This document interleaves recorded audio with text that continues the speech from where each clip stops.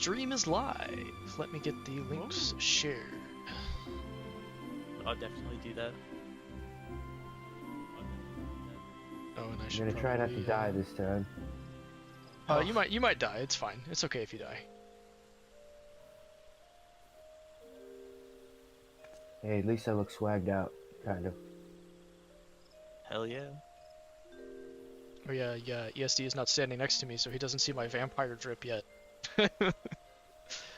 Yeah. You can see my generic questing gear from Heaven's Word. I mean, honestly, that armor, other than, I mean, the gloves are mismatched, but yeah. everything else is fine. I've been playing Paladin, so I still have the like level 50 weapons, but I think I'd like to play I'm switching Paladin jobs as soon as I get the fucking Heaven's Ward. Yeah, and don't forget, you do have the option of Red Mage and Samurai now as well. Yeah, I know, but I want to be strapped up. Syrcus Tower and a World of Darkness might be a little ambitious, but we can... Well, that was left over from... I didn't change the title. Oh, okay. That was left over from last time before we realized Homie had to update the entire game again. Yes. Yeah. Someone's playing on PlayStation 4. L's were taken. Living in the Stone Age. Low-key, I've been pricing some PS5s lately. I'm gonna have to bite the bullet. I mean, if you can find one that's around what the launch price was and not the ridiculous new inflated price, I think it's worth it, personally. But what would you say is a? I mean, the launch price was $500 for the disc model. So if you can get anything close to $500. Yeah, I definitely want the disc model too. Well, because you already have a bunch of PS4 games on disc, so you definitely want the disc model. Twitch. Don't listen to that, Twitch staff. But were you trying to say something that said no? They said no to? No, Should I give us an extra extra view? I tried to watch your stream and there was an ad. Oh. Hey, he's got to pay the bills. I do, low-key, free. I do want to keep streaming at least until I get one payout from Twitch. I want the novelty of a I thought you have gotten like... You have to hit $50 worth of earned income before they'll actually pay out, and the last time I checked it was like 12. So... Yeah, so like he has, like, quote-unquote made money, but it hasn't paid out yet. Yeah, because like, you know, it does cost them money to send money, so they don't want to pay like $1 to send me 50 cents, you know? I see. That kind of thing.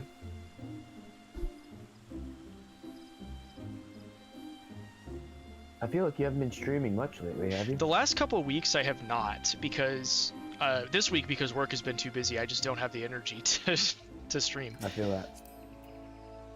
And then the week before that, I was just trying to get as much Atelier Ryza done as I could, and then I beat the first game, so... Okay, let's get ESD in the party.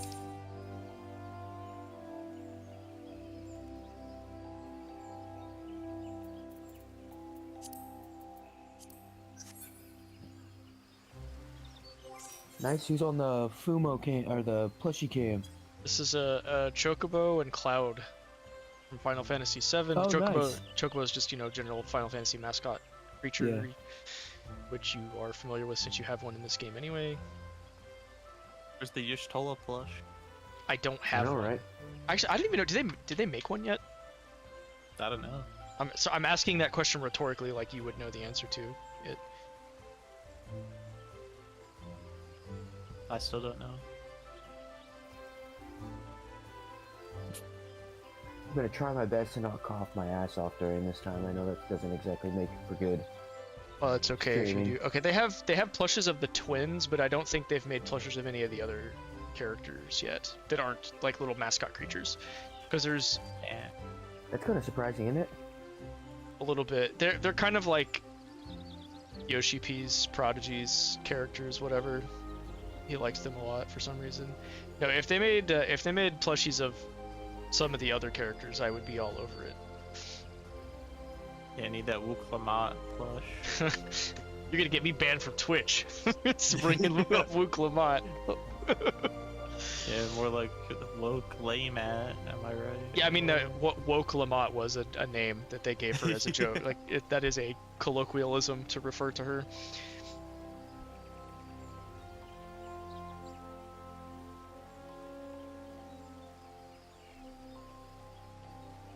Probably just queued in, kind of waiting Not for yet. the... I'm about to queue us in. I was checking some stuff and forgot that we need to actually queue into the instance. Okay, Syrcus Tower, here we go. Okay, I assume both of you are on the jobs that you want to be on. Yeah. Mhm. Okay. I've only leveled up one job, so...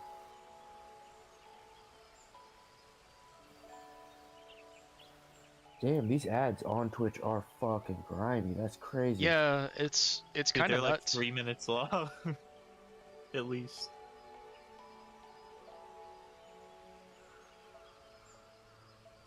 Yeah, and that's Like another you- reason to kind of just shoot the shit for a minute when we start one of Yeah. these, is that if somebody's gonna be nice enough to watch me on Twitch, I really ought to not immediately start the good stuff until they're Yeah. actually in Yeah. here. Yeah, I mean that's kind of how streamers do it. Whether they're with people or on their own, they'll just kind of like shoot the shit for a little bit. Yeah. And I mean, I usually do the same even when I'm doing my single player streams, is I'll just sit at the title screen or something for a few minutes to see if anybody shows up. Yeah.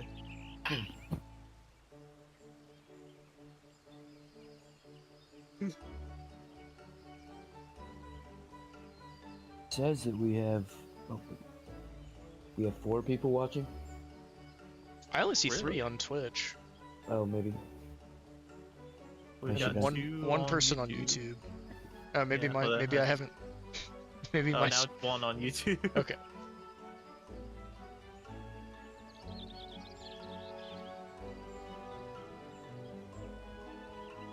I Oh, forgot yeah, to there's I the, forgot to advertise on Twitch or Twitter earlier today that we were going to be doing this. So Don't worry, I got you. I think one person liked that tweet and it would... Actually, no, I think a few people liked that one.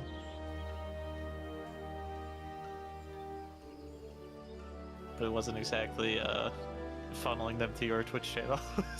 yeah, that's fair.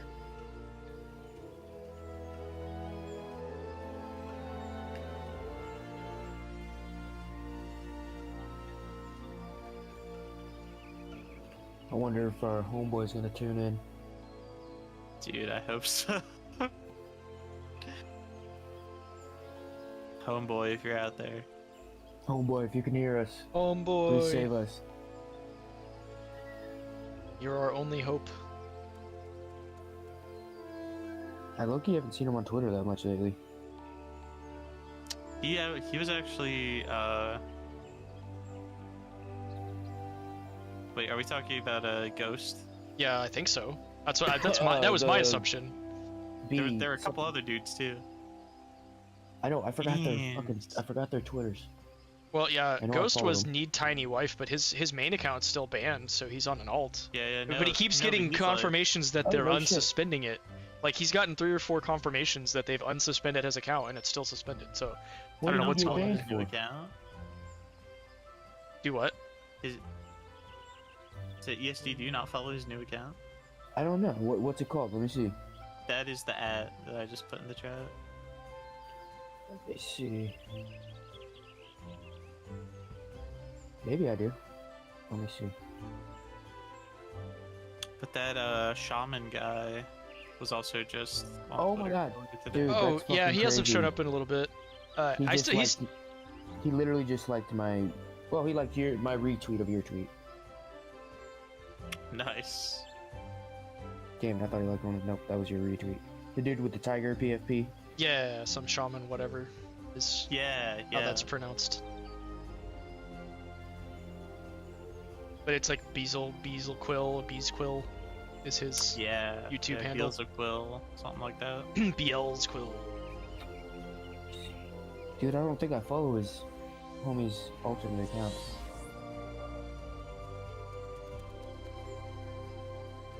You should follow it then. Should. Oh! He follows me. I didn't follow back. Damn, I'm a dick. Following him back right now. SM8. That's crazy. Betrayal of the century, my bad. Betrayal! Oh, do you guys even know that reference, or am I just... No, I don't know. Yeah, I don't think so. Do you know who Spoonie is? Oh, I do, but I don't. Yeah. I don't get the reference. He was like at an E3 one year, or some kind of major gaming press event like that, and he tried one of the games out that he was looking forward to, and I think it was called Betrayal, but he didn't like it, so he's like, Betrayal! This game betrayed me! Yeah, that's how I felt when I saw The Last of Us 2. Yeah, you were I not never, alone. You were not Are you alone. talking about the show, or are you talking about the...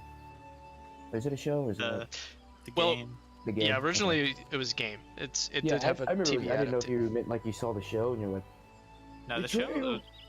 Well, I only watched the first season, but that was pretty good actually. Yeah, and the problem is it's going to have to adapt the second game at some point if it Yeah. hasn't already. Yeah. So there's No, like it no has. way that it's going to stay Has. good. I don't know, the game doesn't look like it really appeals to me like it would appeal to me that much. I I think mean, it's just like a movie game. it's Yeah. If you want something that's like that but fun, play the Uncharted games instead, Oh, dude, I was literally about to say it looks like Uncharted because in it's a the way. same company. It's Naughty Dog. And I hit the wrong button. what were you trying to do? Aura total aura loss. How will you ever recover from that? Gotta get back my pit flashing pose. There we go. Here's Damn, you want I to talk wish I about would've Aura. The reason I'm over here by the entrance is because if we do complete the dungeon, then well, I guess I can just travel back to it real Well, fast. it'll It- if it the will just story spit you out requires, there. yeah, it'll spit you back out there once Oh, you're well, done if the okay. story requires it. We're just hanging out Where in you guys Gridania at right now. right now? New Yeah, let's Gridania? go back to the crystal, so that we can people watch as well. Oh yeah, my To the frame rate crystal? is tanking so much right now. Is it the new Gridania? Yeah, New Gridania. Oh, fuck. I will be there shortly, gentlemen. So I can flex We'll my new probably be swag. there longly. Actually, there's a crystal around here somewhere. So take a right, and there'll be Yeah. again on the right.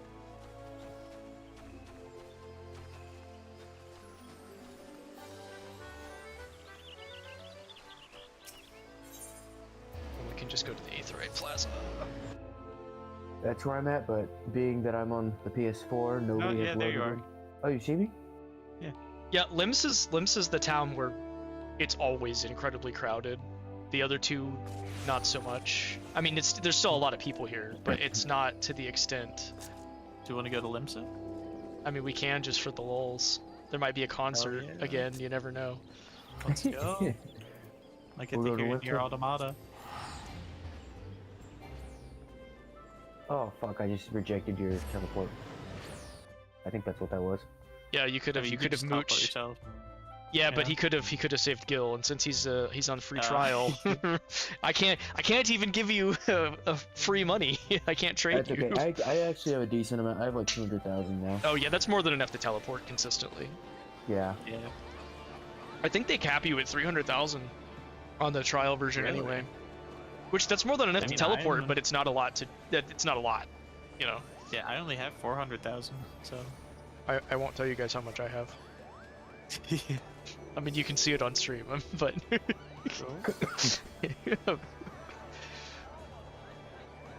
I say that facetiously, but I have about 45 million. Yeah. Jeez. That's almost as much as Donald Trump is giving to Iran. Dude, After the did you MOU. see? Did you see? Oh gosh, never mind. I probably shouldn't talk about that on the stream. Yeah, we definitely don't want to turn this into FF and politics. Yeah. All right, where are you guys at? I see you. Yeah, I'm on the bench. You're almost Over next to here. me now.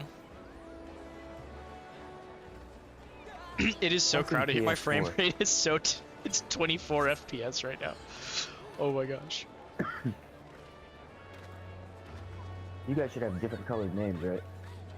Yeah, you should see. Yeah. I think orange is the default. Okay, there's one. Yep, I see you, John. Well, he's in the party. We should be. Well, actually, no. If he Well, hasn't did he? changed that If he setting, didn't we're change just his blue. settings, then oh yeah.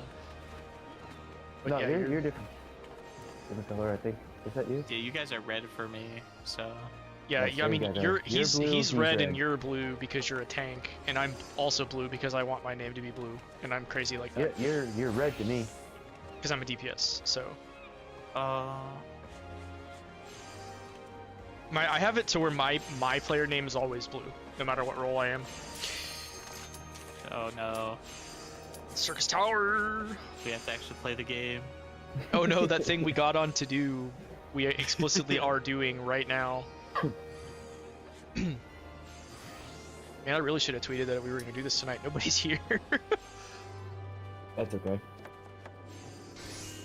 Haphazardly. Oh, you haven't tweeted it out at all. No, I mean I did. I You did tweeted the put them out. announcement that we're live, but I think if people know to look, it's a little easier for me to get people to get in here because I'll tweet like, "Hey, I'm streaming tonight." But it's whatever. It's fine. At the very least, we have all three of us in here, so it won't be dead air. Oh no. What's wrong? I tabbed out, and sometimes my game goes back to being full screen and not full screen windowed. Hmm. So it like took a second to tab back in. Gotcha. Oops. It's so funny when we actually instance into an area, my frame rate immediately jumps back up. John, is it the Final Fantasy Syrcus Tower Twitch link? Yeah. Okay.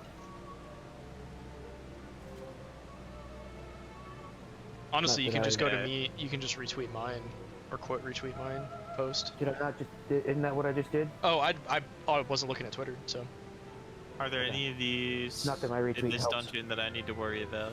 say that. I'm sorry. Ask that again from the beginning. Are there any encounters that are going to give me a hard time?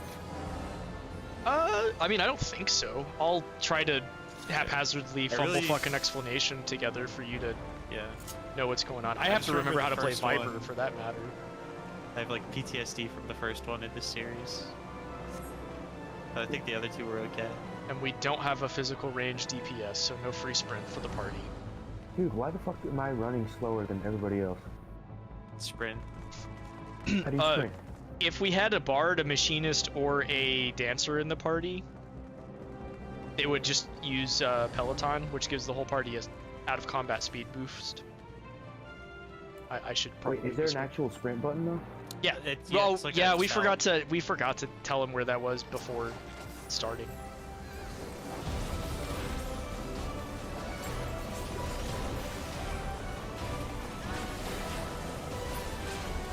Let's go. Let's go. I'm good.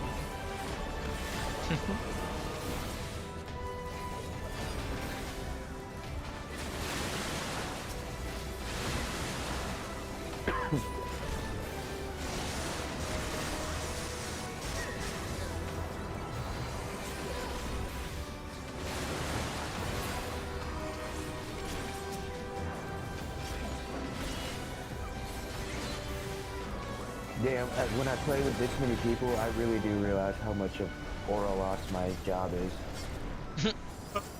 Compared to everybody else. It's okay. Soon you'll have a gun.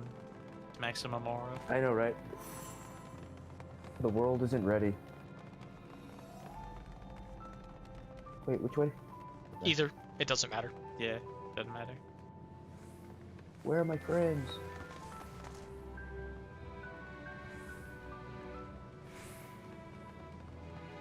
Yeah, I actually don't see you guys. Oh, I see you, John. Try to get here soon, 'cause these people see are you guys. impatient. There you are. There you are. Yeah, I'll try to call out how mechanics work here as they're happening. Is this a hard one? No, I mean, remember I told you when we did this the last time, I said it's gonna die before most of this matters, but... Oh, yeah. I remember that. Why is nobody attacking yet? Should Well- I pull? Okay. gonna say- Darknight's got it. Go for it, go for it.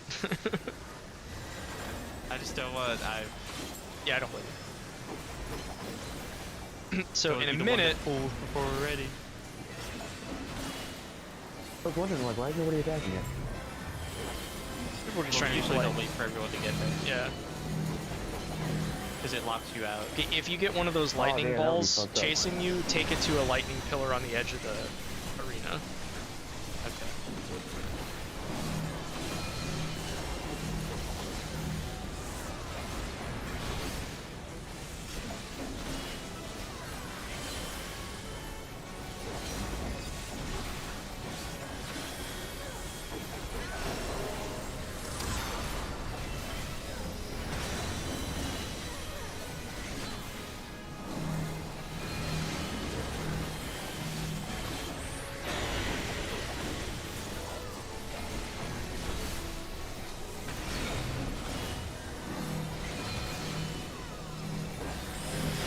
And then at this time, if you get an ice ball chasing you, it's just going to eventually catch you and freeze you in place. I'm frozen right now. People are going to start getting fireballs chasing them, and they're supposed to track. Okay, I'm getting one. Where are you? Oh, nice. That was somebody I'm else. about to die though. Oh, Okay, no, we got healers. somebody saved me. Nice.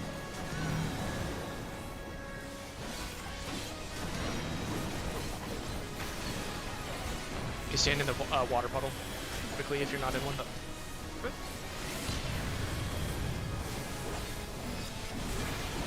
Sorry, I wasn't paying attention for that cast bar, and then suddenly it was like 75% done, and I needed it. The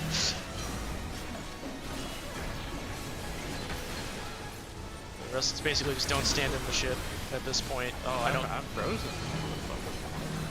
Yeah, you got one of the fire or the ice things. Let it go. Let it go. And Yeah. There we go. Nice. easy peasy lemon squeezy. Which alliance are we? We are Alliance C. And actually, if you look at your party list, it'll tell you at the top there. Yeah, yeah. I just didn't look there. Understandable.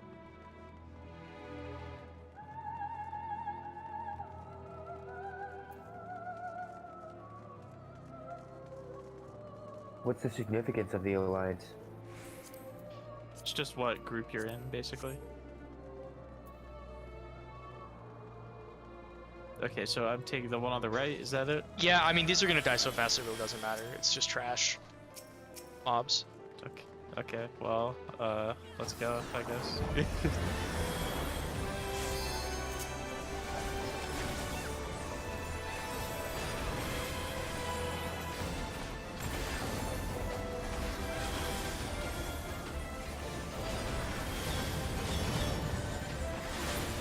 Oh my goodness, I literally can't see shit. That's Yeah, crazy. it's they it's gonna both- happen.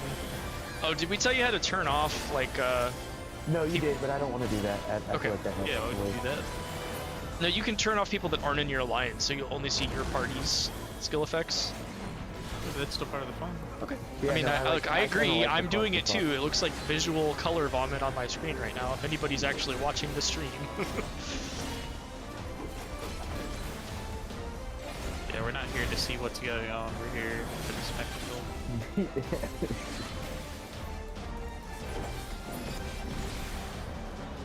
You just stare at your hot bar and do your rotation, right? You don't actually Yeah, look at yeah. the... You don't actually look what's going on. That's for the people watching. Yeah, exactly.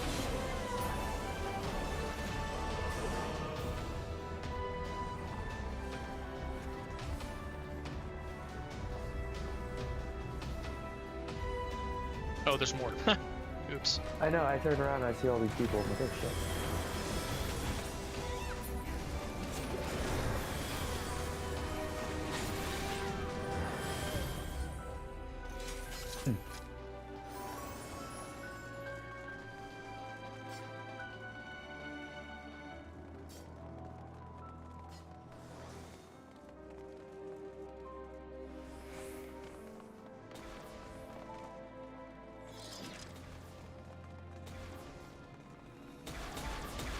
Damn, just when I thought the Orloff couldn't get any worse, I'm the last person. It's all good. This boss, I don't even know what the mechanics for this boss are because it always dies too fast for most of the fight to happen. It's good.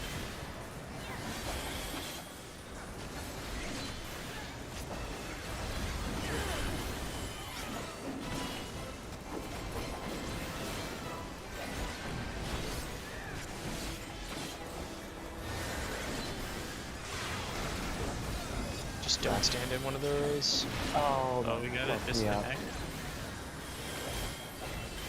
I just got fucked up.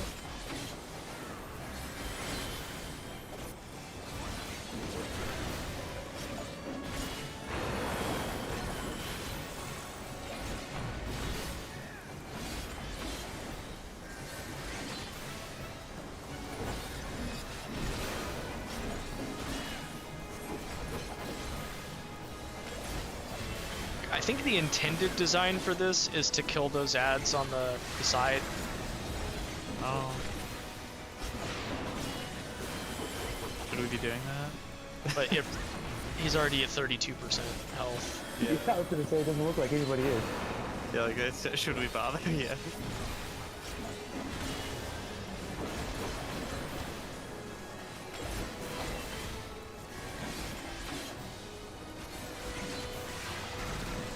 Like how this guy was really worried about losing our limit break on this fight. I mean, we're not even gonna get level 1. I know.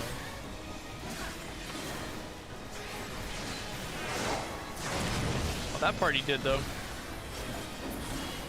Alright, there you go. Frame rate's tanking again, running at 39 FPS in here. This is crazy. Oh no.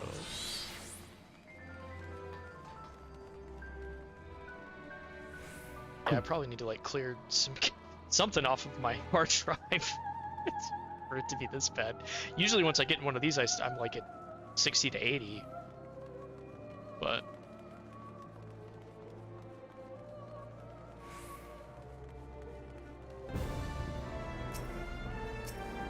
Damn. this is just another set of trash mobs. Right so- into it. I know, I almost got locked out. I was like, guys, I can't run.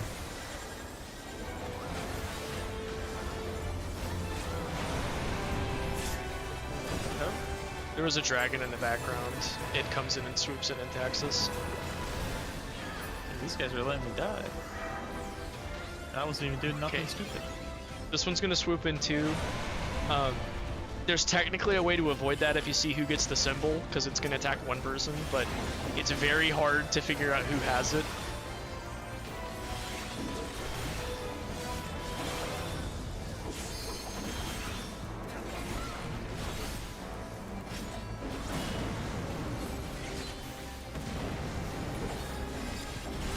Man, this dude's getting murked. There's ads.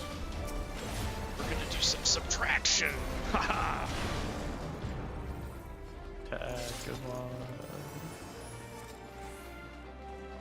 Yeah, it's one of my boomer jokes. I got the Florida Discord died. What? Oh. I thought he meant there was like a Florida Discord. No, I assume that Florida's like a term. Also, and So I think he's just saying that like his internet is bad because he's in Florida. yeah, yeah.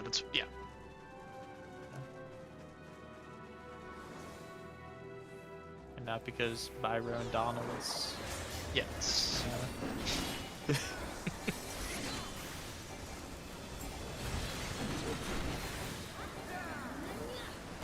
Okay.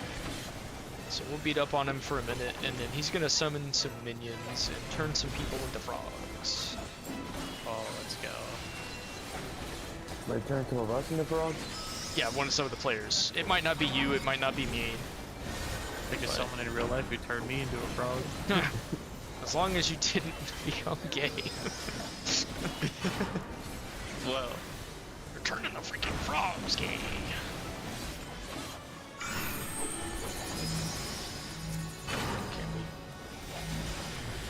If you get one of these things tethered to you, you can drag your little poison ball to these big cum-cum. Yeah, come on.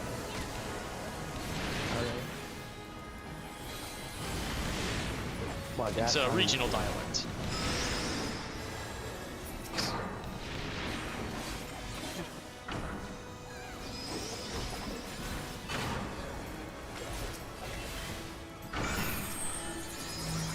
Okay, now I think this is when people turn into frogs.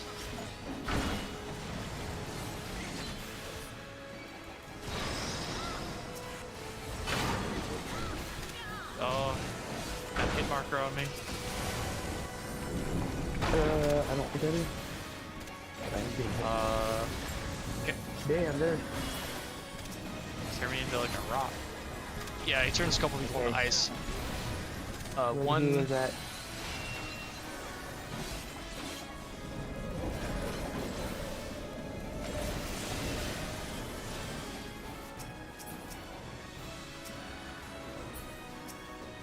Okay, he's gonna target a couple of us. I think yep. And just stand behind the ice. Put the ice between you and the boss. And see what everybody else is doing. And just stand there. Because in about 2 seconds he's gonna do a big blast, and it will kill you instantly if you're not standing behind the ice. Like you said something, I was standing on the total opposite side. Yep. That would have been my traditional death moment that we all love so much. Classic. Did I die in our last stream? I'm pretty sure I did. Probably. I think so. Cause you, I think I might you have died got multiple locked out of the, or no, we were late. Yeah, that was it. Oh yeah, and then we all got murked because Yeah. if you don't do the mechanics properly, it just like supercharges one of the enemies in there, and they beat the Oh, target. I'm getting a cutscene. Yep, this is the final boss of the dungeon. Hopefully, no one pulls.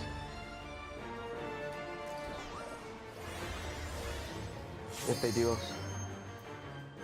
You can teleport in if they do. Oh, really? Yeah, you get if you get locked out of an instance, a boss fight, they give you the option to I'm teleport. done already, so So you better. I'm just waiting for the PS4 to load me in. Oh no. The real enemy. Okay. I'm here. Okay. Alliances don't matter too much for this fight, as far as having specified roles or anything. So we'll beat up on him for a minute, and then he's going to cast a spell. We'll want to stand together when he does. Oh, I think I remember this. Not this. Dodge that. Dodge that.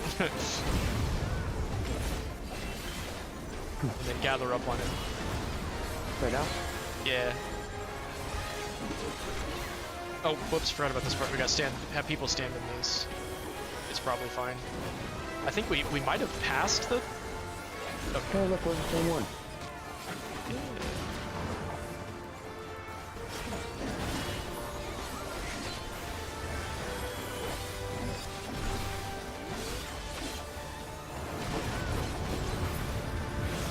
Okay, we just phase skipped. We didn't even do the quake mechanic. Okay. There's gonna be a bunch of these little things. We need to destroy all of them, or these meteors will get summoned and kill us. That's crazy you remember all this. I'm assuming it's been forever since I mean, I did this like 2 weeks ago with Joe. Oh, did you for real? But no, I've run this so many times, remembering some of this stuff is not hard.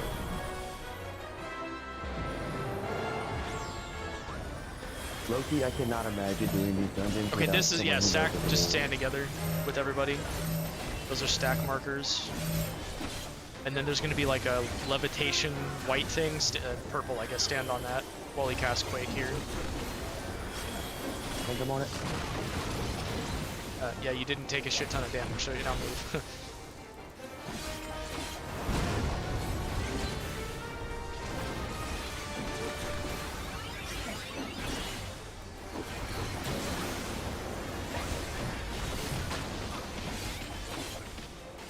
Oh, that poor black mage never got healed after he ate shit earlier. Okay, then we have to do the meteor phase one more time. Okay.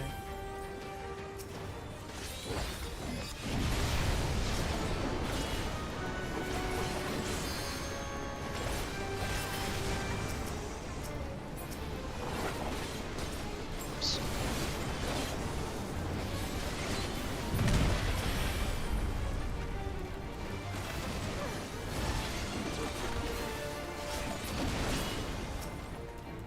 Oh my gosh, it's getting so close. The middle one takes longer, so I always go to one on the outside first before hitting the middle. But... Alright, stack again. Looking in the right spot, it's so hard to see. Just gonna be where those arrows are generally. Yeah.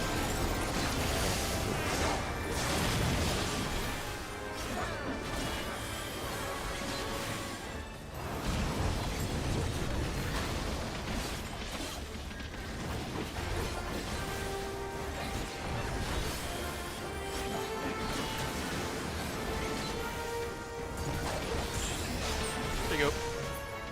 Yay! Easy peasy lemon squeezy. It's the amazing digital Syrcus tower.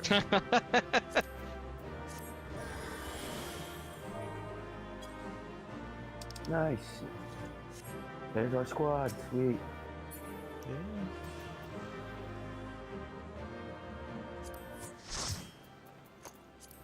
Yeah. You can roll on the loot. Where's the loot at?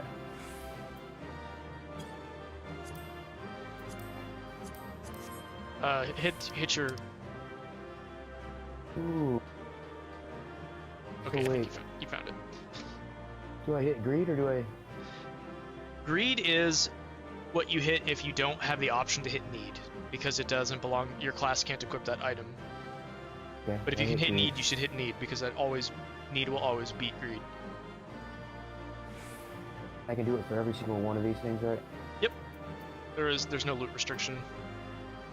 As far as I that is think it will concerned, only in this type of instance, yeah. it'll So only what are the stop you if chances? you already have it. What are the Yeah. chances I get a greed? Is that like a roll of the dice kind of thing? Yeah, a lot of people probably pass on those because they already have them.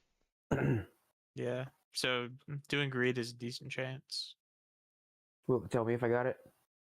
Yeah, look, it actually says in the chat, look at Kinto and Excalibur obtains a faded copy of Now I Know the Truth.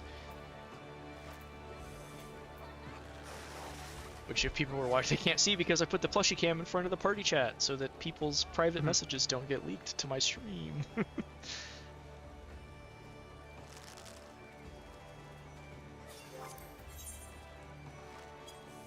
Oh my gosh, I'm down to 14 FPS out here. So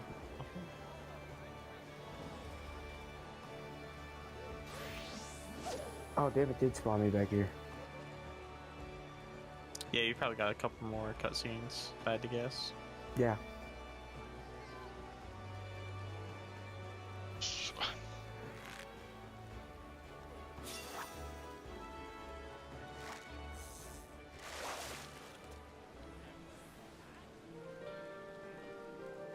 Oh, Oh, yeah, they're right in front of us.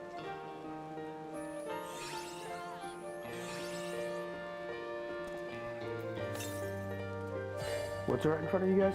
A concert. Oh.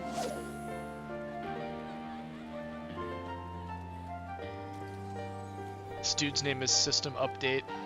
yeah, you got Alt tab, Alt Control Insert, Control Escape, Shift Tab.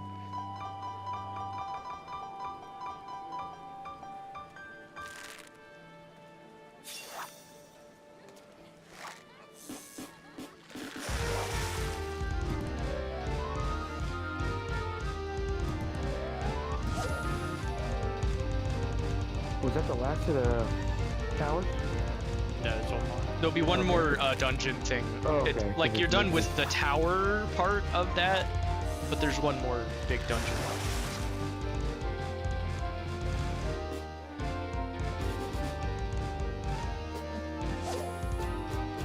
Have they said what this is? It sounds familiar.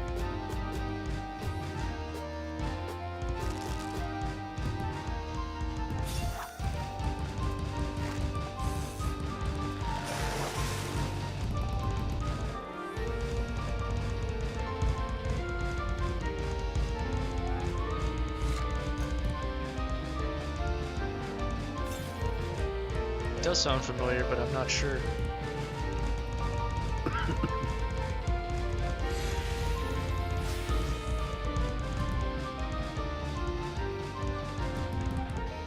It's like definitely an anime opening, but I don't know what it is. gonna come link up with you guys here in just a sec.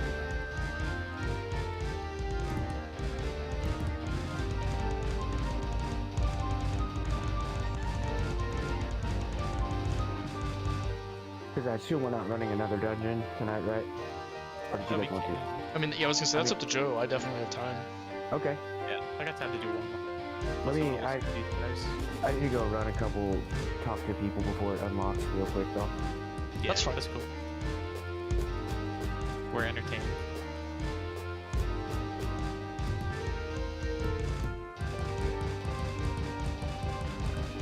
Maybe I should turn up my Twitch a little bit, see if I can hear the music.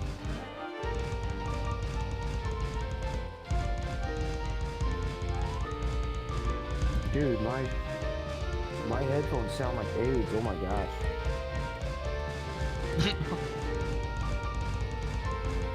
Yeah, hearing yourself can be a little bit of a... Yeah, it can be very jarring. When I listen to my own voice audio come back through. No, it's just like the quality of my microphone sounds like shit. Yeah. Yeah. Yeah. Yeah, no, like I get that. It's like uncanny hearing my microphone. Although, I It's mean, like, oh, I that's will pretty say, good. like, when we hung out last year, you didn't sound any different to me, so I think it's more just the fact that your own voice sounds different coming from inside your throat to your ears than it Maybe. does when you hear it externally. Maybe I really I need to consciously speak better, because I really just speak from like the very front of my throat, and it's like not.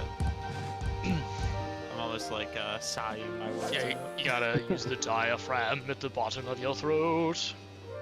Yeah.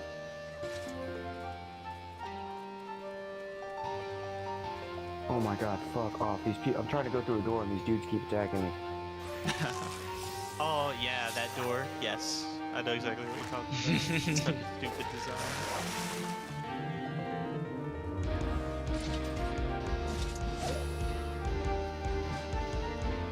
I'm so mad I can't figure out what the song they're playing is.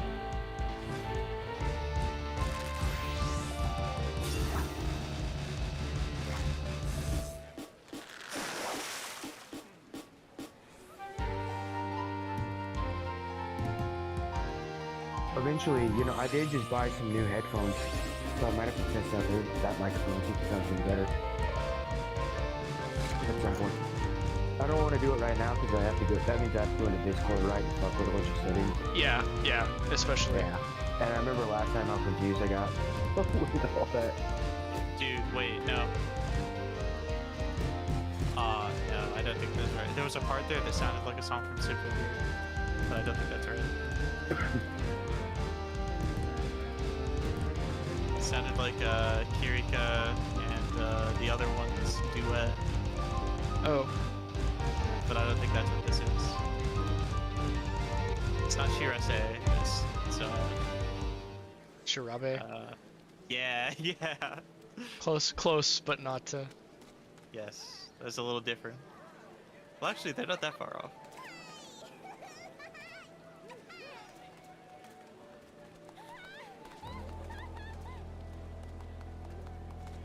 Dude, are they gonna kill me if I ask what song that was? Yeah, the last one we watched. The last one we watched was like, here's the song. That was this. Here's the next song. Firebird, Rose. Tell you, Firebird.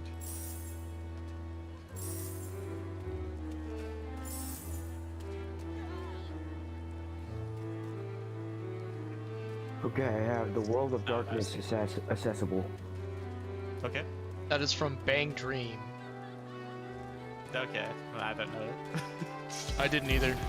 So that explains why neither of us recognized it. It sounded like something I would Yeah. know.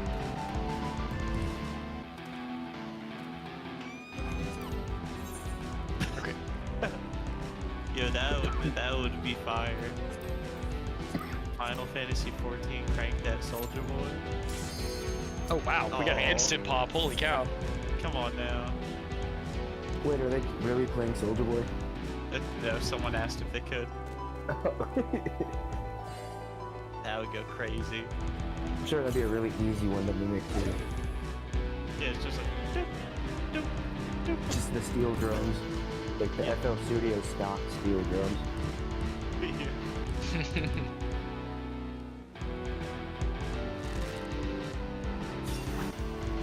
Damn, that was quick as fuck.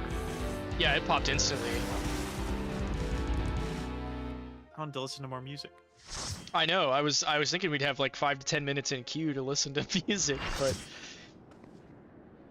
welcome to the world of darkness. And my frame rate has gone back up to 48. I just have to go down the street to experience that. Yeah, just step outside right now. I just gotta peek out my windowsill real quick.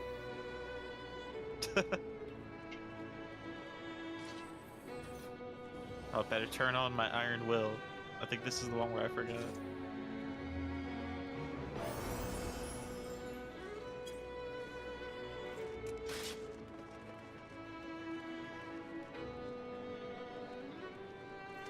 Place looks pretty cool. All these dungeons have been kind of the craziest looking ones so far.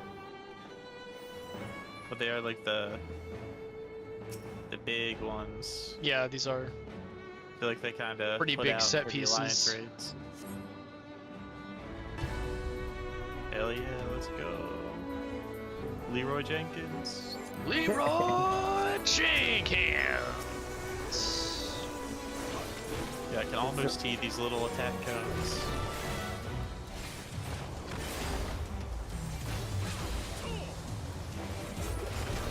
Okay, never mind. I can't see them actually. I was stood in that.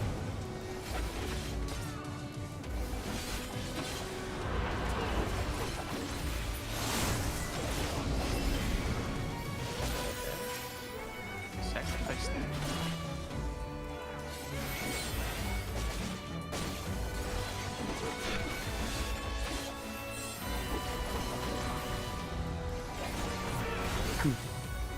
The Sacrifice Ninja, is that what you're talking about? Yeah. I like how they have gender-specific ones for Kunoichi and Ninja. Yeah. Which is extra funny because Ninja, the class, doesn't do that. Yeah, yeah.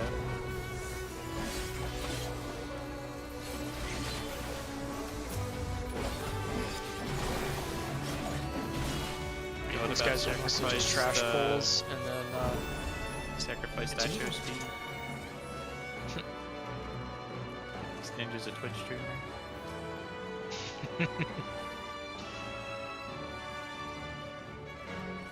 That sacrificed PewDiePie. Oh wait. he kind of sacrificed himself while the getting was good. Yeah, just don't go to any bridges here.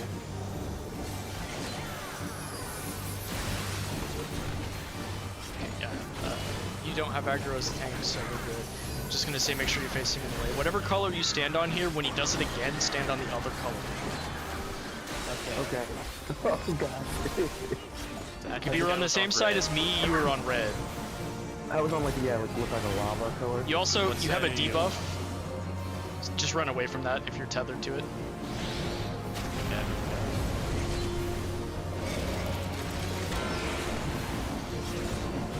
Okay, we can out DPS these mechanics, whatever. Who cares? We have to do mechanics. This is one where you have to look away when it stops. Yep.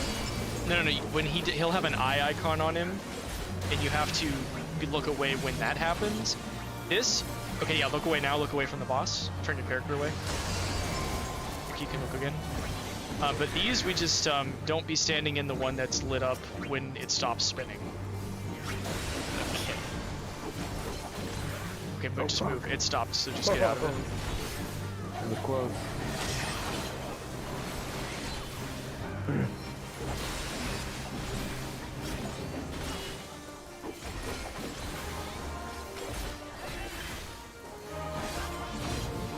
Stand on blue this time. If you were standing on red last time. Dude, I don't even know which one I was on. Yeah. Okay, you do actually have a debuff that tells you. So, Okay. Joe, you have two sads, so you want to stand on red next time. Somebody just shielded right away, so. And I did just get fucked ESD up also has a sad, so yeah, you both want to stand on red next time. It happened quick, low key. Yeah. Yeah, now as melee, I have an advantage because I'm close to the split line. That is true. I have no excuse. Look away from the boss. Okay, you can turn again. Or it's facing it. Okay, so I'm standing on red next time. Yeah, do you see the little like debuff icon you have with a little sad face? No. I don't know what your screen looks like, but at mine at the top, do you have a bunch of buff icons? Yeah. So okay, it doesn't tell me what color to stay. No, but you see how it's sad? Blue is sad, red is angry. Okay. Okay, I'm And on so- the red right now, I think. Yeah. But it's okay because we beat him and it's over. Dude, did either of you guys try these dungeons without somebody, like without a buddy to guide No, you? no. My first time through all of this stuff. Now, oh hey, Despair Cakes in the chat. How's it going, man? Yo. But ESC, to answer your question, a lot of this early stuff in ARR, I definitely did not do on my own first. I had friends that had done it before that explained stuff to me. I see. So once you've played enough, you kind of learn how to intuit stuff when you go into things blind Right, yeah. later. But I was definitely lost for a long time. You know, Despair Cake, I see you Gochi posting a lot. Are you watching the streams by any chance? Secret fan? I mean, no, like the Gochi streams. Oh, I see. Well, I keep forgetting what you're talking about when you Oh yeah, we want to kill the gates. I forgot to explain this one. Oh, yeah, that's right. I remember that.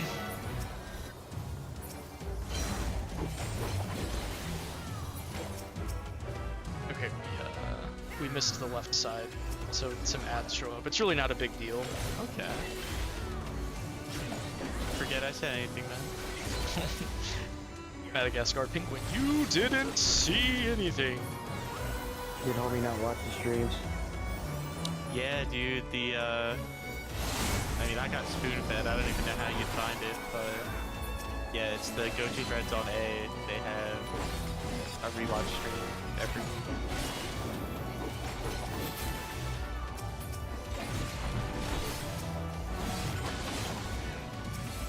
I just got fucked up. I mean, you still have, well, actually all of There it we now go. because somebody healed you. Yeah, somebody's on top of it this time in this dungeon. No need to thank. Yeah, I was about to eat shit too because I got aggro on one of the ads, but it died, so we're good. Dude, And I still could have done, I could have done Bloodbath too. Oh hey, look, it's a Jormungand. Yeah, dude. Let's get ready to say that. This is the one.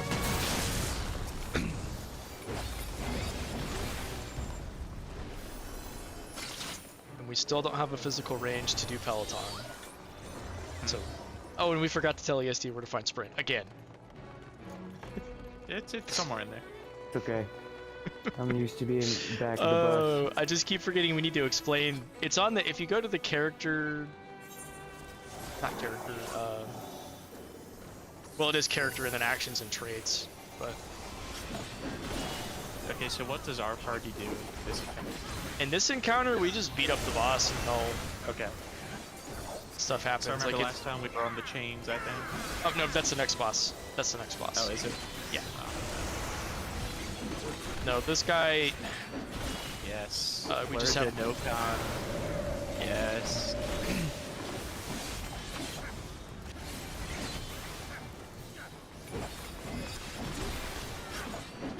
I don't know what to do. Okay, this is a stack, so if you get enough Where? people, it's on me, but enough people are stacked, so we're good. Okay. You want to stack everybody together to spread the damage across all the party members. Okay, we have to destroy all of his heads now, which are grouped up. I've got the head of thunder. I mean, it's a good time to do AoE.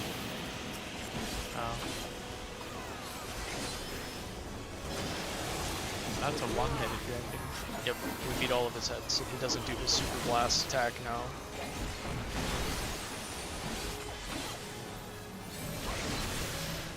stacking that if you can. Dude, I don't even know where that is. Okay, I know, don't worry I'm like about it. circling it. I could hear it, but I did not see the thing. It's okay. The guy that got it was standing right next to me, so I got lucky as far as being able to do something about it.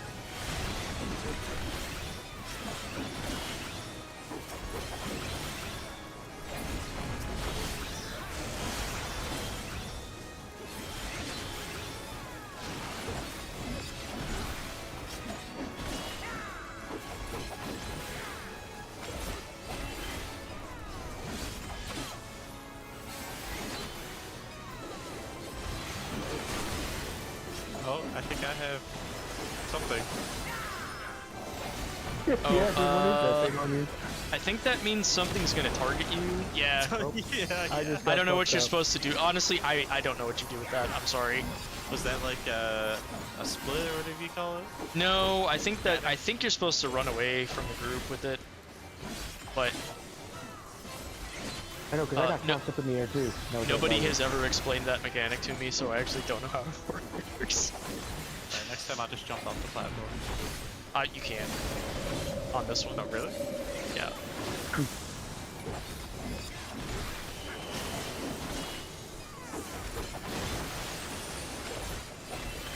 Yo, it's Quinto Room. It's the Quinto Room. Dragon Ball. With my book. Or a lost book. Book of Negative R. Yeah, exactly. Standing there reading 12 Rules for Life. I know, right?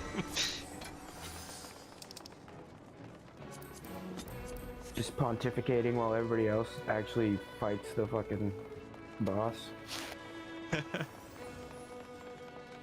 Just you wait. Yeah, be like Columbine up in here.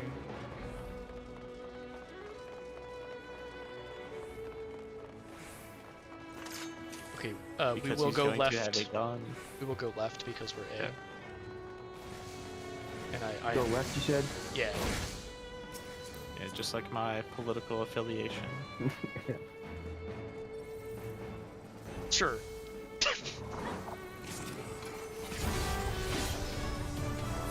We, all caps, we are voting Democrat. Yes. Oh, nope, I shouldn't have done that.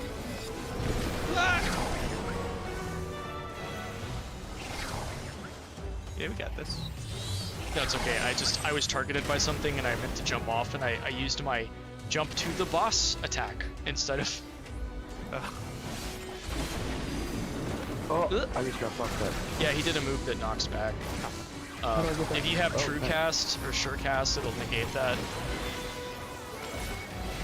Oh, that's cool. So I could just jump back Are up. there any more ads? I can't see it.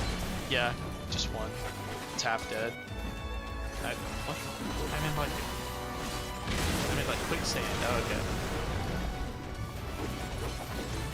What? How do I get back up? Stand on. There should be some glowing pads on the outside. If there were, but they stopped glowing. That's because the I other just got, like, party... sucked up by the boss. Yeah, he's just gonna blow us out. It's fine. Oh, died before that happened. We're good. Okay, cool.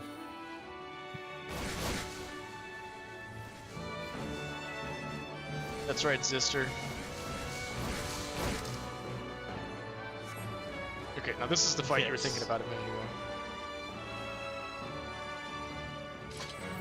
Yes, we are voting blue no matter who, down ballot.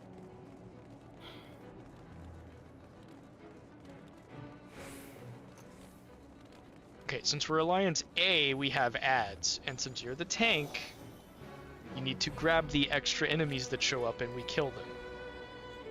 I don't really Loki, like I don't even know what ads are. Ads is just a generic catch-all term for units besides the boss that show up that we need to Oh, kill. okay. No, take aggro from me. No, you don't have to have the boss right now. Yeah, no, but I have the boss's aggro, so like...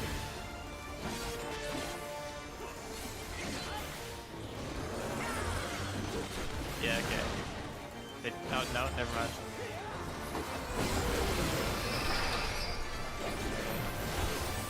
Where are the ads? I don't think they've shown up yet. No. On the lookout. Man, too. Yeah, you're looking for the flower. They're like flower-looking things called wolfsbane. Okay. The gastric juice we can kill as well, but don't stand in it. Don't stand in it. Actually, shrink you. Oh, I got strong. Okay, don't go stand in the purple. Don't go stand in the purple. Wait, where you at? I want to see. Try to find you. Holy shit! Dude, you're like literally tiny. Yeah, dude. That's crazy. Talk about oral. All of a sudden now I feel kind of good. Yeah. Hey, just wait till you shrink. I mean, if he doesn't stand by the gastric juice, he won't. Don't stand in that other purple goop. I wanted to kill the gastric juice. Am I gonna be this small forever? Where's off eventually? Okay, there we go.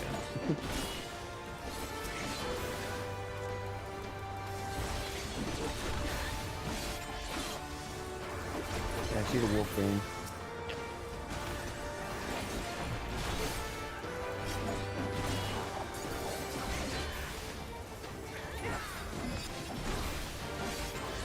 Just gonna hope that Alliance C doesn't. Okay, they did.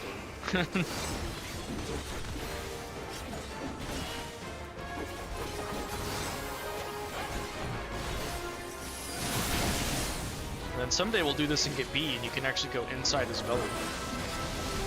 Whoa. Just like Lara Croft.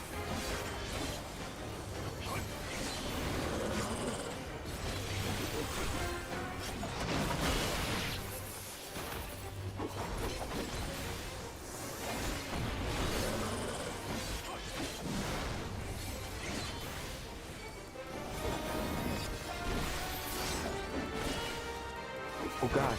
Holy shit, the enemy just took down like... Oh, he got me. Dude, he took down like 2/3 of my life from one hit. Yeah. DPS are a little more squishy than tanks, so. Cool. Dude, am I like blind? I haven't seen any wolfsbane in... No, they won't show up again. Until he doesn't. Unless we take long enough to repeat the phase. But we won't.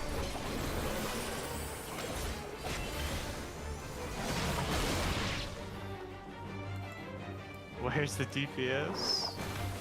Oh no, they're calling you up. Dude, I'm second Yeah, on that's fucked the I'm second on the damage chart, like Wait, who said what's the DPS? because the boss took a somebody. little bit long to die there. Yeah. Which Oh, one of whoops. y'all? Actually, can you even see do you even have access to the orange chat in the chat box, ESD? Do you see that? I don't know if I do. I see there's a chat on the side, but I don't know if I didn't see somebody say that.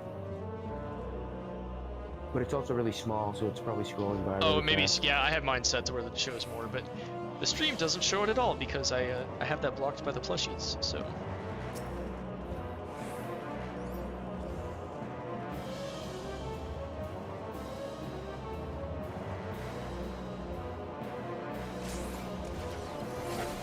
These motherfuckers really started this shit without me.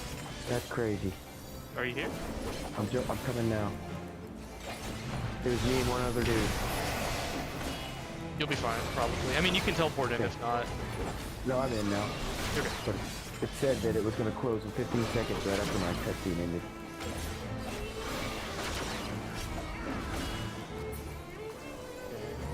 So dog eat dog Don't world out be here. directly in front of her. Oop, I did the opposite of that. How did that count? What's that? Yes, Despair Kick, they do reuse some sound effects from other Final Fantasy games. Okay, we want people standing in each of those. I think we're good. Yeah, we're good. Isn't this boss from another Final Fantasy? Yes, not Warrior. Cloud of Darkness was originally from Final Fantasy III as the final boss of that game.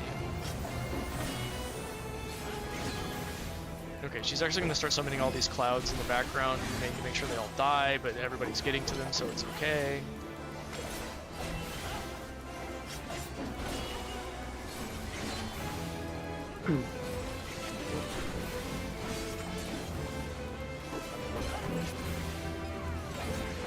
The guy in one of the other alliances named Chicken Man. Oh, just wait till you see him. Lives up to the name. Oh, is he wearing the chicken costume? Yeah, he's like shirtless wearing the chicken head. That's nice.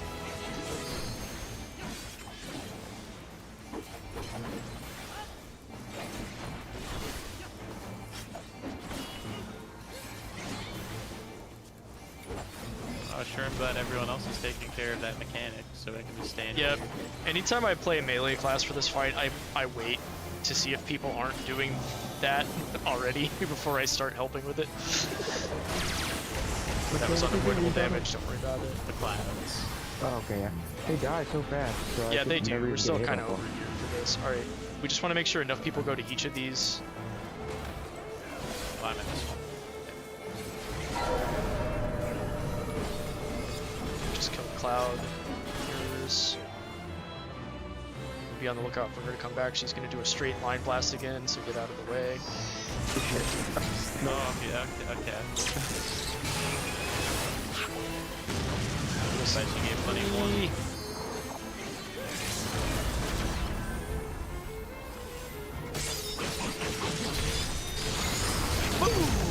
Go, baby. Kaboom! Dude, I literally almost died there at the end.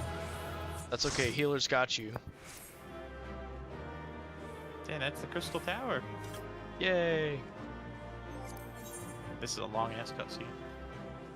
Oh, somehow now I'm back up to over 60 FPS. What the heck is going on in this game today?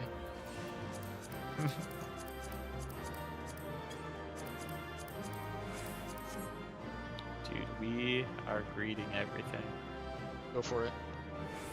Yeah, you can turn the gear in for company seals if nothing else.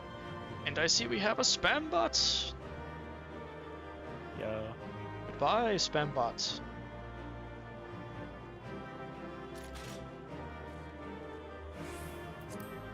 All right. Good job, everybody. Yes.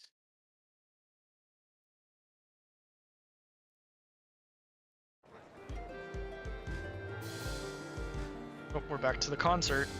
The show.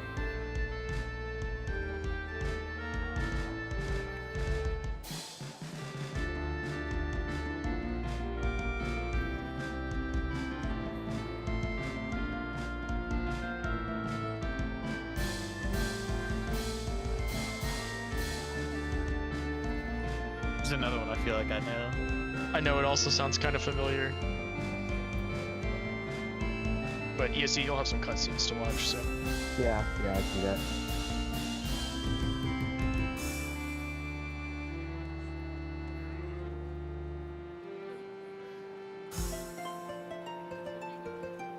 Let's see if I can do that. There, you can see a little bit more of the screen.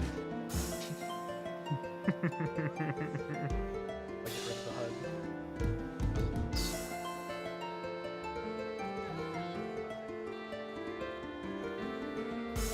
Actually, I can sit on the bench. That's a good idea. Hell yeah, join us. Did we just peek at like just nobody on the Twitch stream? Did nobody show up to the Twitch stream? I'm looking at it right now. Nobody's chatting in it, but Oh, that's yeah, okay. please. You guys are viewing, and Despair Cake is over on YouTube, so Cool. getting a front row seat to a concert in Limsa Lamensa.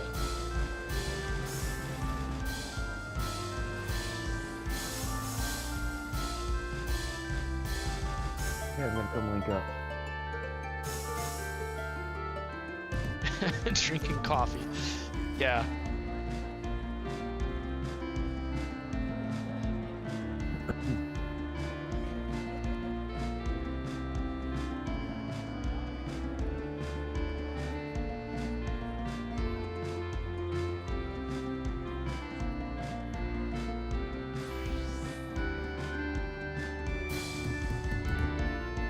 Mommy Lover 88 is a crazy ad. Yep.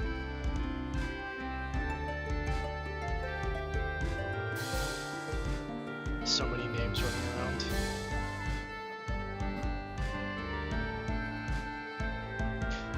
Yeah, they really do. Twitch emotes at least all have kind of a story behind why they look the way they do.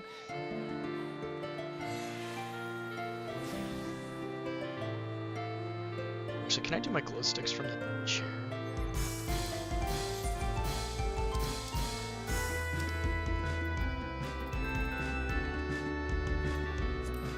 Oh, I gotta stand.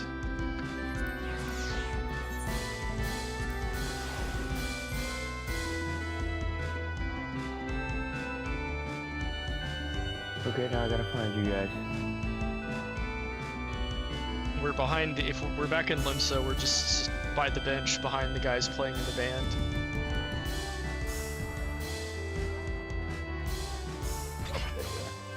Nice.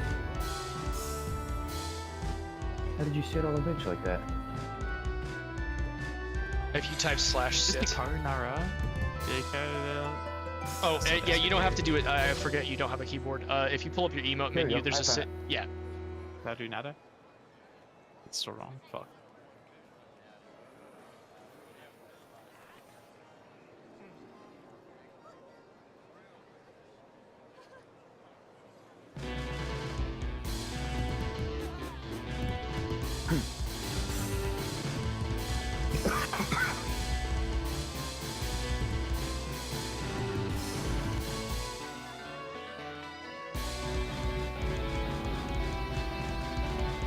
Yeah, this one sounds a little bit more jarbled than the last one.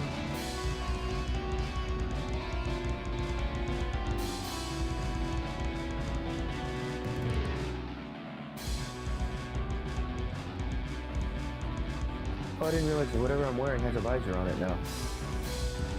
Yeah, you Nice. can you can change that.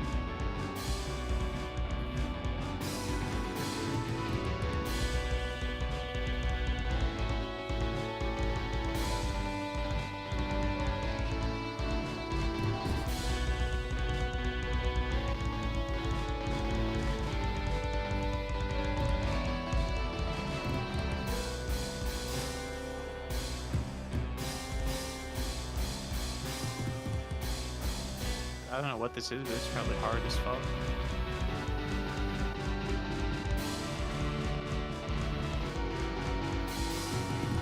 Is mine coming through on the stream? I forgot to put my green I don't that think showed so. up. Your volume's I don't geared know. up.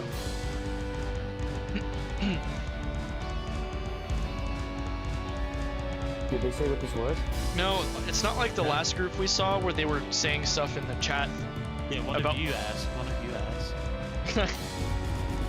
Just type into the. Yeah, I already asked, so I don't want to. Alright, I'll type it and you guys tell me. Actually, can you even type anything? I can, I think. You tell me if you see it, if I'm in the right chat or not. You want say chat or shout chat? Just says party. Maybe that's what it. Do you have the little chat bubble icon next to that? Yep. I'm gonna switch chat mode to which one? Either say yell? or shout. What'd you say? Say is proximity. So only people close will.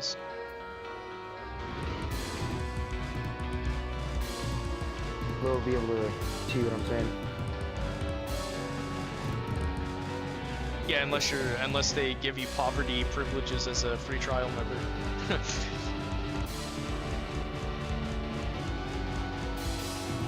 Okay, I just typed it into my chat bar. I don't know how to send it though. Well, it's enter if you have a keyboard. I think it's just X. there it is. Yep. Yep. Yeah.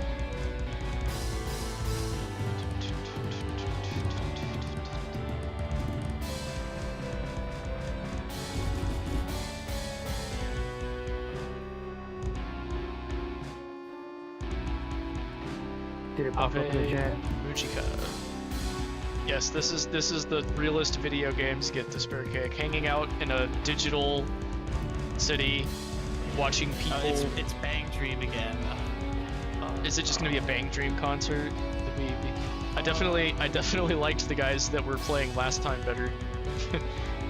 Yeah, dude, they played like Nier and Bleach. It's one of the Bleach Yeah, openings.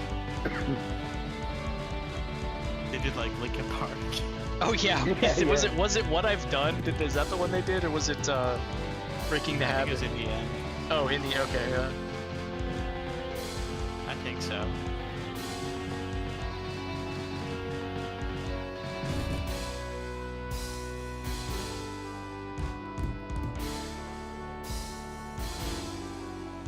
Okay, now John, you asked if they have any songs that are not from Bang Dream. I'm good.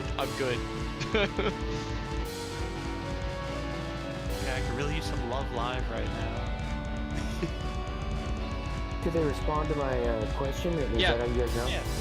Yeah, do you see right below Okay. yours? I see Shift Tab, Ultras, Ave, Fujika. Yeah, that they're showing you the name of the artist and the song. Oh, okay.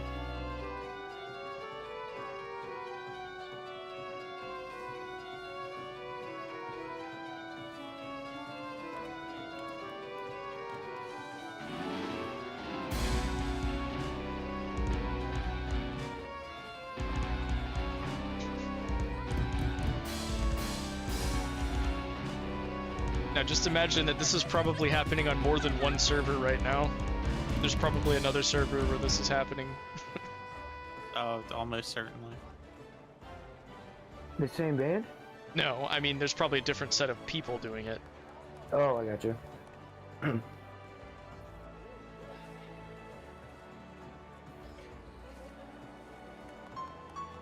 These guys don't have quite the crowd that last group did too. That last one was crazy. Was that, did we do that on a weekend? Or was that That just was a like regular Monday weekend? night. Oh, okay, yeah.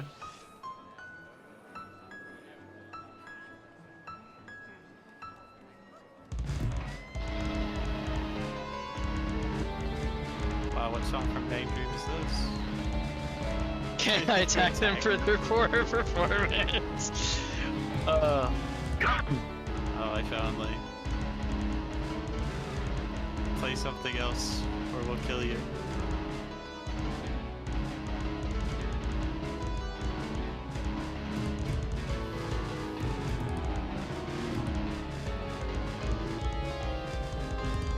I'll have to see. I've actually seen some people basically make their own music videos with the in-game instrument system. I'll have to see if I can find some and share that later.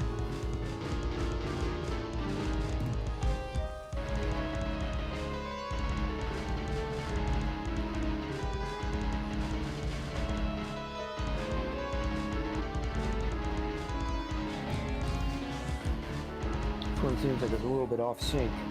Yeah, I don't know if the guy's like not right, because I'm sure these are all one person just running a bot script. Is that not like intentional on the music? What do you mean?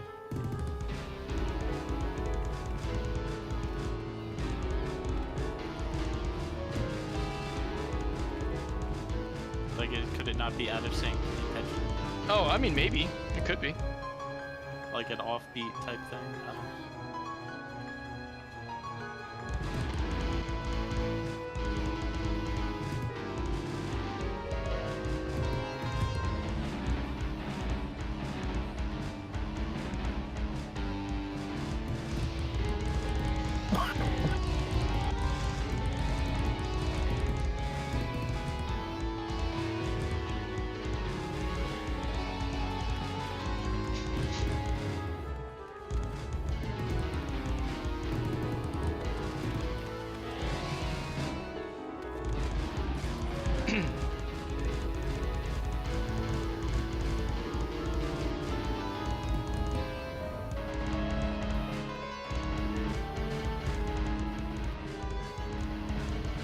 very well could be intentional, but I don't know. Either way, it's unfortunately not nearly as engaging as the last time we saw a band doing this. Yeah. It's okay. I do think I probably got to call it a night soon, though. Yeah. Let's see. To Do I have? accomplish our stated goal. I forget. Do I have a rock throw animation? What?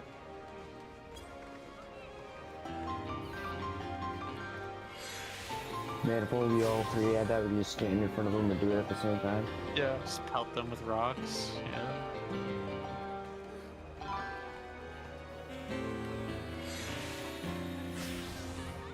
Okay, well, I probably am gonna log out. Log out. Sorry, I keep coughing. Wow. You're good. You're good.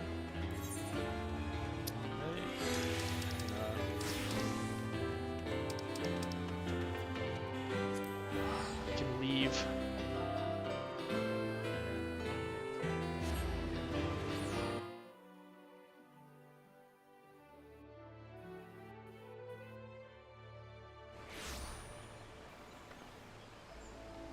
Suddenly my frame rate is better too. It's a miracle.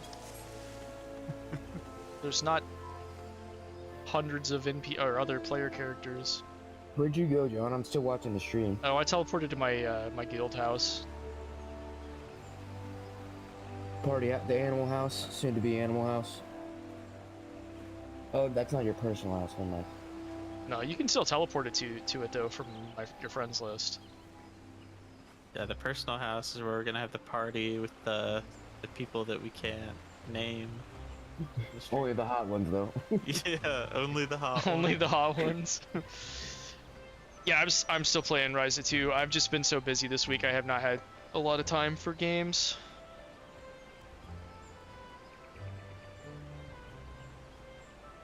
And we were gonna try to do this Tuesday, and then that didn't work out. We don't talk about that. Yeah, for some reason that didn't end up panning out. I mean, it's not really your fault that that's how the PS4 works. Oh, you just outed me with the PS4 again. You were talking about it earlier in the stream. I know.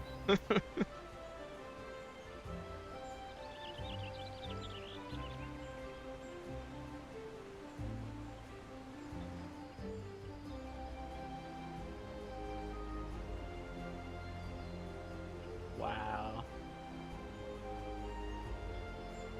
Shocking admission. Yeah. No, I've retweeted some of his PS4 screenshots. Well, he never followed me, so I didn't see any of that. It's my bad.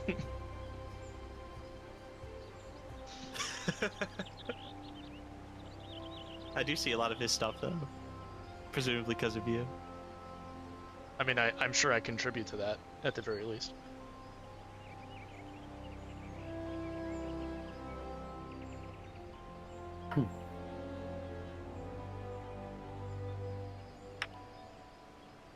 Who are you guys talking about? Despair Cake Despair in the Cake. chat, he's in the Yeah, YouTube on chat. YouTube. Yeah. But But he's that is backing you also up. his- He's backing you up. Yeah, honestly, Despair, if I didn't have a capture card, it would be a lot more... Well, and I guess with the PS4, it's even worse because you can't upload to the app anymore. Or even... I don't know if you ever could.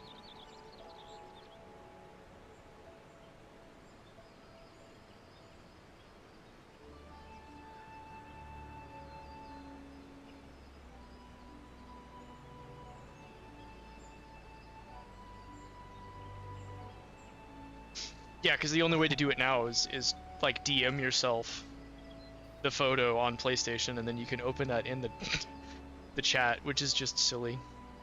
You just pull out your phone and take a picture of the screen. What I Easy. do?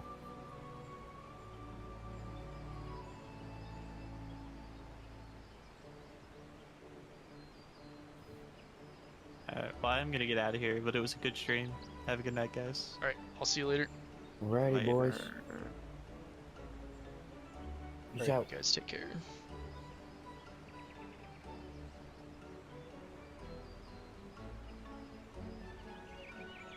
And then there were none.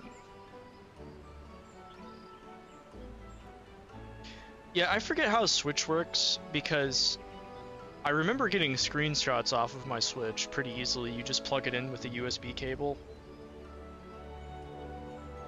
Whereas with the PS4, you would have to plug in a flash drive, a USB flash drive, extract the screenshots to the flash drive, and then... Oh, it is? Okay, QR codes.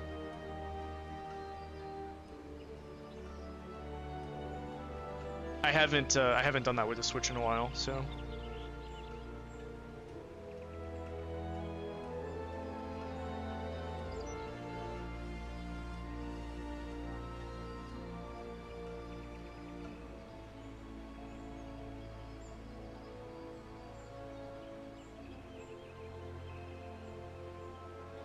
Now, are you still on Switch 1, or do you have a Switch 2?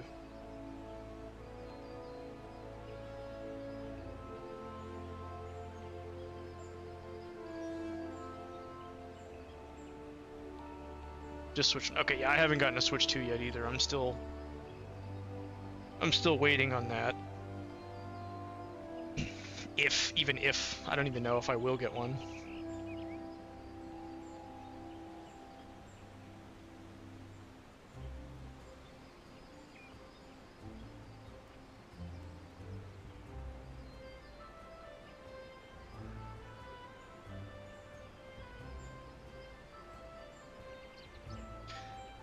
Yeah, I think since it's a port of a, what was originally an Xbox 360 and PlayStation 3 game, I think it runs at 60 FPS on the Switch version. I may be wrong on that.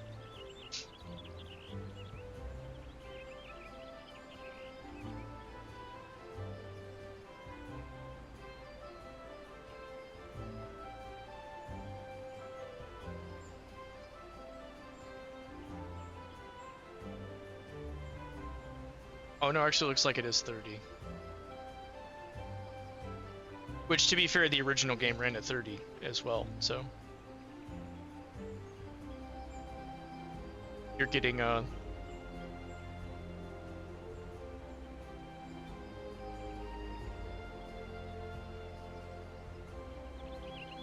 you're still getting a decent experience. Like, the original game did run at 30 on the 360 and the PS3, so... You're not having a worse experience than that, and it probably loads a little faster on the Switch.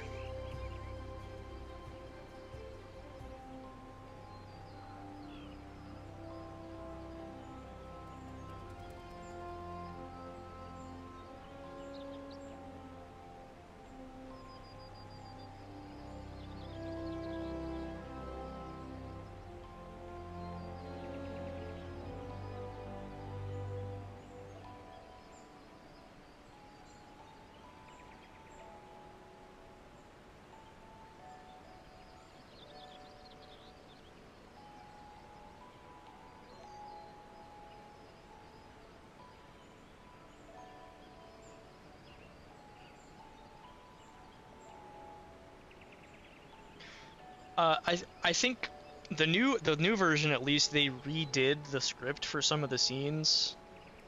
I don't know if they originally wrote the the Xbox 360 Sonic Generations, but they redid some of the lines because I don't know why even.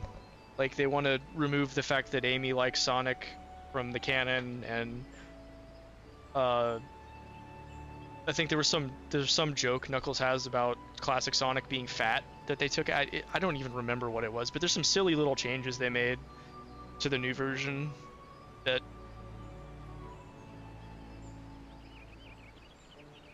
just feel kind of unnecessary entirely. Like, they don't even come off as yeah, he's an interesting case, because he used to work on I think it was the Archie Sonic comics over here, and people liked those. I mean, I liked them as a kid. I stopped reading them way before the run was over, but they were excited that he got to start writing for the main games. But then he's, notoriously tried to make some weird changes. He apparently doesn't like Amy's character as it was originally envisioned. And I know that upsets a lot of people.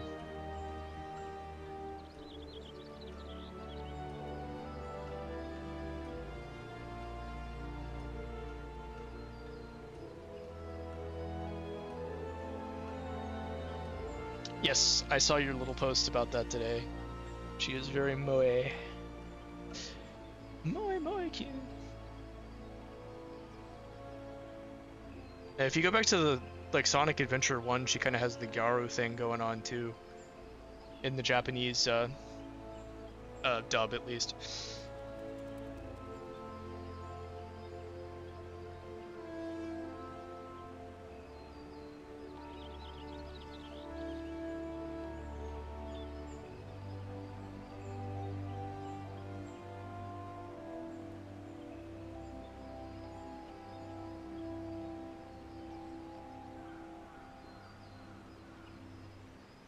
I am a filthy casual when it comes to Sonic, though, and as far as the dub versus the sub, I've never actually listened to Japanese voices. They might have had dual audio on the GameCube version, even.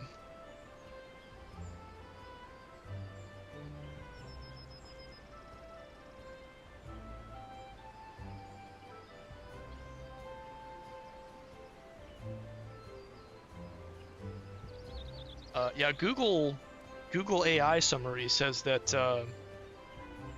Sonic Adventure DX, at least, I don't know about the Dreamcast version, and Sonic Adventure 2 did have a Japanese dub option.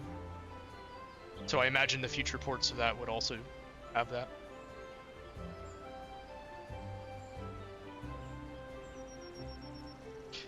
Honestly, if I was to start playing Sonic games from scratch now, I would just jump straight to Japanese.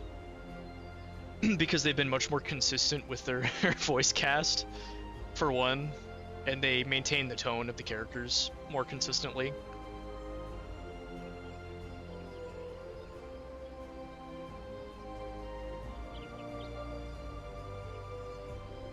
Yeah, I don't think a lot of English branches understand the concept of moe very well.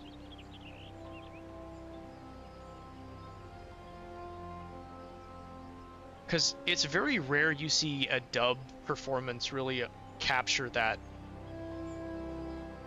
in an authentic way. I can't even think of one off the top of my head where I felt like the dub did a good job portraying moe correctly. There probably is somewhere, but I don't watch a lot of dubbed stuff anymore to begin with.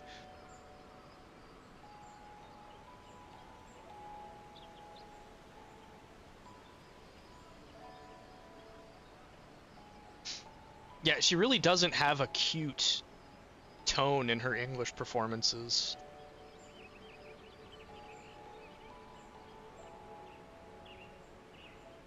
Which is unfortunate. Because it really basically means you're not getting the same character.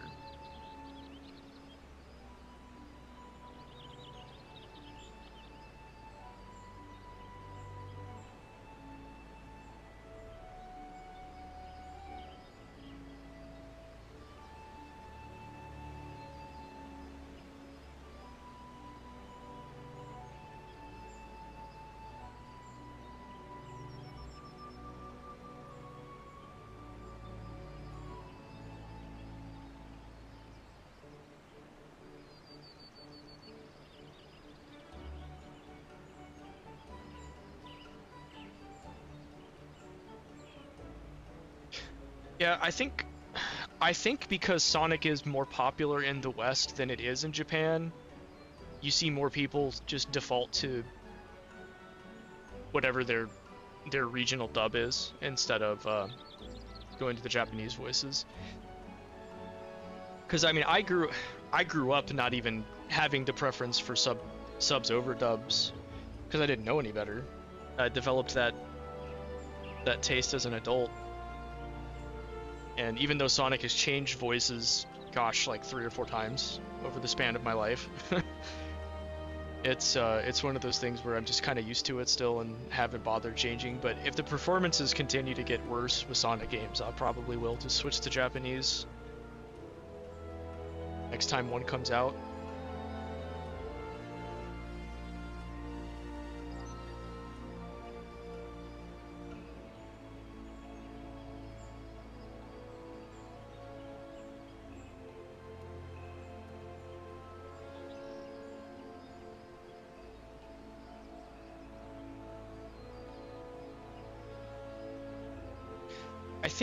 I think Jason Griffith was the guy that was doing him on like Adventure 2, and Heroes. Maybe. I'd have to double check. I might be thinking of a different guy.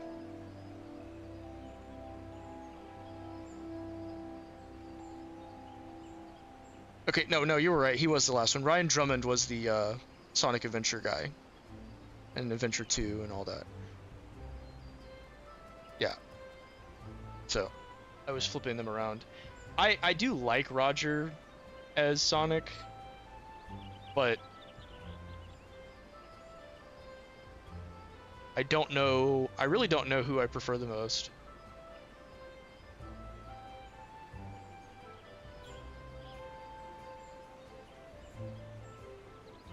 And it's really funny when you go to Japanese because it's just been the same guy.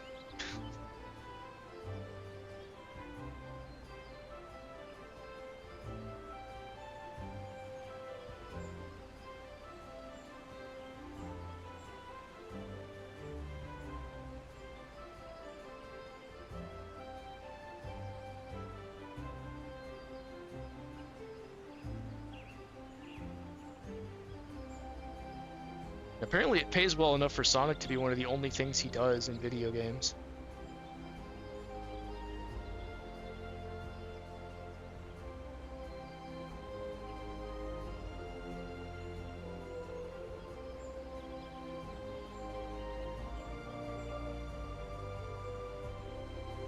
Yeah, Roger's Sonic does kind of have that ironic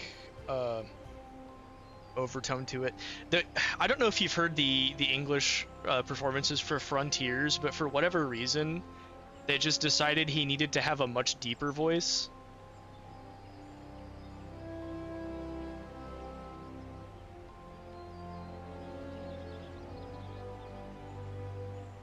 And it still works, it's just kind of strange.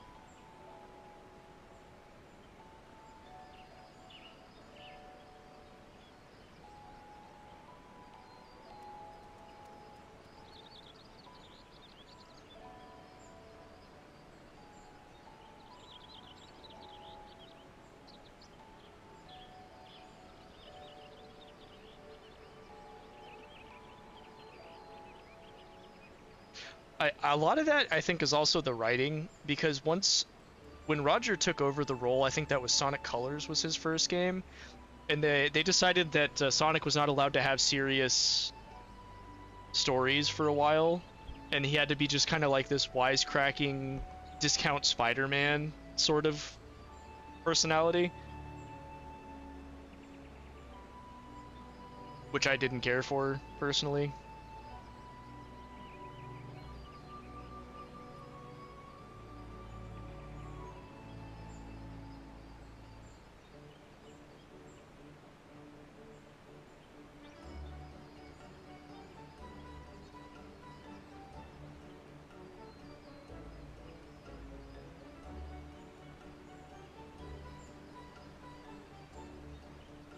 It's like Mario fans are over here complaining that there hasn't been a new Mario game since Odyssey, and Sonic fans are over here complaining that we've had like maybe 1.5 good games since I guess since the original release of Generations. So it's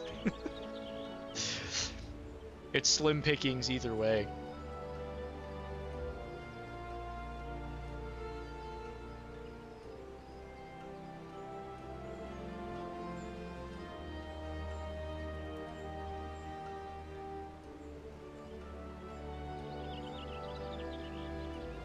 Honestly, Shadow Generations was probably my favorite game of what was it, 23? Or was it 24?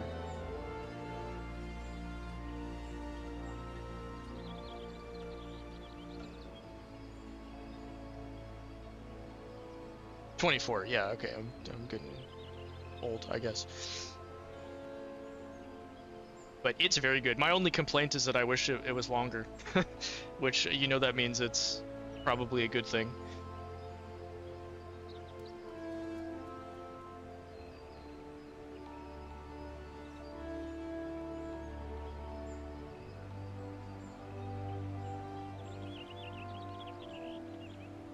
But it's got everything you would want out of a Boost-style Sonic game. Really good soundtrack, really good stage design, which is something that the Boost games have struggled with a lot in the past, is stage design. I think they finally really nailed it with Shadow Generations, so if they can take that game design philosophy into... Oh, yeah, it's for 25 bucks, that's a great deal, because you get 2 games, you hadn't played either of them before.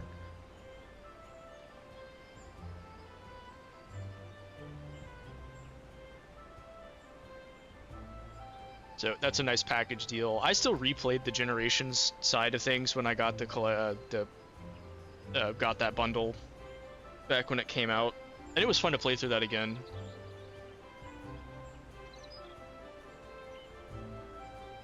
But Shadow's game is definitely the better of the two of them, which makes sense considering it's much newer, and Generations really only got a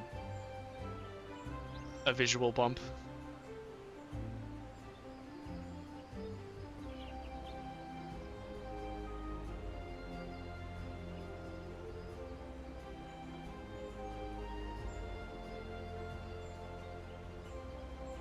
Yeah, the one thing that you will probably notice if you end up playing any other Sonic Boost style games is that Generations has a pretty substantial input delay between, you know, when you press the button and it actually happens in game. Let's see if Google tells me.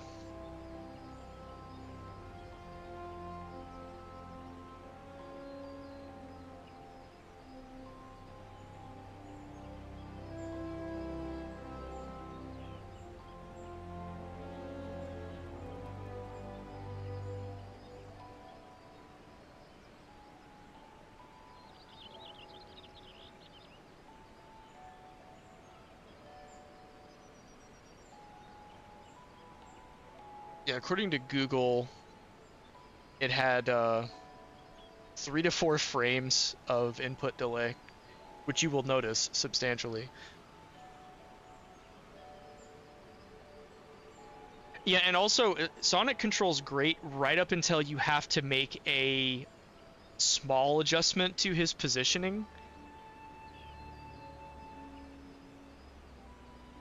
And then everything just kind of falls apart.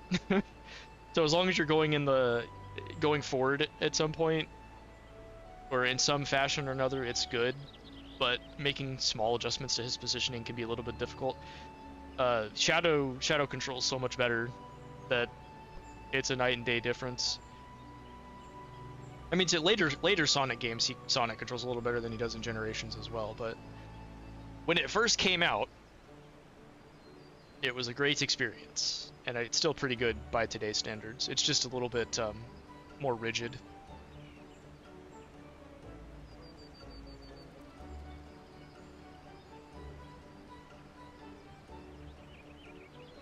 Yeah, and the fact that Superstars is a 2D game helps as well. Whereas with Generations, you have that, you know, some are 2D, some stages are both 2D and 3D. One nice thing about Shadow is that they split the 2D and the 3D segments into the separate acts. So Act 1 is the 3D stage and Act 2 is the 2D stage. For the most part, they play with that a little bit, but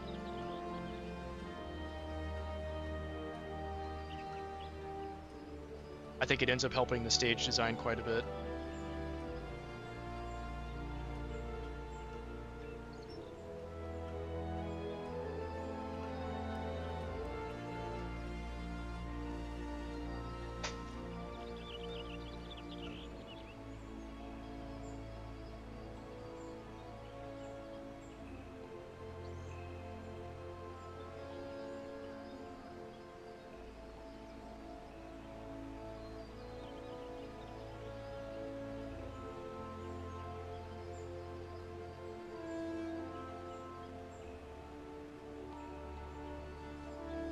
Yeah, and his classic Sonic's physics in Generations feel extremely like loose, I guess, is the word I'm looking for. He, to me, it feels like they were trying to emulate the physics of the Genesis games and then didn't quite get it right. He still controls okay, but it does feel like you need to adjust a little bit. And the spin dash is so fast a lot of times, it feels like the camera struggles to catch up to to Sonic.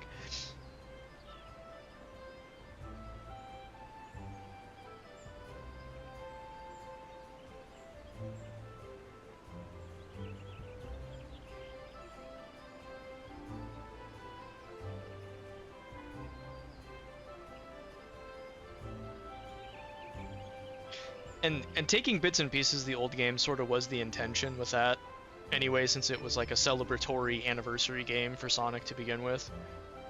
So on paper, that's not even a bad idea.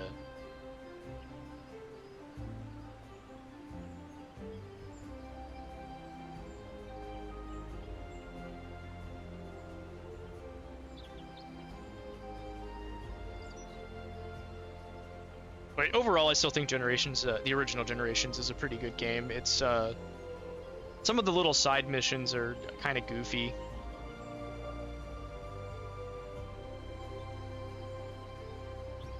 And the final boss is kind of a mess too. I won't spoil anything for you, but it's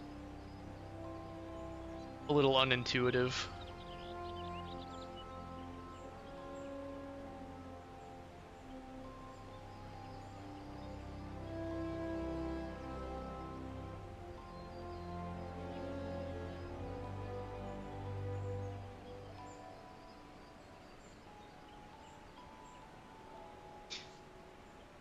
Yeah, I like most of the missions because they're like little twists and turns on the gameplay formula. There's one I forget. I think it's on the Sonic Unleashed stage, where they give you a boost meter that's long enough to basically last the entire stage, so you get to just boost the whole way. And that was really fun because they put way more stuff in your way than is normally there.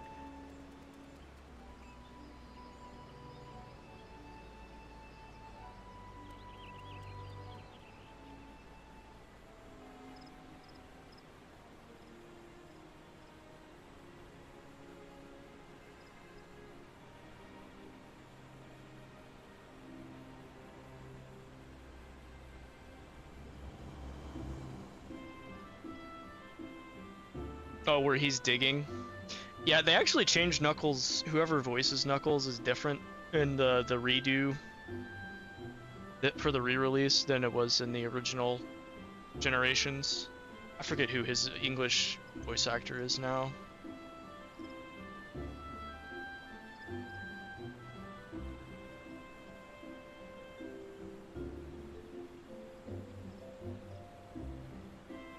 David Mitchell.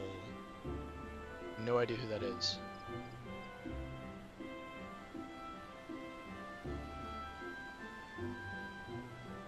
Yeah, there's definitely some things worth complaining about with the current dub quality.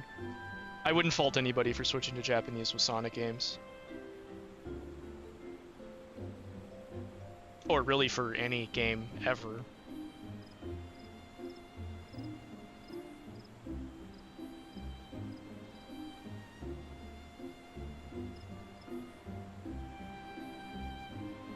You know, once upon a time, Western games were good.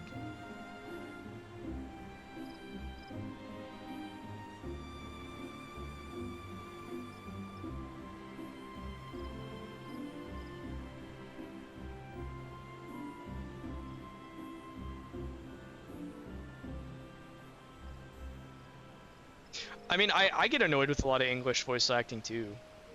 So, yeah, and honestly, same. I think actually I'm not on my PlayStation right now, so I can't just pull it up on stream. But let's load my app here.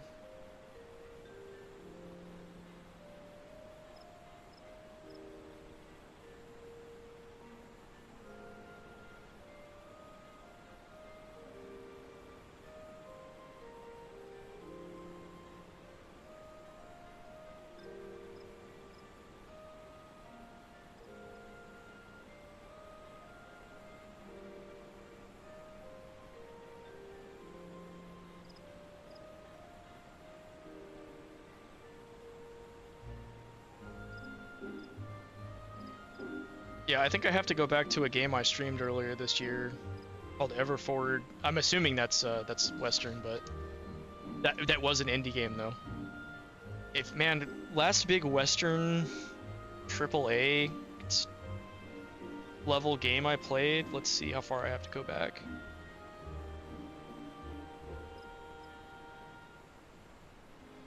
Oh, I did play the Oblivion remaster last year. That, I guess, technically counts. But that was just nostalgia. And not a new game. Okay, I played a little bit of Remnant 2 right before that as well, but I didn't beat it or anything. That's kind of a fun game.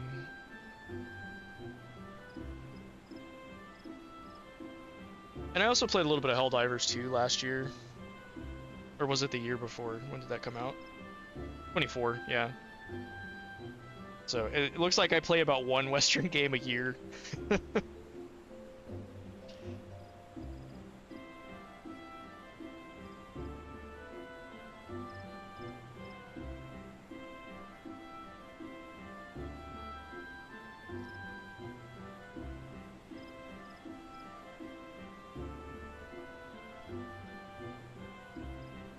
Played a little bit of Riders Republic back in, was that 23? Yeah, it was.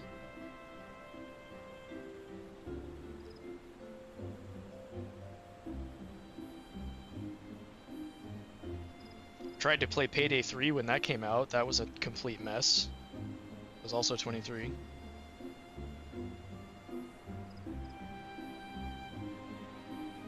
That also did not last long.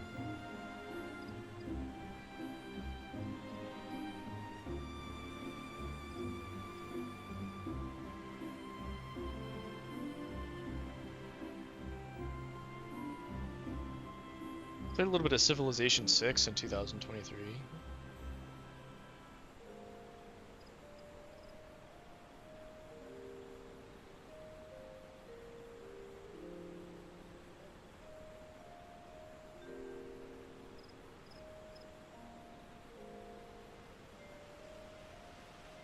Okay, finally a Western game I actually beat. Jedi Fallen Order back in January of 2023. And that was because PlayStation gave it to me for free.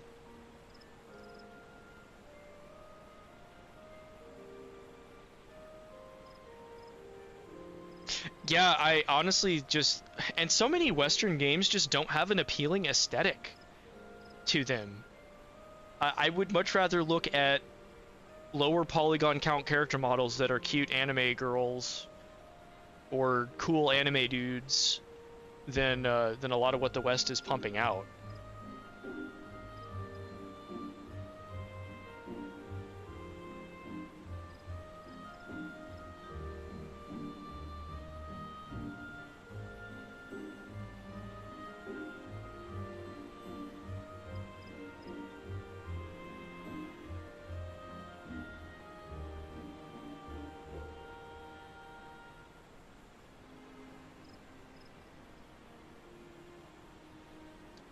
I didn't play much of it, but I did try Subnautica back 2023. That was kind of a cool game.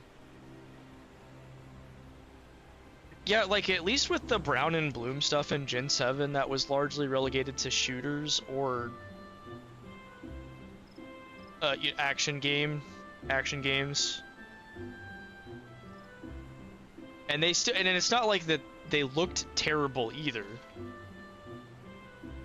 As annoying as that got over time, but these days it's just, oh hey, here's this realistic style.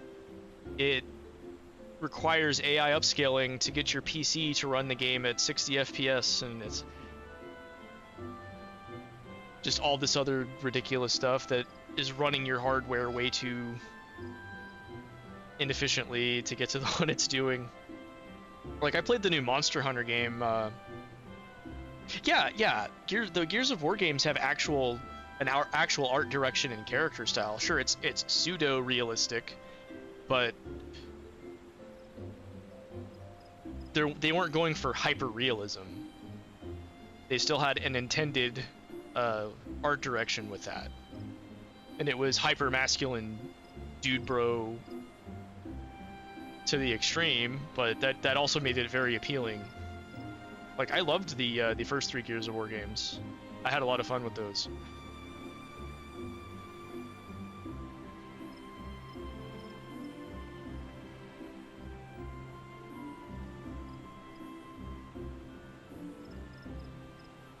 I'm still struggling to find too many Western games. Oh, I played the Guardians of the Galaxy game back in 2021. See how many years I have to go back just to start seeing Western games on my PlayStation account? That's how bad it is.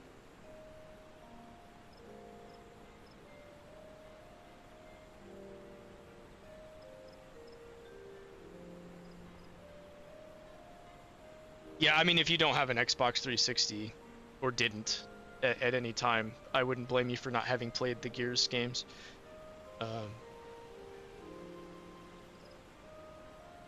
But for what they were very good at it.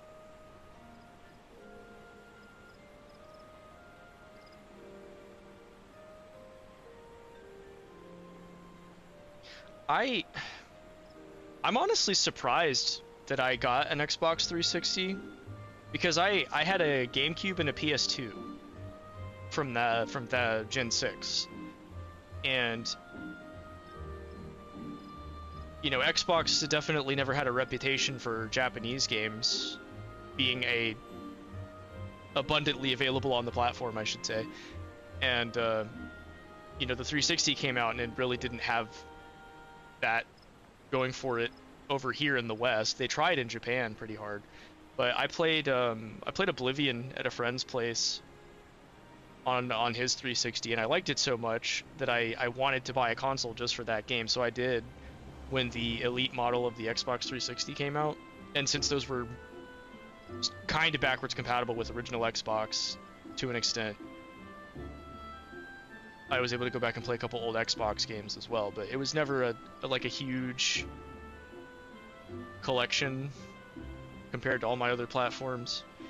And then I think I also got an Xbox One after they recanted on their spyware and you know, forcing you to log in to re-authenticate your purchases every 24 hours or whatever it was supposed to be. But I only ended up buying like 3 or 4 games on that, so I just kind of stopped buying Xbox consoles. I actually started as a Sega guy back in the 90s. I got a Sega Genesis and then a Game Boy Color. So I was with Sega and Nintendo, and then Sega went away. I got a PS2 after I had a GameCube. So I kind of was a dual guy. I was a PlayStation and Nintendo hybrid for the most part after that stuff came out, but then Xbox threw me a curveball with the 360. Although I probably leaned more Nintendo when I was younger.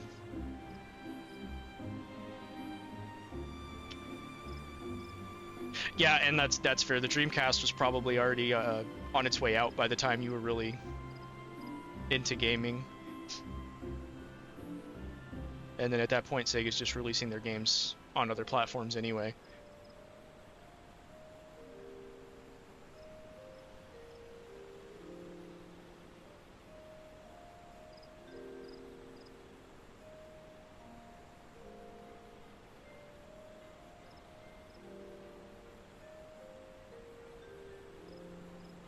The 360, PS3, and Wii era was one of the best times to own all the platforms. Nowadays, I really don't know why anybody would want to own an Xbox. I mean, the PS2 and the PSP were great systems, so you definitely had access to a lot.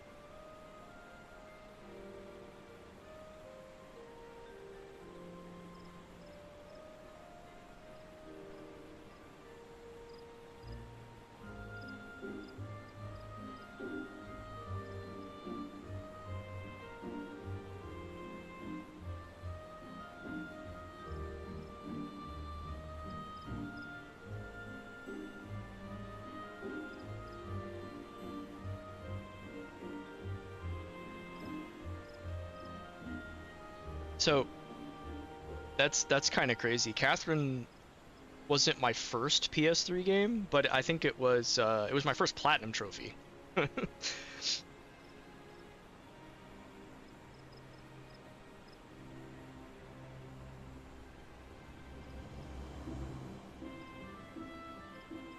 But it came out shortly after I got a PS3.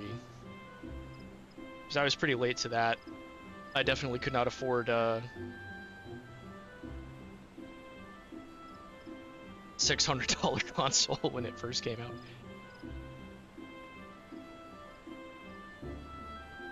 Yeah, it was hard. But funny enough, the hardest thing about it was actually the bonus mode that you unlock after you finish the game. And there's like these challenge stages, and they're randomized, but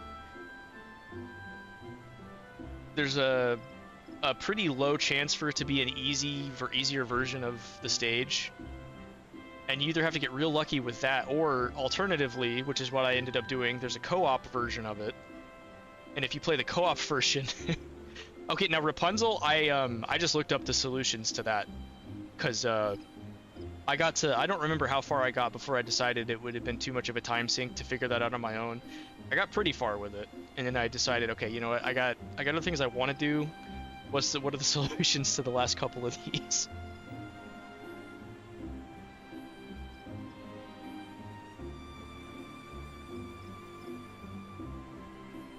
But yeah, the Rapunzel thing was pretty hard, too. Very, very unique a game, though. I do have to give Atlas credit on that one. I never did go back and play the re-release with all the extra stuff they added. I don't know how people generally feel about that one.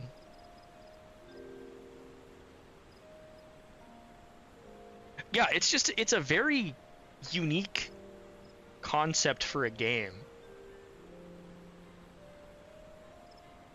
And the really crazy thing is there were some places for a very short period of time that would have Catherine versus tournaments as a side thing at like a fighting game event. Which sounds extremely crazy to say. Yeah, because didn't they change some stuff in Full Body? Because I know there's a new character route.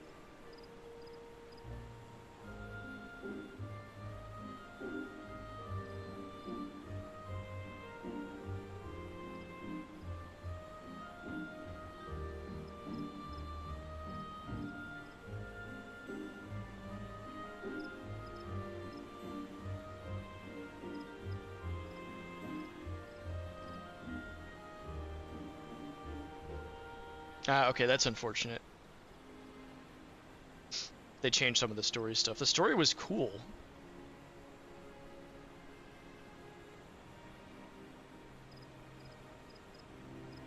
But I guess I feel better about never having messed with Full Body.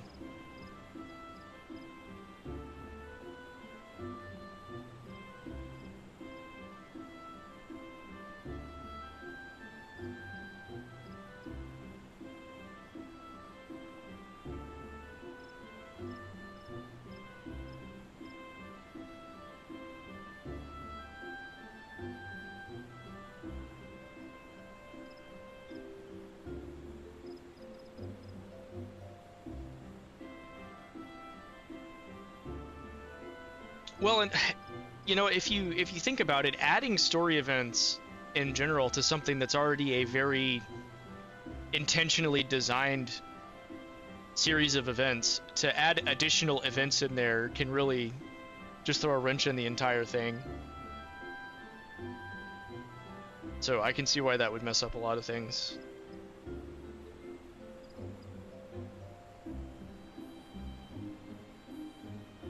That's still too bad though, because I think, can you even get the original version anymore on Steam or anything? Because usually developers will delist.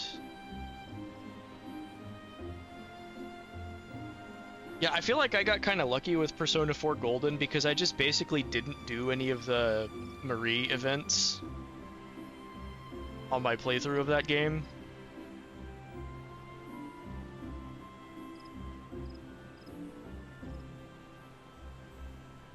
Oh, that's funny.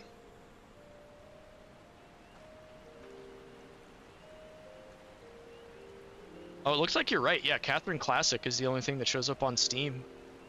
I guess that's good for PC players.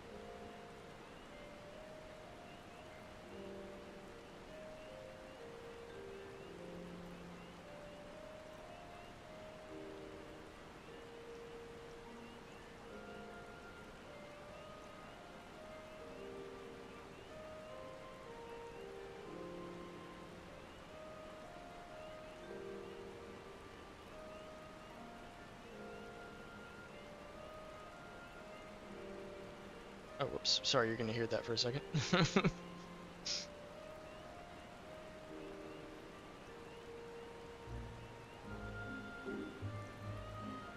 Oh, real? Do you mean? Oh, okay, I get what you mean. Never mind. I actually don't have any idea what is and isn't new that isn't related to Marie, but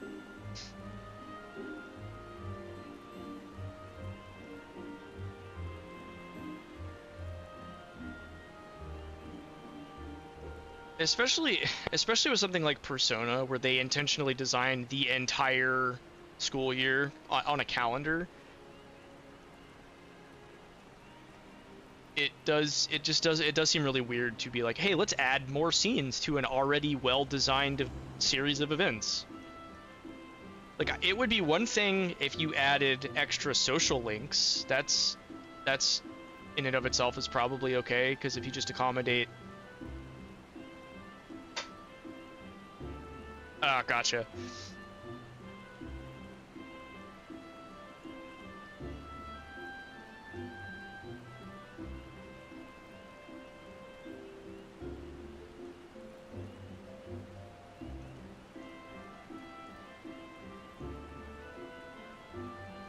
Oh yeah, that's right. He didn't have a social link in vanilla.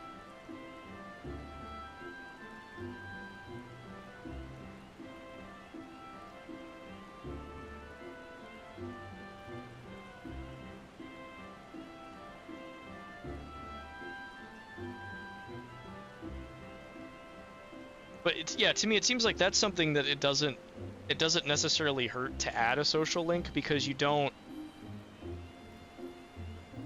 mess up everything else by introducing that. Whereas if you just have all these extra little events that play out randomly or are inserted periodically into parts of the game that they weren't originally there, that can mess up the pacing. Or, you know, maybe they're not taking into consideration where characters are in their character arc and other elements like that. Because with a social link, they usually don't, they're kind of independently paced, so if you do the social link, you get the social link character development, but if you don't do it, it doesn't really affect how most of the other scenes play out one way or the other.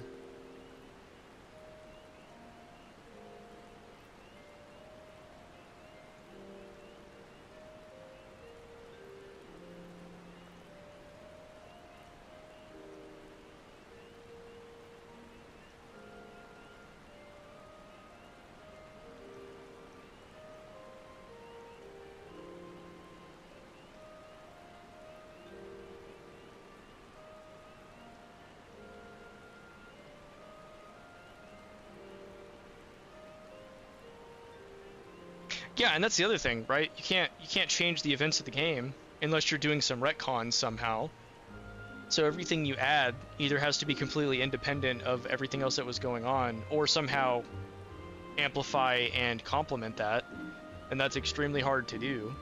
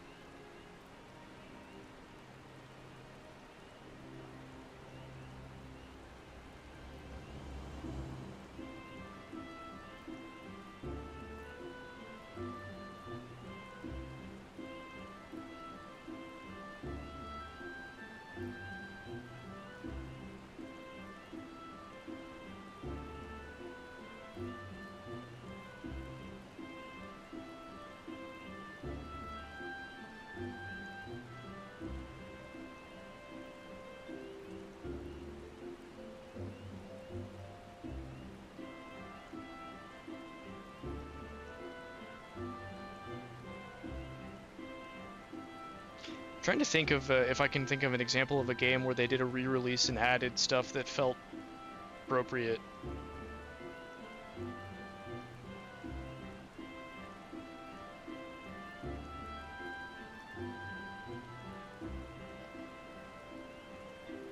And I can't immediately think of anything off the top of my head.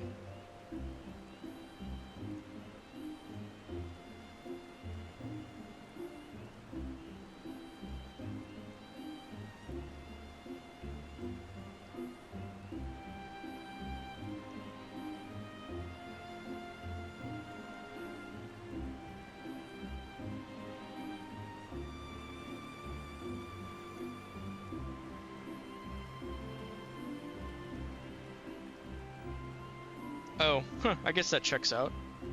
That's weird.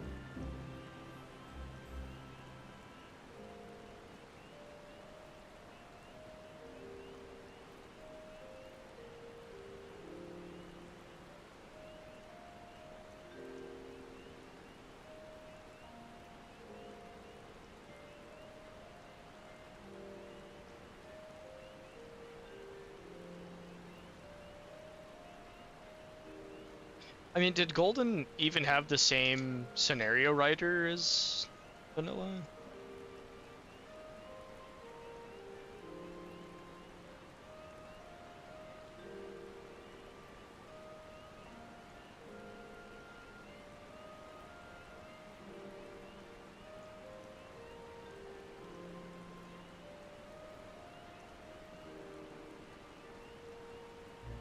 I guess it looks like it did.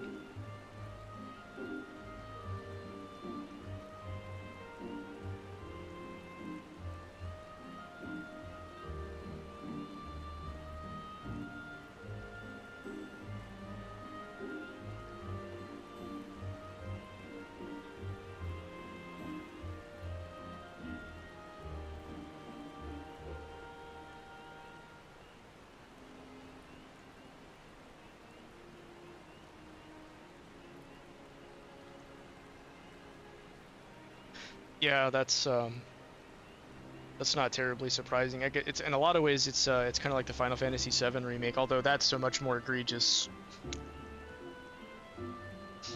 set of circumstances. But you know, just because you have one or two people that worked on the original game.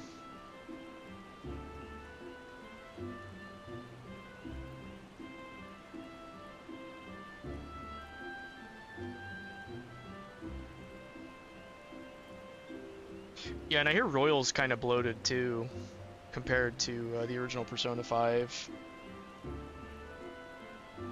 And then I haven't touched Reload. I probably won't. I definitely don't have any interest in the Persona 4 remake.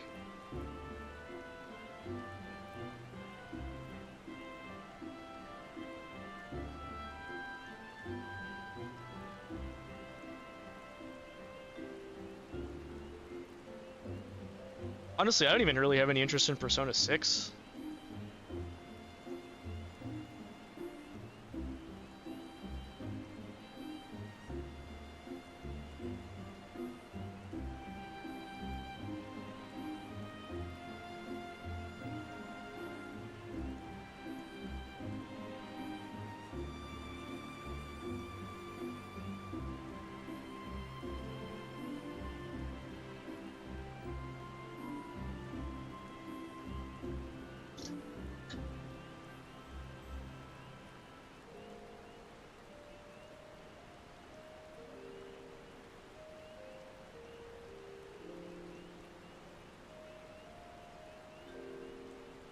That does seem to be a recurring design trend with Persona re-releases, at least, where they get easier.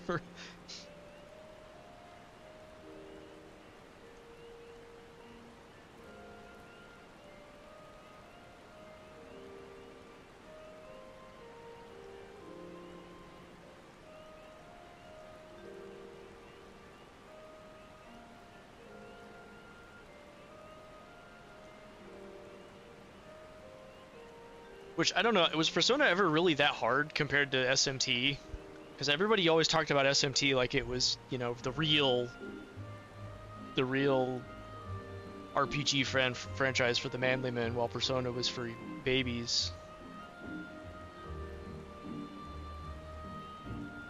Yeah, I mean, it is definitely very frustrating to see a lot of these Japanese companies shift to a make things easy philosophy. Because when you have something like Dark Souls being the pinnacle of a challenging game, it really doesn't bode well. Not that Dark Souls is bad, I just don't think it's particularly hard.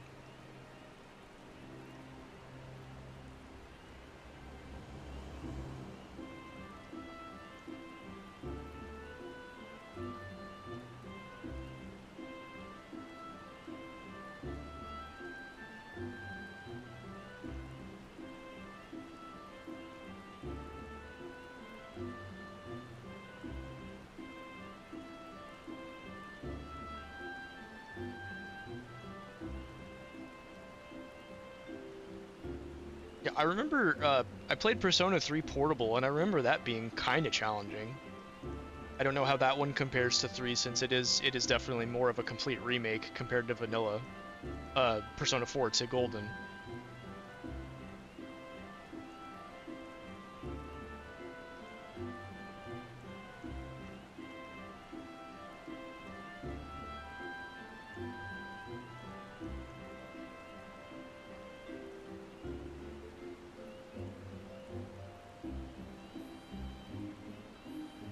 Okay, I figured it would be because you have control over your party members, but I don't know how much easier it is. I still remember the final boss being hard.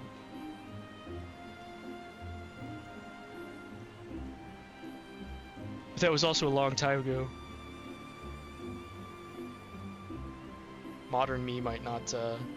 Oh, okay, yeah, I can see why that alone would change how easy the game is.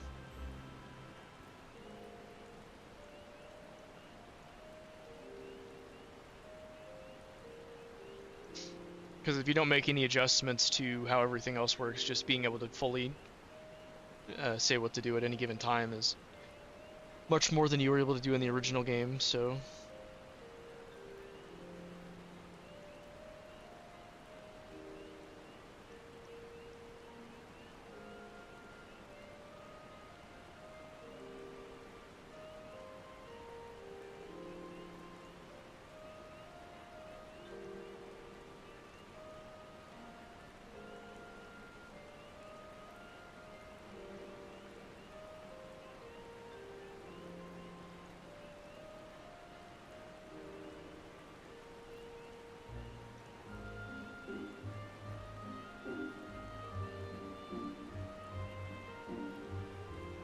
So reload isn't really that much better in the difficulty department then, unless you go out of your way to play on the hardest difficulty. I don't know, what do people even think of reload? Because I don't even really see people talking about it at this point. I know it's been out for a little bit, but you'd think something as substantial as a remake of Persona 3 would have more people talking about it more often.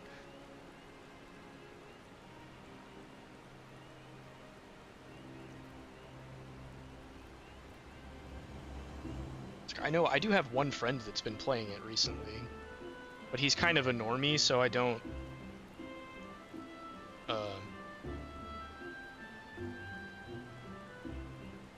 weight that as a negative, but I wouldn't take him as a barometer for what the average like diehard Persona fan feels.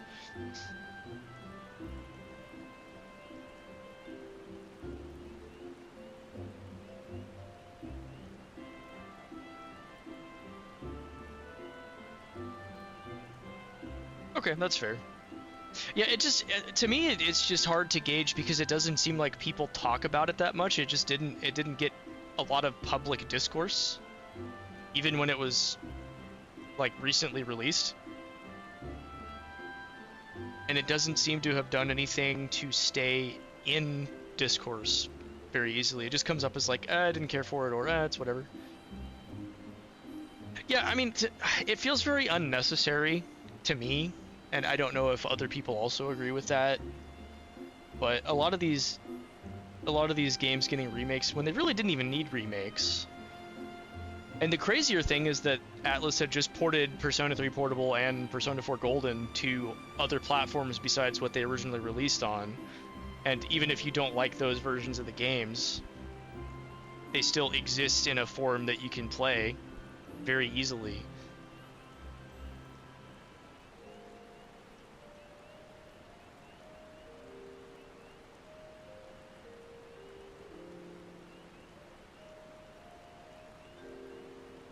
Because even if I didn't still have my Vita copy of Golden, I could just get it for PS4. It's like $20. It's not expensive.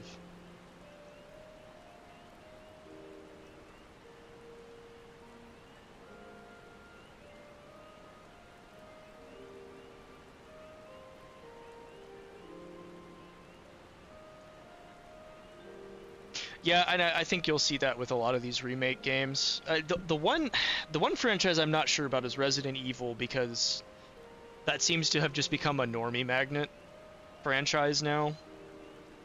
And I still haven't beaten a Resident Evil game, so I'm not the guy to know what I'm talking about when it comes to the series, but it does seem like those remakes have attracted more people than ever.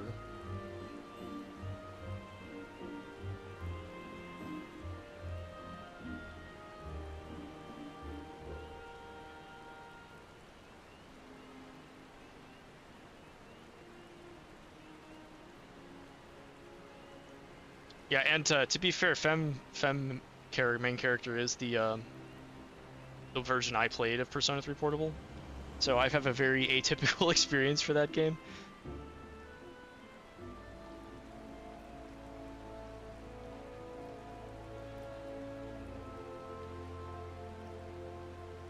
But I'm also not out here saying it's better, because I just don't know one way or the other.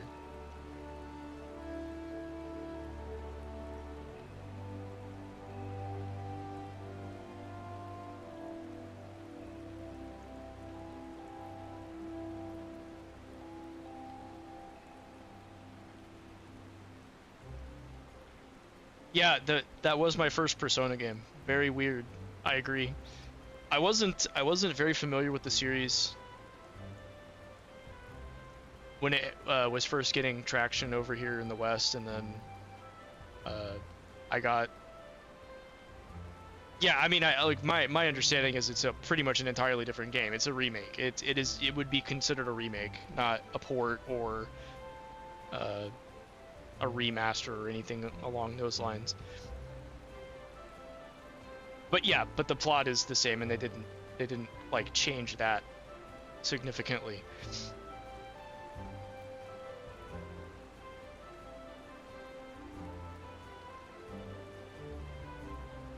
Because at the time, I didn't think it would amount to much more than an aesthetic choice, because I had no idea what I was getting into. It's also kind of funny, that's the only time they've ever done a protagonist option select. And they just have a set character now, every game.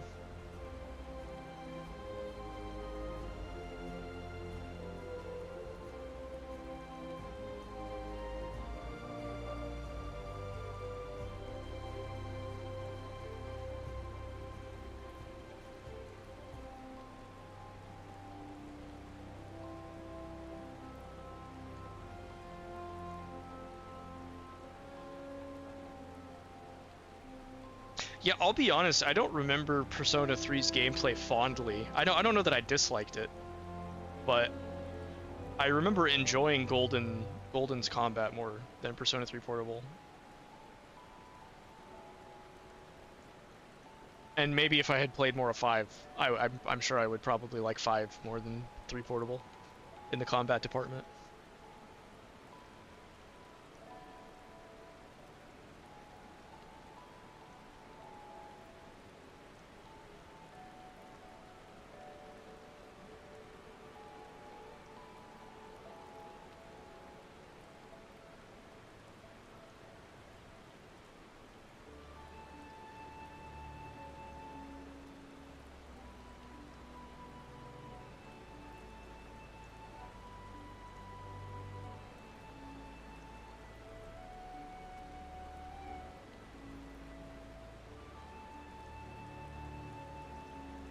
Kind of, yeah, that tracks.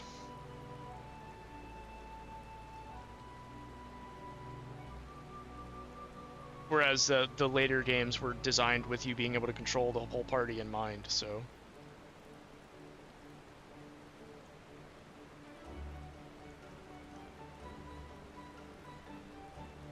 And then it seems like every 2 days there's something else that comes out about the Persona 4 remake where they're like, hey, we're making the game even easier and more idiot proof. Have fun.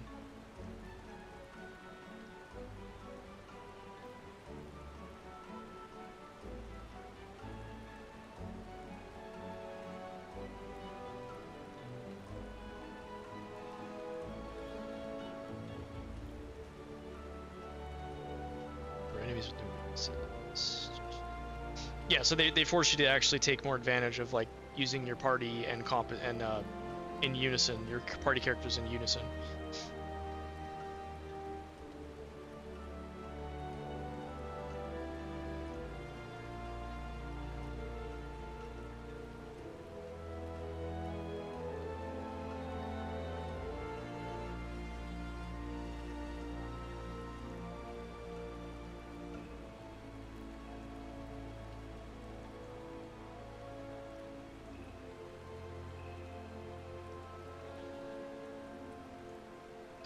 Yeah, like the aesthetic just doesn't look super great. They don't really seem to have an intentional art direction going behind it. The menus all just have these splashy effects that they're trying to recapture what made Persona 5's menus really catchy. But they're missing some points, and yeah, just Revival just doesn't look good or appealing in any way. I could see why somebody might like the way Persona 3 remake Reload looks, but I really don't understand anybody being excited for Persona 4. And it also makes you wonder if they're gonna remake Persona 5 after Persona 4 remake. It's like, yeah, Persona 6 comes out, and then we're gonna get a remake of Persona 5 on the PlayStation 6. Oh boy.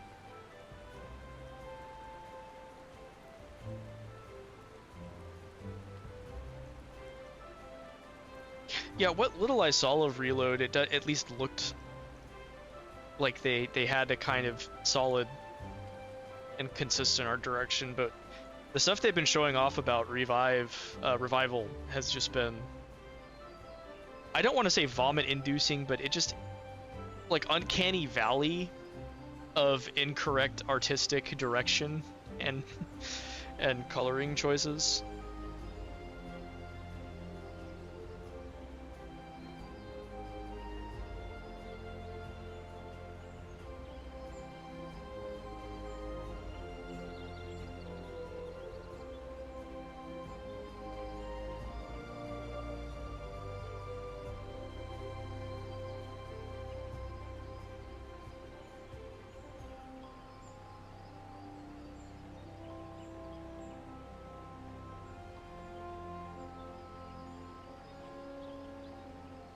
Yeah, and that's the other thing that's kind of frustrating about remakes in general, is just they eat all these really cool ideas and resources that, did we really need that to be devoted to a remake of a game that you should have just ported to modern systems in its original form?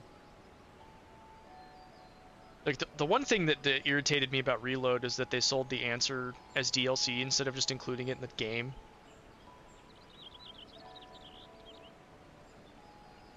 You know, it makes me wonder what they're going to do with Revival.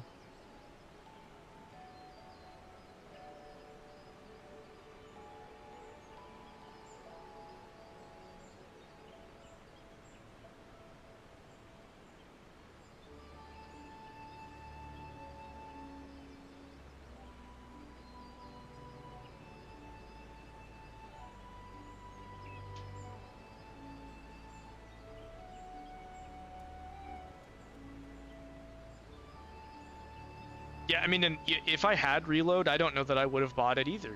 I might have if I really liked the game, I guess, but it's just silly to me that they decided, well, because we originally had to release Persona 3 twice to get the answer out there, we might as well release that section as DLC for the, you know, it's just silly to me. I get that they're milking it for money, but it just doesn't feel like a proper remake when you do that.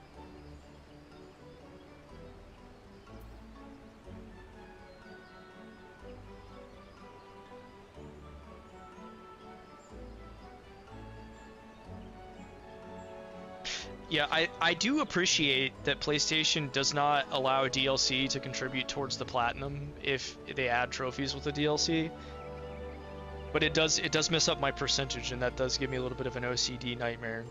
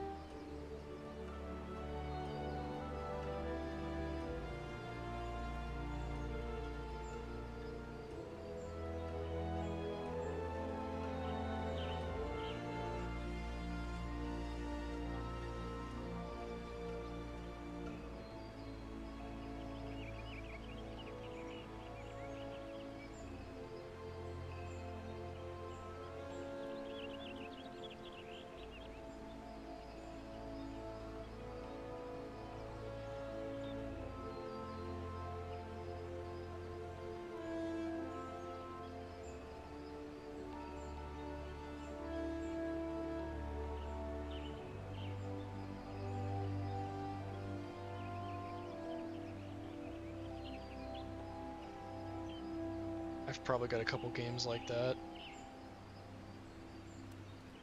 See, I know the original Astros Playroom, I have that because they added some DLC for free. I could go back and get it for free. No, I have not played Devil Survivor.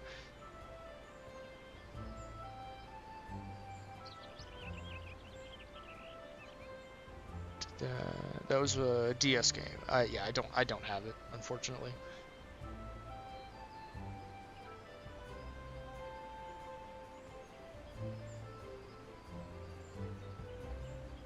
There's a lot of DS and PSP games I missed, unfortunately.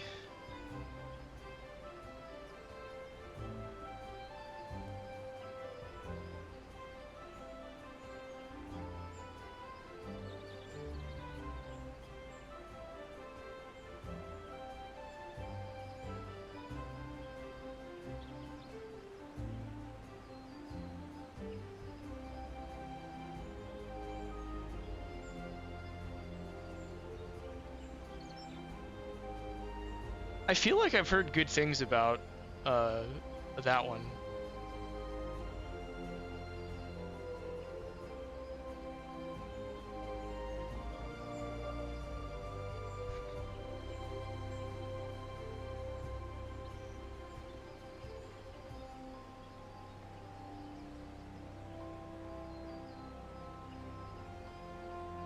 Actually, it looks like people are selling it for a pretty reasonable price, pre-owned too.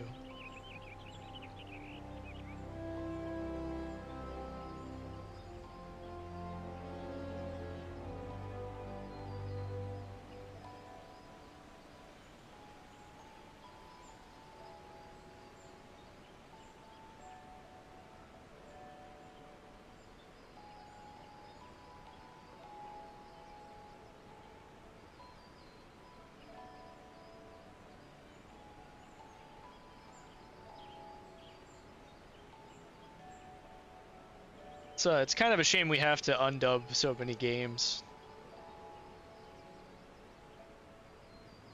There was that era where if a game got an English dub, it was the only dub you got in your version of the game, and but it's like, why can't we have dual audio? Which we didn't actually want dual audio, we just wanted Japanese voices, but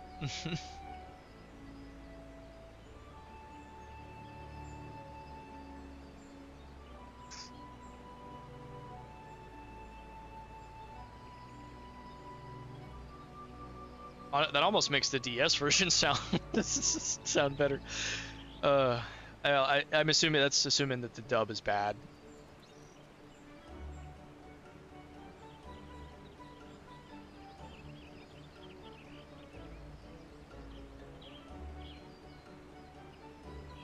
The thing that can be really annoying about dubs is that a lot of times they'll be perfectly serviceable outside of, you know, one character, but that one character grates you.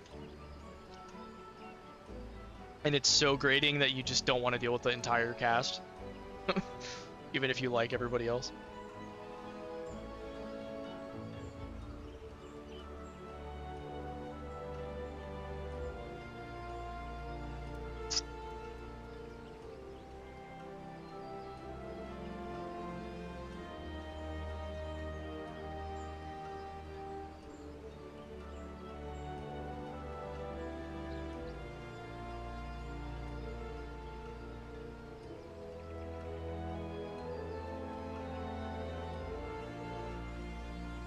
Oh, honestly, I didn't even notice the typo.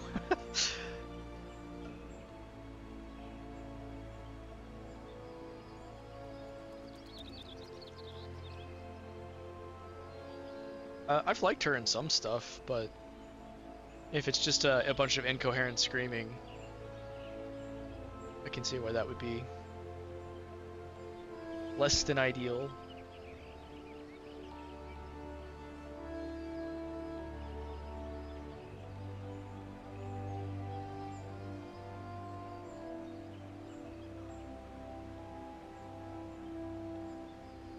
Are we talking like Breaking Bad parody anime dub tier yelling, or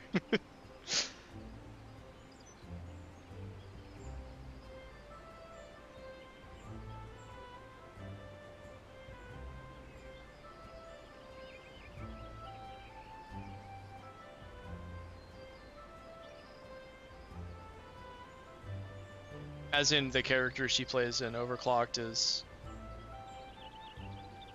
mostly comprised of the worst parts of her GA performance. Is that what you mean? Or that her GA performance was entirely terrible? I think I got you right the first time, but I'm not 100% sure on that. Yeah, the direction is something that's so inconsistent in English dubs, because you could you could play something that has very talented voice actors that you've heard in other things that are great, and then you put them in another game and they're just given the worst direction possible, and they sound like they phoned it in, or their character just sounds off somehow.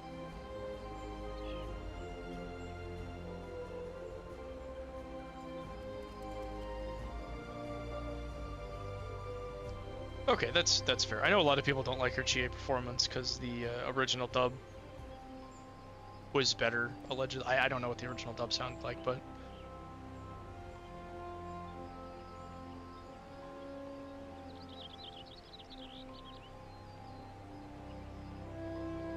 I don't know if she shows up in much as far as dubbing goes these days anyway, because I think she's a union now.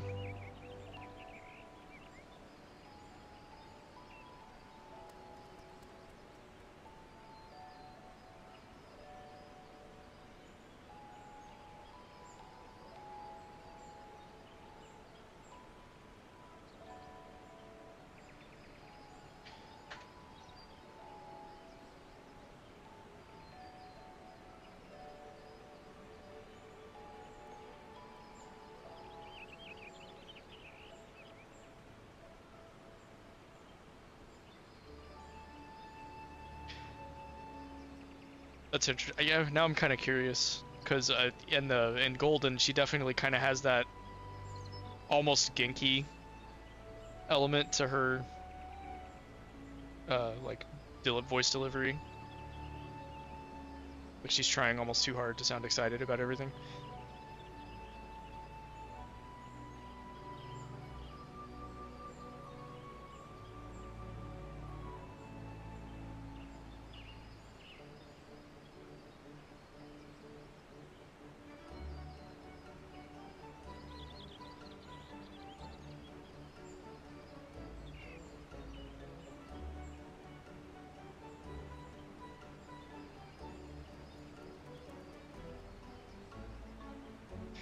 Yeah, I can see why that wouldn't land as well as it could.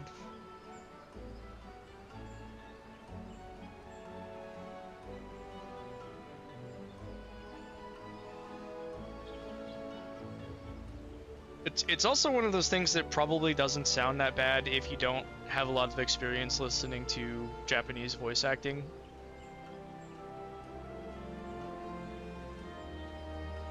Because there's a lot of nuances and subtleties that they are just so much better at on average.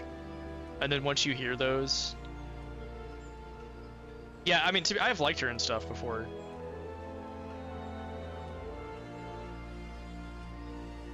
Like, she was Noir in some of the Neptunia games, and I, at the time at least, thought that was fine. If I went back now, maybe I wouldn't, but... She got replaced anyway.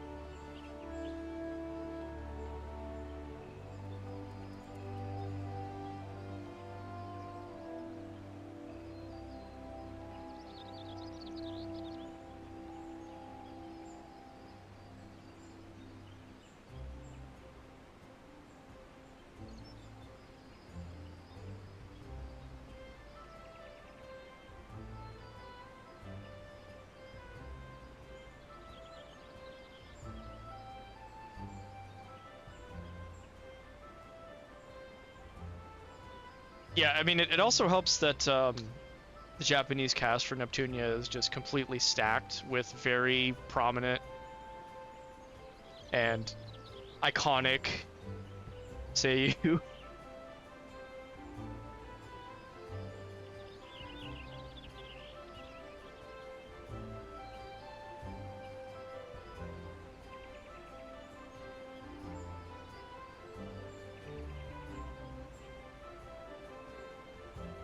But Neptunia is also one of those franchises where I just played it first dubbed because that was before I had transitioned to being a dub disliker. Oh yeah, having the Seiyu crossover would have been pretty funny.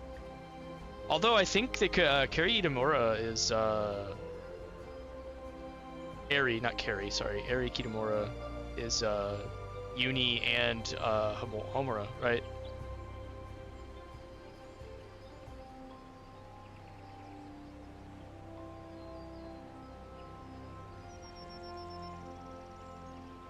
Which I don't think Uni had any dialogue in Ninja Wars, so that's still a missed opportunity.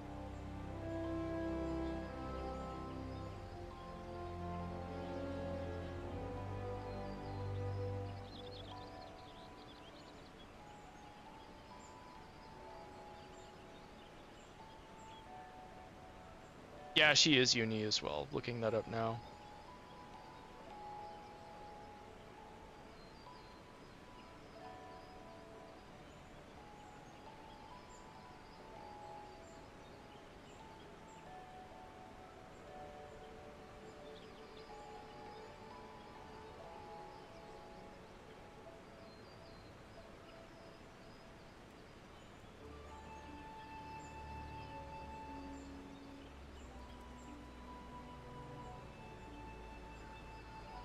Yeah, there are some Japanese seiyuu that I don't have any idea it's the same person when I hear them in certain roles.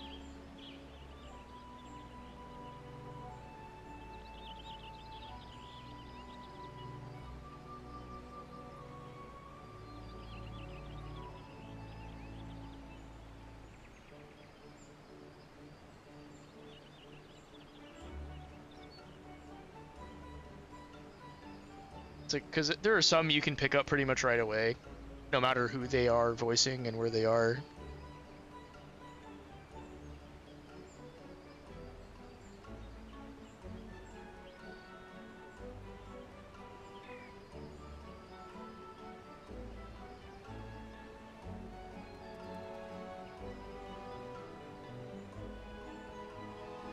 Yeah, I can usually pick him up pretty much immediately, no matter what he's in.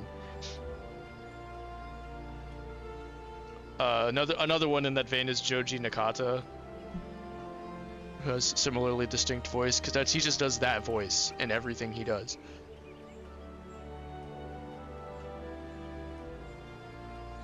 Yeah, he's also Olivier in Trails in the Sky. And he was also one of the antagonists in Atelier Yumiya.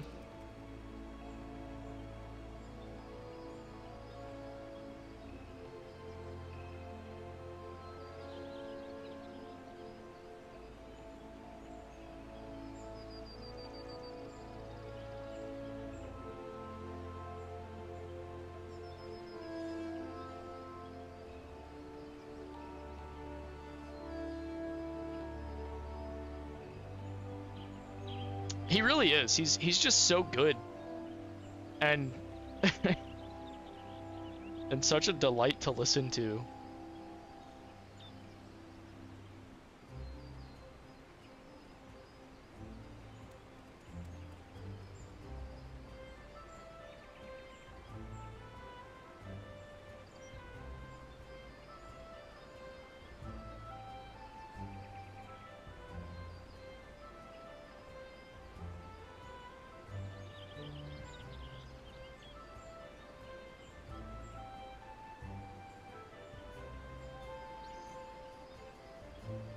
Oh, he's been around forever, too.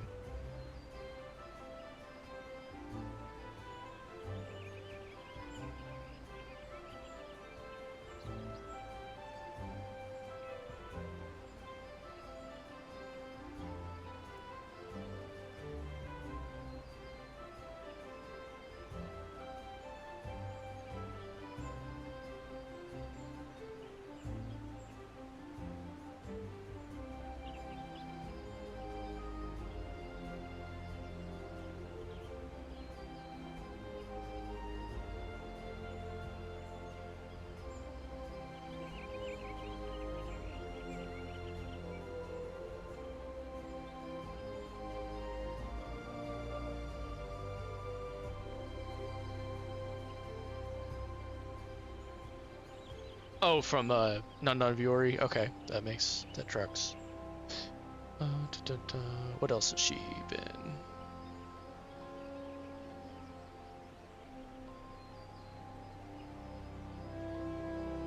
She's also in Cold Steel, Trails of Cold Steel.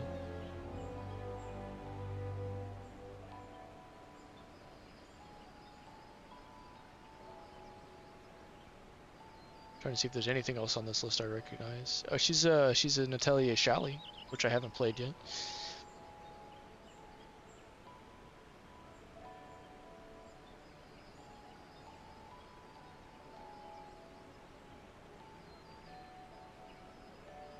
She must be on the younger side. Her earliest credit on Behind the Voice Actors is 2011.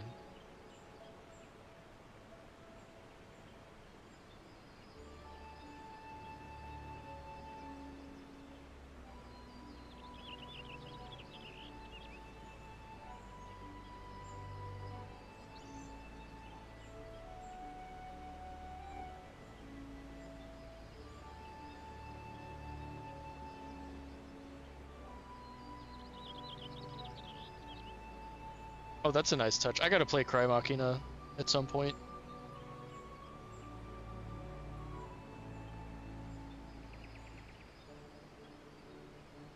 And Monarch and what was the other game they did?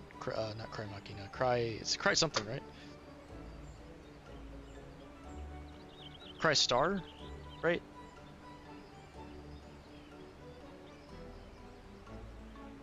I think that's it. Yeah, Cry Star.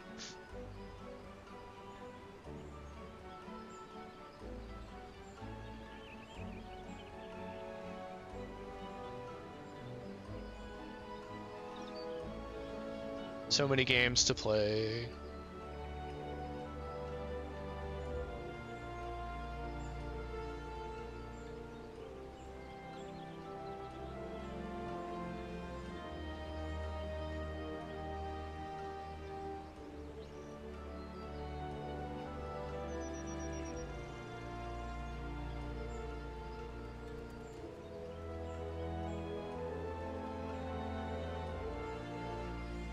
Yes, and I appreciate the recommendation, so I'm definitely going to pick that up at some point. Fortunately, it hasn't spiked in the secondhand price or secondhand market in price yet, so it shouldn't be too hard to pick up a copy of that at some point this year.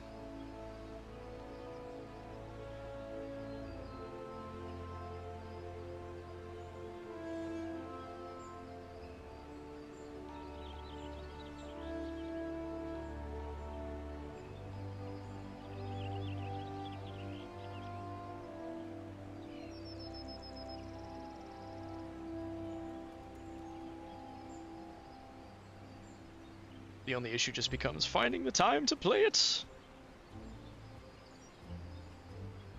Yeah, I'm kind of like that with Blue Reflection.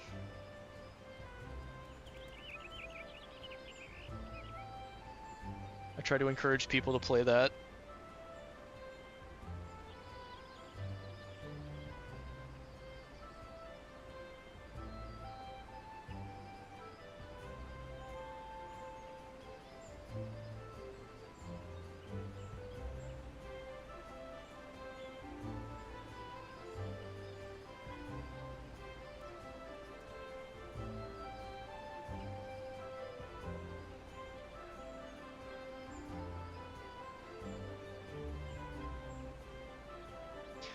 Yeah, I've had many a time where I played a little bit of something and then got distracted, and I definitely want to get back to it, but because there's also hundreds of other games I want to play, it becomes very hard to convince myself I should not play any of those instead of going back to the the other game. I've been better about that lately, but it still takes quite a bit of time to finish a big JRPG, so it's not like I can just snap my fingers and be done with 60 hours of gameplay. It's a good game, so hopefully, you know, I would encourage you to find the time for it, but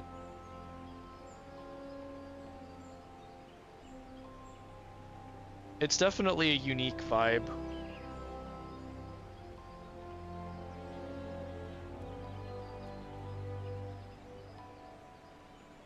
I'm just glad they, oh yes, they're a great pair.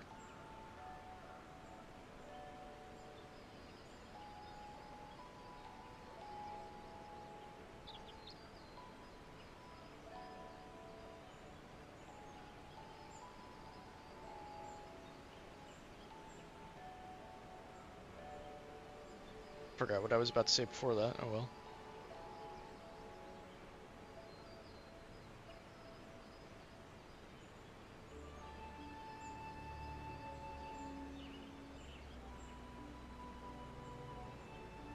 Oh, I was gonna say I'm glad they reprinted the first Blue Reflection, because by the time I even knew it existed, it was running for like upwards of $120 secondhand.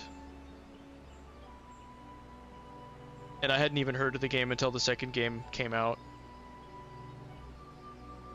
Oh, dude, the OST for both Blue Reflection games is so good. I actually used it as background music during our some of our anime podcasts. I mean, if I had wanted to play it really badly before I got my physical copy, I would have just waited for a sale and got it digitally.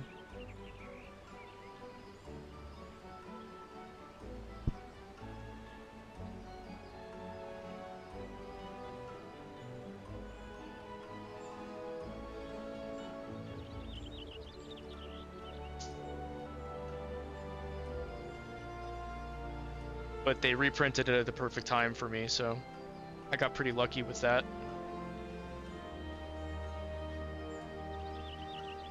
Yeah, the both Blue Reflections games kind of have this dreamy fever dream vibe to the aesthetic and just the way that everything looks and sounds.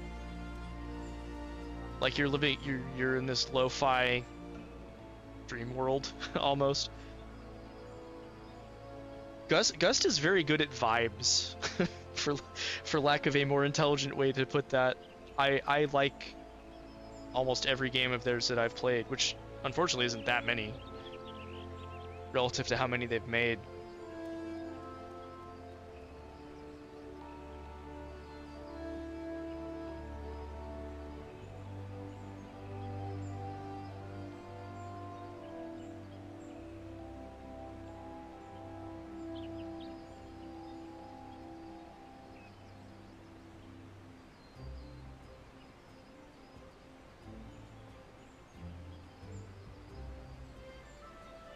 Yeah, it's like relaxing, but hey, maybe there's something underneath the surface that could be a little bit more disturbing, or...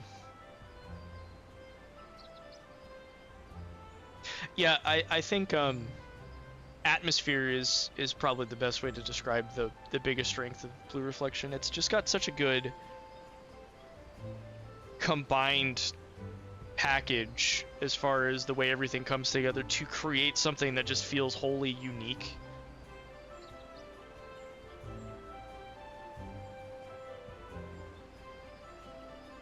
Because you can make comparisons to other things, but nothing really feels like Blue Reflection when you play it. Because you could make comparisons to like Persona because you have social sim aspects at the school, and you can make comparisons to other turn-based JRPGs, but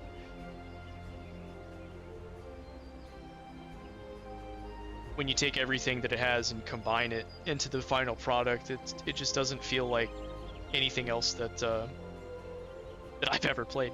Even the second game does that too, but it's different. So they're both very unique in a way.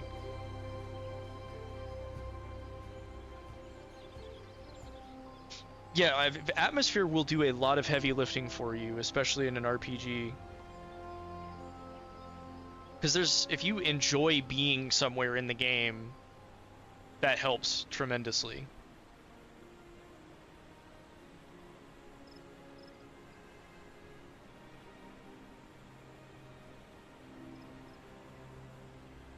I mean, like, heck, I can even show you, since we're still in game here.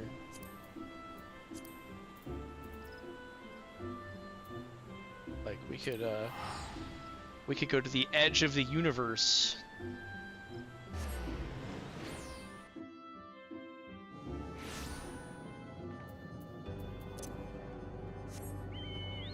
notice we're in space. Oh, I should turn off my mount, actually, because that changes the music. Can I stand here? I cannot.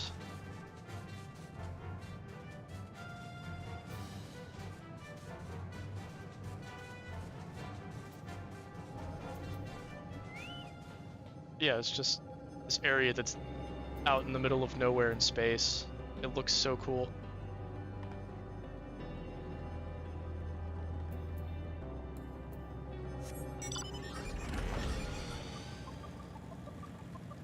Even you build a little coffee shop up here too.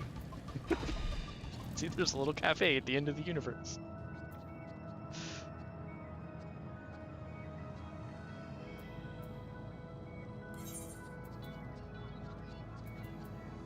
Some other cool places. Oh yeah, you literally go to the moon. Let's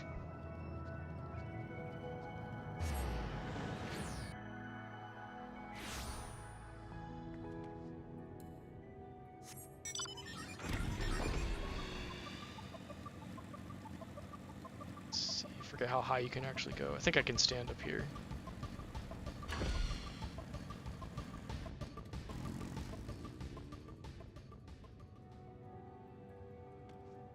Just, you know, being out here in space. It's actually very cool. Yeah, this is one of the later expansions.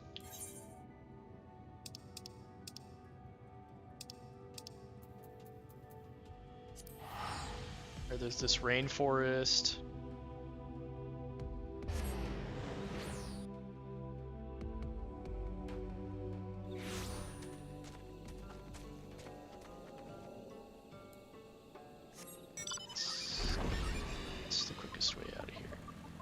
Where, like, the trees are so big, I'm still underneath the trees.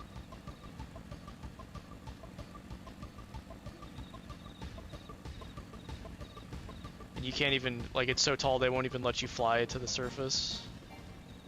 The moon, yes, the moon was a Final Fantasy IV callback. There's even a Golbez encounter.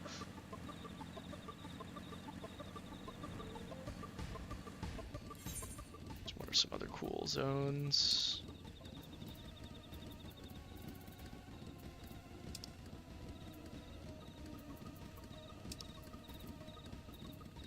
Oh, the Azim Steppe is one of my favorite places in the game.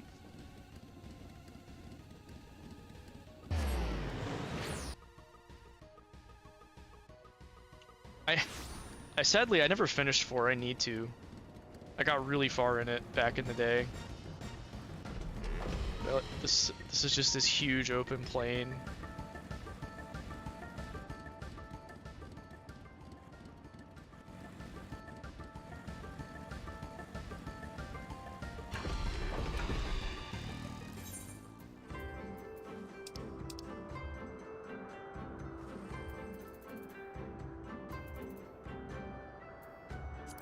Sea of Clouds is floating tiny islands in the sky.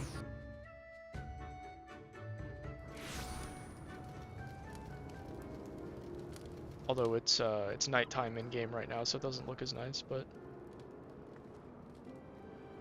honestly, I don't even remember how far I got in Final Fantasy IV. I played the PS1 port when I was in my you know, very early teens or a little earlier, and I know I got really far, but I didn't beat it, and I don't remember exactly how far I got. I still have a sealed copy of the PSP version.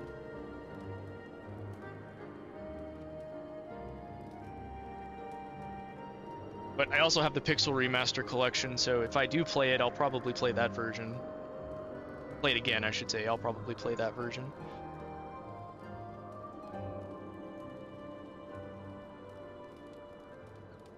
Yeah, I didn't get 3. I did not get the PSP version of 3, but I really liked the PSP remakes of 1 and 2 as well.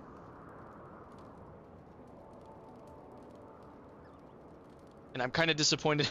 One of the things I don't understand about Square is they used to re-release all of the old Final Fantasy games on every platform, like routinely.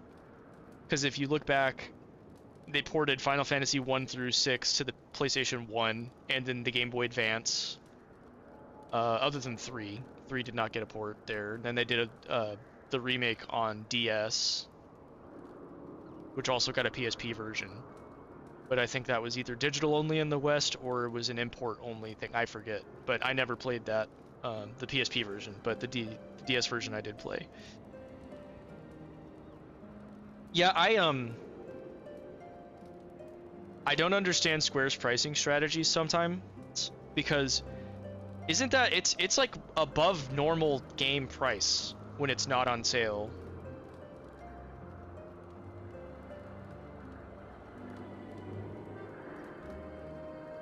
And I wanted a physical copy, so I waited for an opportunity to buy the physical game, the physical disc with all 6 games on it.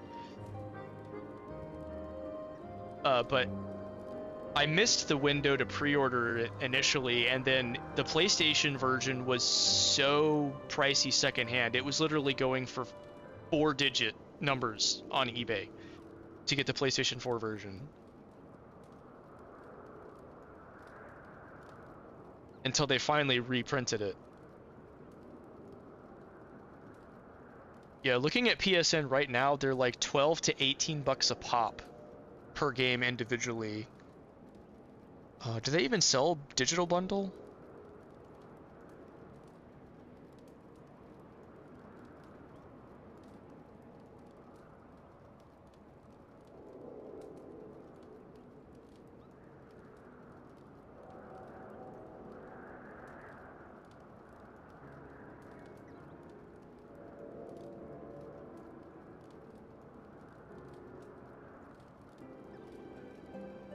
Don't know if they do.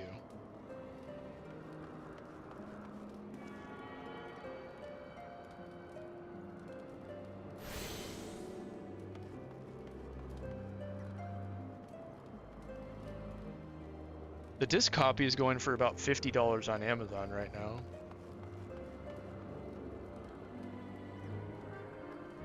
Yeah, I totally agree. I don't understand. I mean, Nintendo's doing the same thing with their re-releases of Mario games, charging you $70 for Galaxy 1 and 2 bundled together.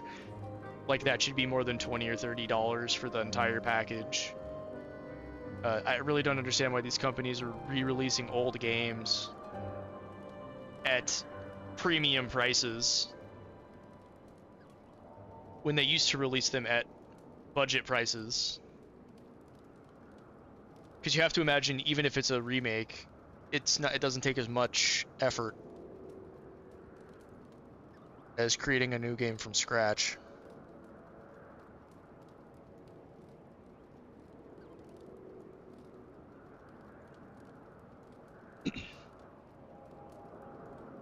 But I definitely splurged for that reprint they did when it first came out, which I think it was like 70 something for the disc version.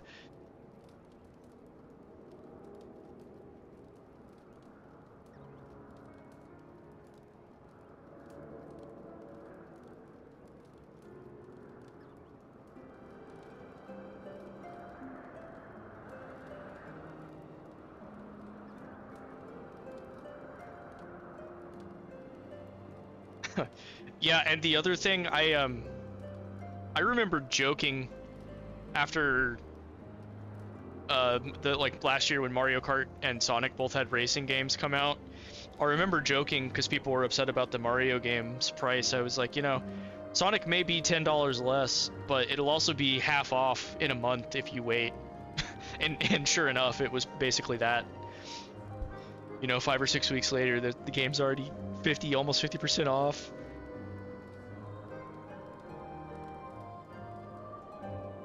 Sega does not take long to put their games on sale. And Mario's fine, but I really don't feel like a lot of these Nintendo games justify never dropping in price. So it gets harder and harder for me to care about a lot of Nintendo properties as time goes on.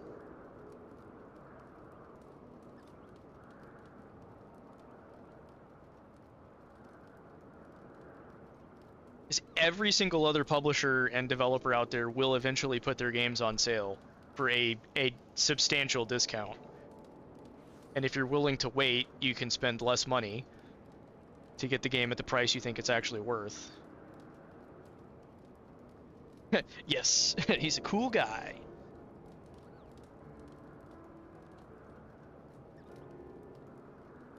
And then meanwhile, Nintendo's over here porting all of their Switch 1 games to the Switch 2, adding like an hour of content, and then also adding a $20 price bump.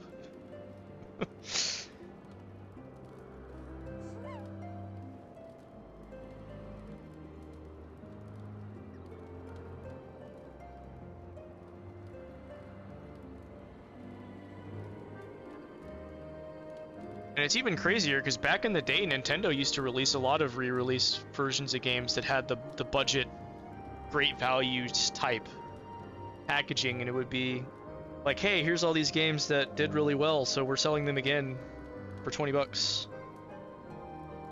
Yeah, Mario just, he's like Scrooge McDuck, but it's Mushroom Kingdom coins instead of gold coins.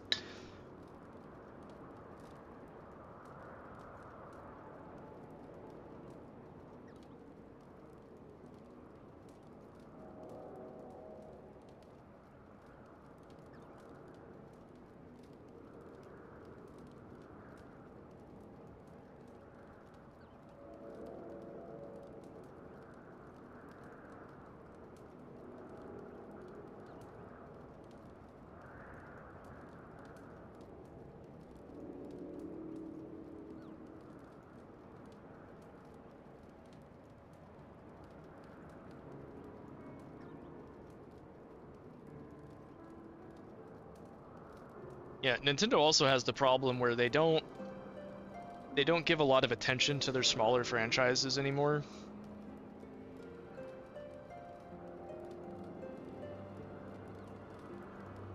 What are they debating in your mentions? I'll see if I can find it.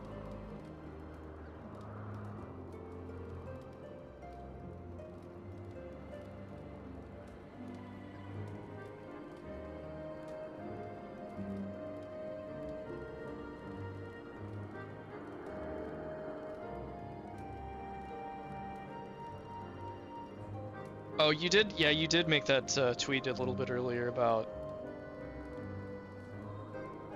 the game difficulty. I irritated a couple of people the other day with my my post about why you shouldn't play the Final Fantasy VII Remake without having played the original game first. I mean, people get heated over a lot of video games in general, and it's like Twitter is the weirdest thing. I don't care if people jump into my mentions with idiotic hate tweets because it's the internet and people are going to be like that. But it's so funny how they imagine what you're saying, and it's not even what they're not even replying to what you said. They're imagining you said something else and replying to that.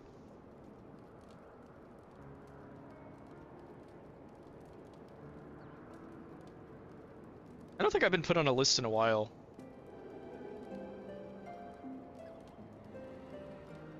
Forget if you can even check that on mobile. List you're on, there it is.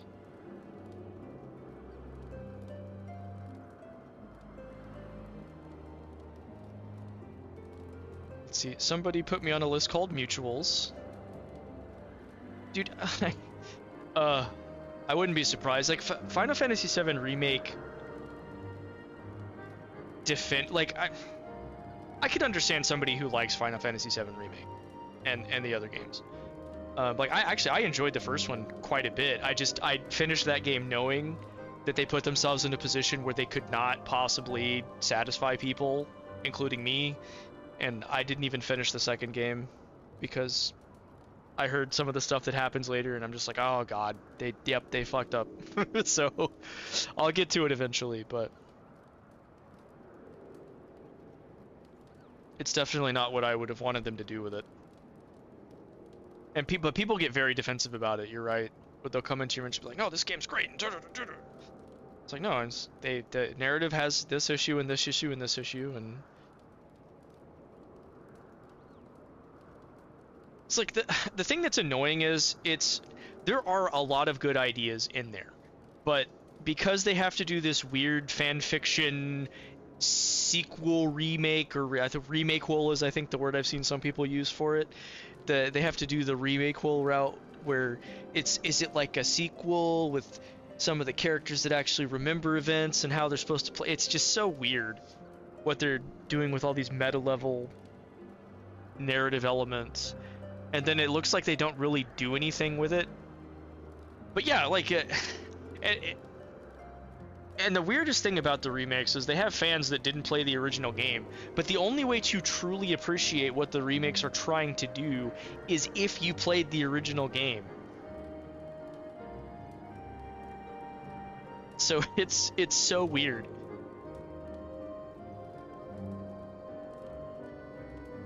But yeah, they do. There are some people that definitely get way too defensive about it. Like, I'm sorry I have a problem with the way Square handled the story for this game. You know, I like the battle system a lot. I think the combat's really fun, but yeah, like is it a great game? It has some things I like about it, but it has some things I don't like about it. And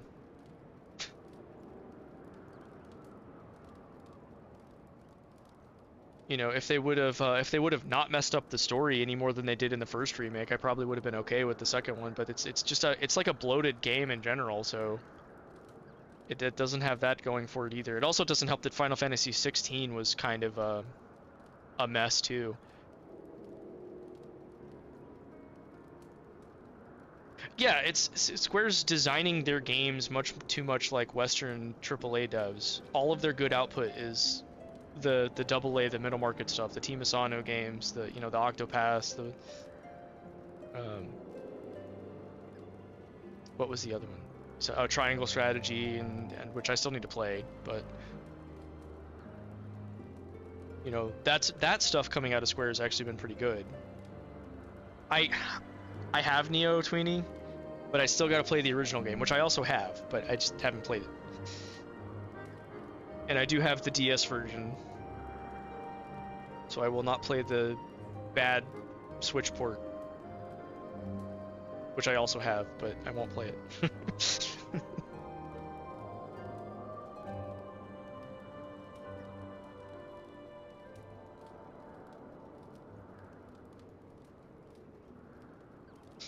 Yeah, I heard like about a week after because I knew the game was a cult classic. I already had the DS version. I pre-ordered or whatever the Switch port because I was like, well, sure, I'll play this on the Switch instead of the DS because whatever. And then I didn't realize that they changed stuff until it was too late. But I still have the DS version when I want to get around to it. So I'm not gonna I'm just not gonna deal with the Switch version.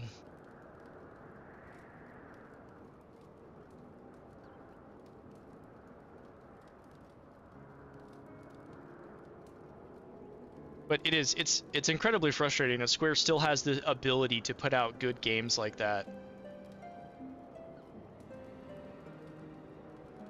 Yeah, like with Neo, they didn't have to try to port a game that was designed for a system with 2 screens and one of those being a touchscreen to a single screen system, which yes, the Switch still has a touchscreen, but there's no guarantee that you're playing that in handheld mode instead of docked mode. So there's a lot of things they can't necessarily accommodate for by porting it to a system that doesn't have the exact layout that the DS is. Whereas with Neo, they just built that from the ground up for consoles and not a handheld with 2 screens.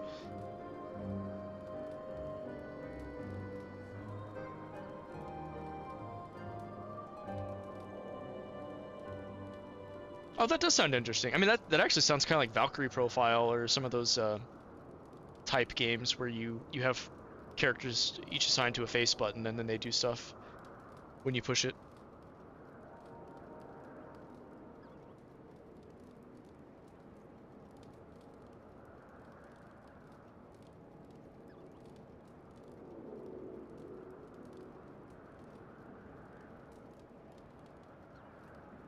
Okay, that actually sounds pretty cool.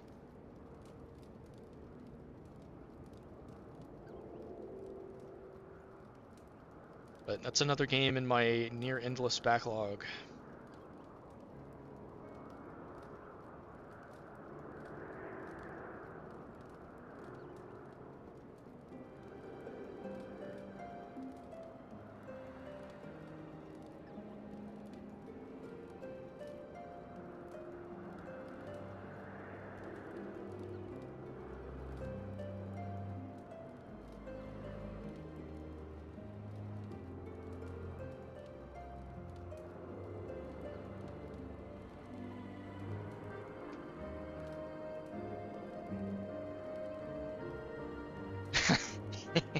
Actually, I have to do some weird things in 14 here even, depending, because it's I don't know how easy this is to see, but you if I hold like R2 here, the face, I don't know if you can see how those are lighting up, but that's each of the face buttons, and then the D-pad does each of these skills. And then if I hold L2, it does the same thing on the left side. So that's how you activate skills. And then there'll be times where I want to like use one of my D-pad skills, but I also want to move with my character, so I'll have to like reach over with my right hand, or you can. Most people would probably prefer it, but because this game was designed to work on PlayStation as well as PC, they have a pretty well-designed controller integration. And I started this game on PS4, well actually PS3 technically, and got used to how combat plays with a controller, so I don't use mouse and keyboard for combat. I do for the non-combat stuff, like if you want to be a miner and grab some ore. And this is what the hotbar layout looks like when you're not using a controller. But yeah, most people use the keyboard and mouse just because that's how MMOs were originally designed. But the controller support is actually very, yeah, and my UI is very tiny.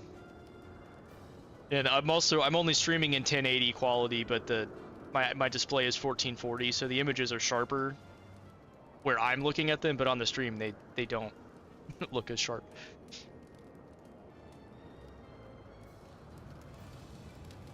Yeah, I don't think there's an easy way for MMOs to not be cluttered on the screen.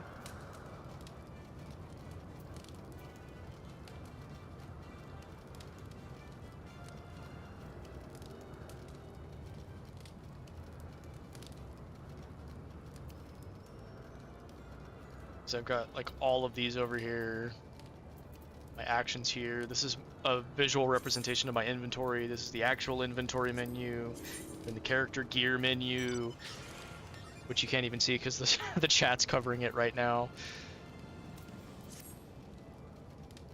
Pull up the map, which also defaults to having the chat cover it. So where's my... okay, they all just show up there. I don't want to move my screens around. But yeah, MMO menus are always extremely dense, and I've played this game for over 10 years, so I just know where everything is. But it's one of those things where you don't go in expecting to know everything right away. You'll just slowly learn it as you go, and then suddenly everything's second nature. But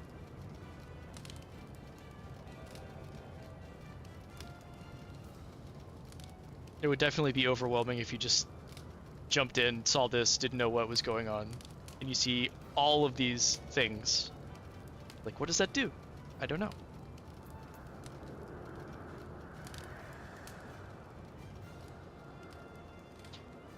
One thing that is nice is you can heavily customize the layout.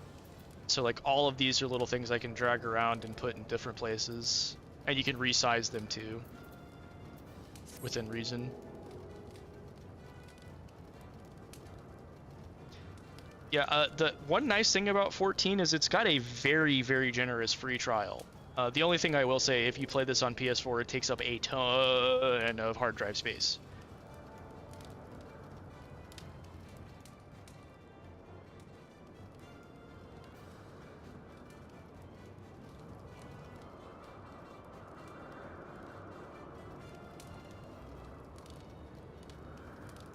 But as far as MMOs go, it's the only one I've really spent any significant amount of time. I mean, that's enough space to install it, but the game is, let me just Google it. Let's see. How big is XIV4? Okay, right now it's somewhere between 80 and 100 gigabytes, but you do have to have about 140 gigs of free space because of the way the PlayStation 4 does game installs. Which, if you're the kind of person that deletes a game once you've finished it from your hard drive, you probably do still have some space. I actually, before I got my PS5, I put a 1 terabyte hard drive in my PS4. And it was much easier to keep a lot of games.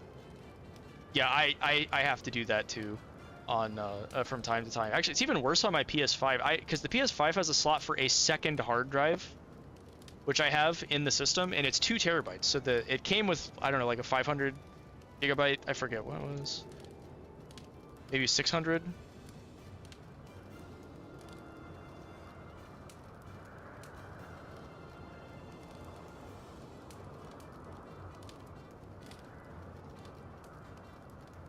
Okay, yeah, it's an 825 gigabyte hard drive, but only about 660 of that was usable because some of it's dedicated to the operating system. So I have roughly 600 gigs on the included hard drive, and then 2 terabytes on the extra hard drive that I have plugged in there. And I still have to delete stuff all the time because some of these games just are so big.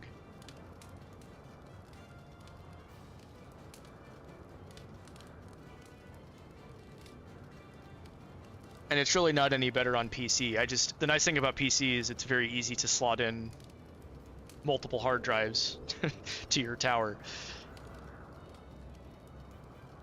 So it's a constant problem no matter what platform you're playing on these days. I guess the one exception would be Nintendo if you only played physical games, because they're still actually on the, you don't have to install them, I should say, from the cartridge. They just run off the cartridge.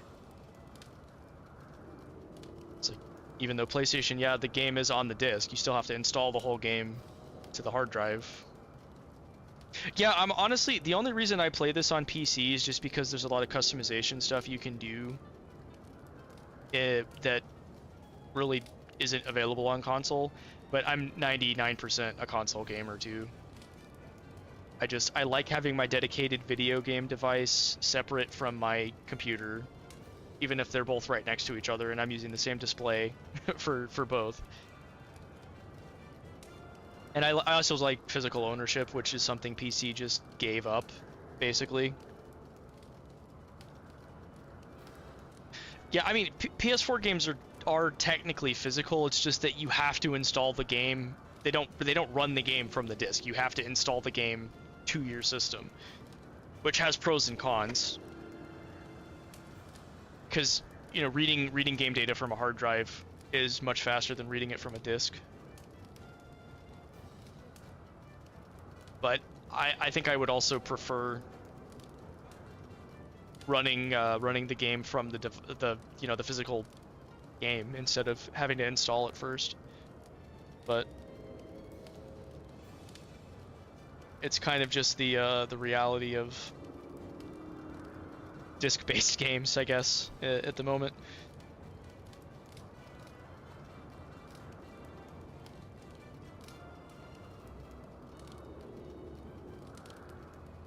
And we're also running into problems with that on the Switch 2, where a digital install of the game can actually run the game better than running it off the Switch 2 cartridge. So Nintendo really needs to figure something out there.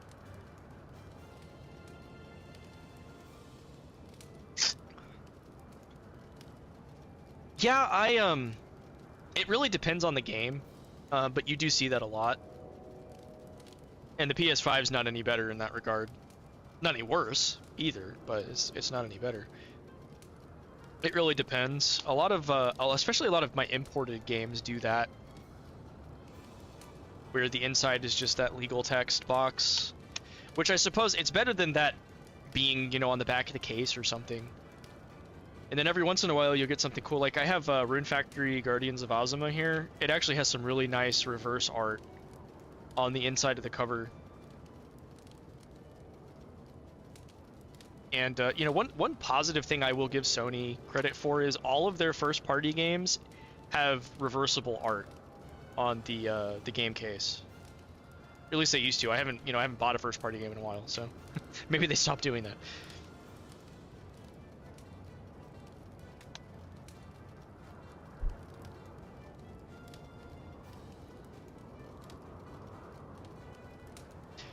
But yeah, I think right around the PS3 and 360 era, a lot of games stopped including things like your instruction manual, and like I was probably closer to the PS4 era, really. Oh, that's interesting.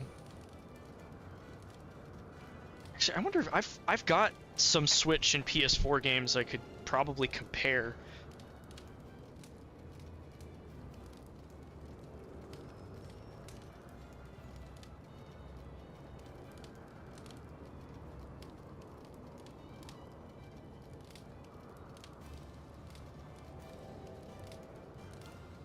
Maybe.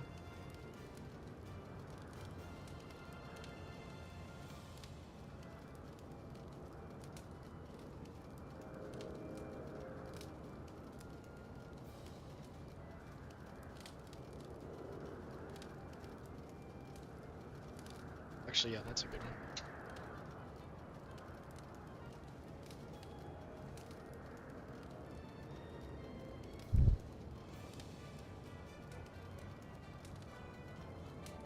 Well, okay, actually this one, the Switch version is just completely white on the inside, and the PS4 version has the little legal disclaimer text. I'm gonna see if there's any one's actually got something on the inside that the other doesn't.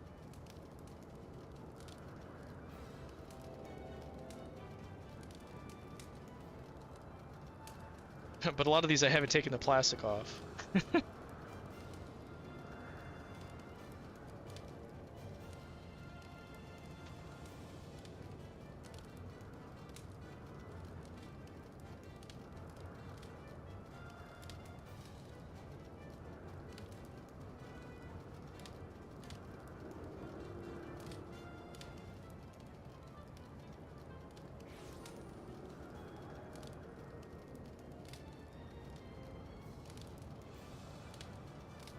Say I have the original version of Shin Megami Tensei 5 and Vengeance, but the original, I think they're both steelbooks, so that's not going to really help either.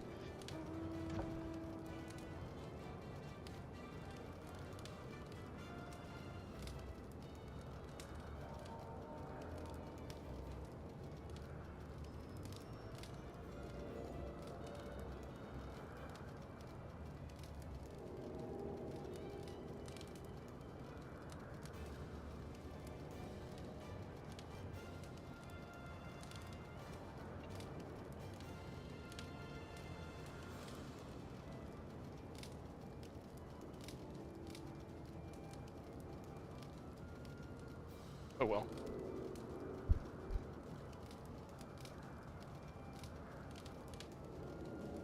Yeah, it's not that common anymore for sure. Like you said, Marvelous. I've got one in the Rune Factory game here for PS5 that had one. Actually, was it that Terminator 2D game that came out last year had a massive instruction manual that came with it. It was actually so big it didn't come in the regular game case, but the little collector's box that came with it.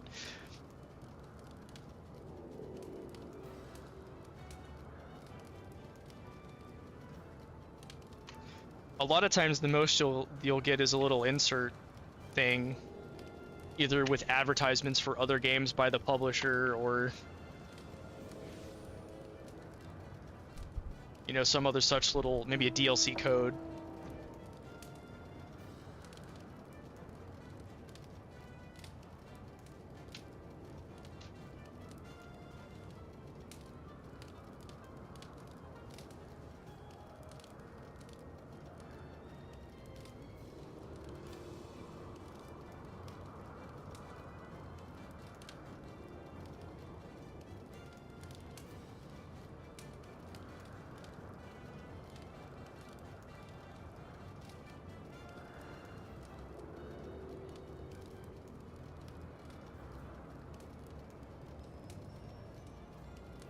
It doesn't? Let me see.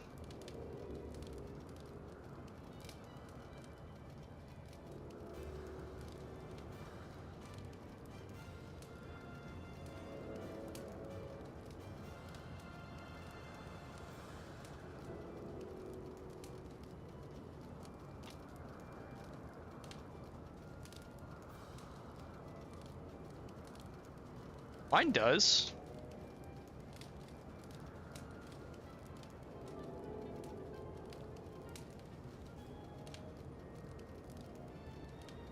Oh, but I have the day one edition. Maybe you don't.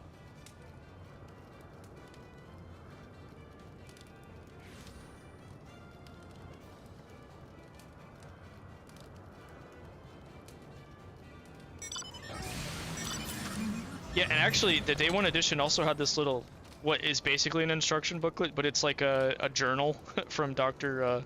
Gerald Robotnik.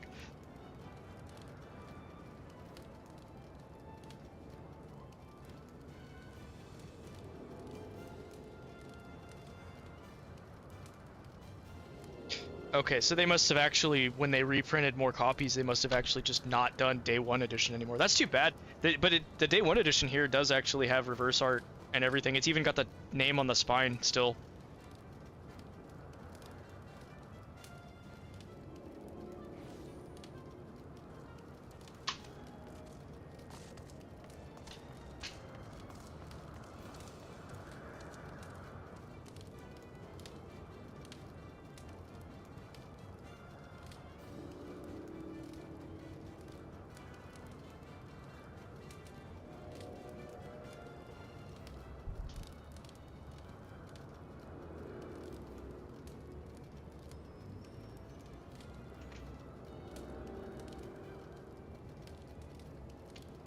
Yeah, probably. I mean, I imagine Superstars didn't sell that well, unfortunately, just because it made the mistake of releasing right when a new Mario game did.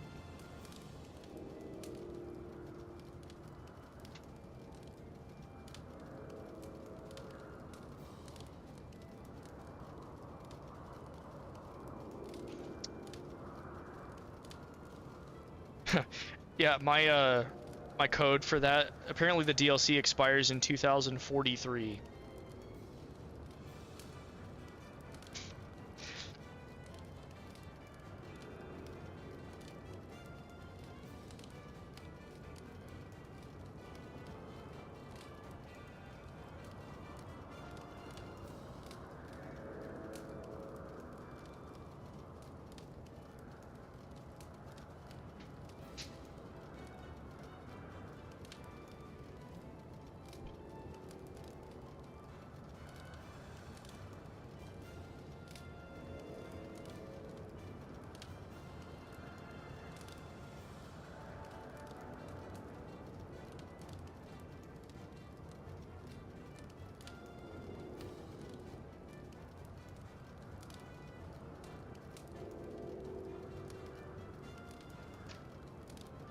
Yeah, it's really hit and miss. Sometimes they do expire. Like I've had one where I pulled it out because it was a game that I didn't play until you know, a year or two after I bought it, and the code had already expired, and it wouldn't let me download it. The really sinister thing was the code still worked and it still brought up the DLC, and it would just give me a message like the redemption period has ended.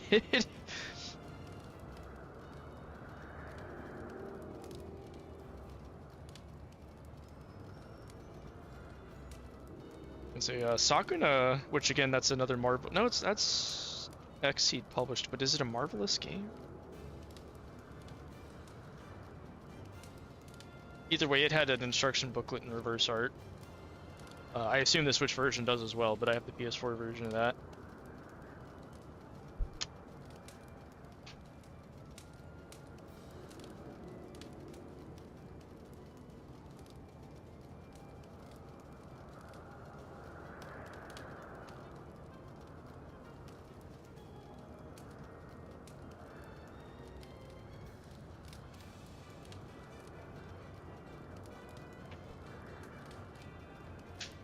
Oh gosh, that sucks. I assume that must have been for Switch, right? Because I think both of those fit on the disc for PlayStation. Well, I guess the Vita version, no, X2 was a download as well. Now that I think about it.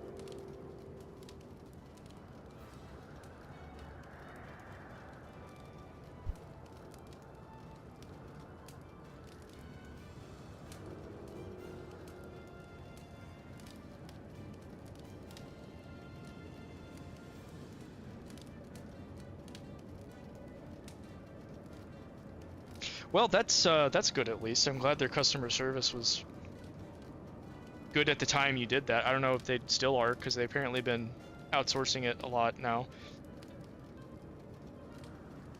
Not super great.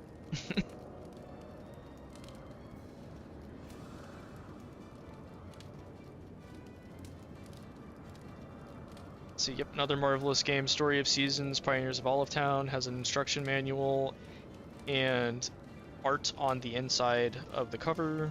It's not really reverse art, but it's art. Yep, that doesn't surprise me.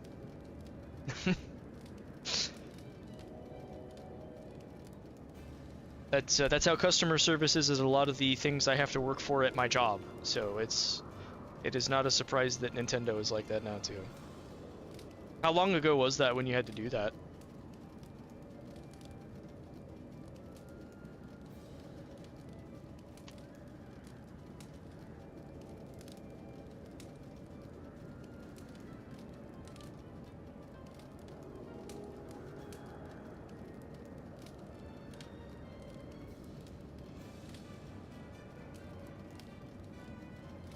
Okay, so that's longer ago than the stories I've heard about them outsourcing even more and not rehiring American contractors for customer service. So it might be worse now, but I'm glad you were able to get that sorted out at least. I'm still I'm still kind of impressed that I was able to get all of my PlayStation stuff back after somebody hacked my email this year. But they were pretty easy to deal with.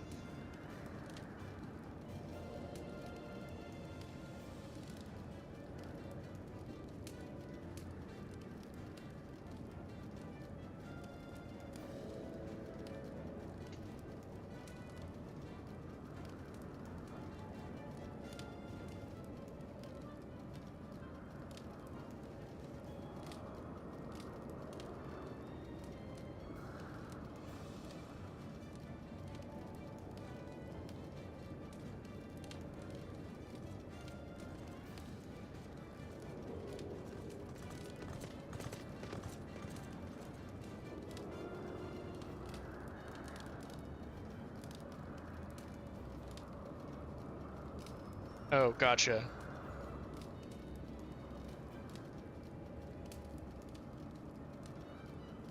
Yeah, so they basically gave you the runaround until you were able to finally get somebody to help you.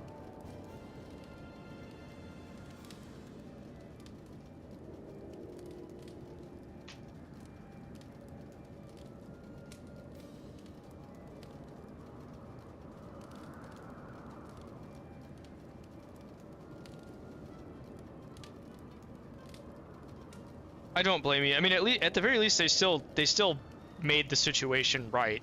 So even if that's not exactly what you wanted.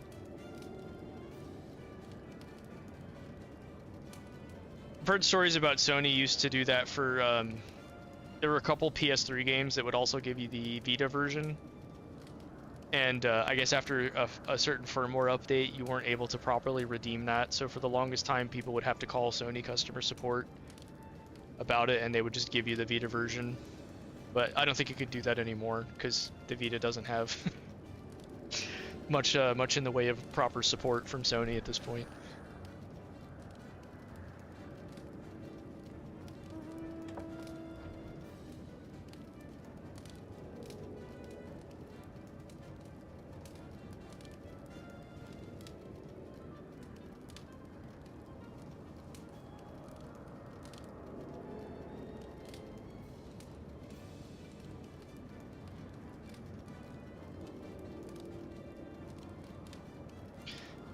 Yeah, It is very frustrating because that wasn't a unique case for the Switch.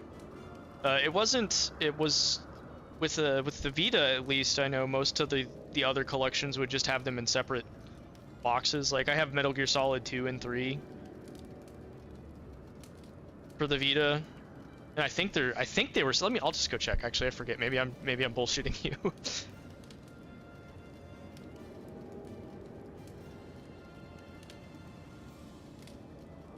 Oh no, it is just one case, but they were both on the cartridge.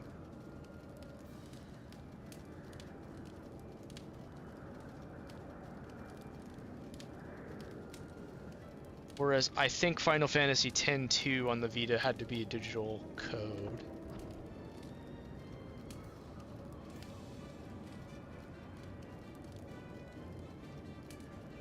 Yeah, the case for X-2 is a digital code on the Vita as well.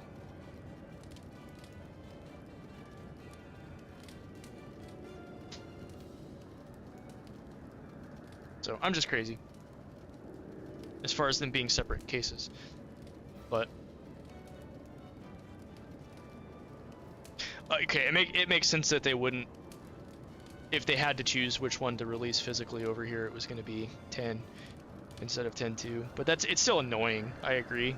I would have preferred if they're going to do that at all. I would have preferred them to just, you know, release it as two separate cartridges. The PS3 and the PS4 versions just can fit them both on one disc because it's a Blu-ray.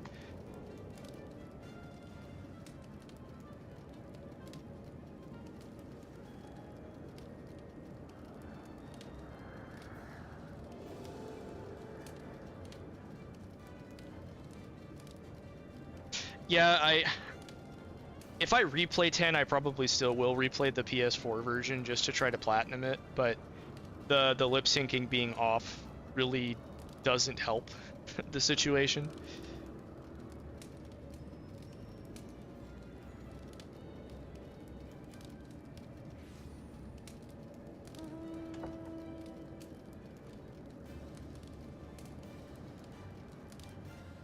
And that's unfortunately the case with a lot of PS2 remasters, where there's often some little quirk or flaw with the newer versions.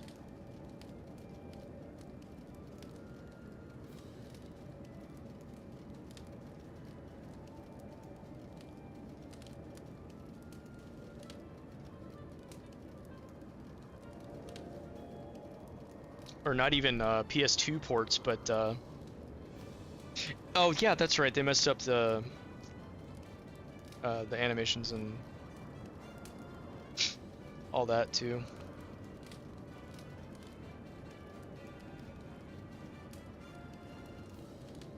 I don't remember if the 12 remaster ended up being less of a problem in that regard, but people didn't seem to shit on it.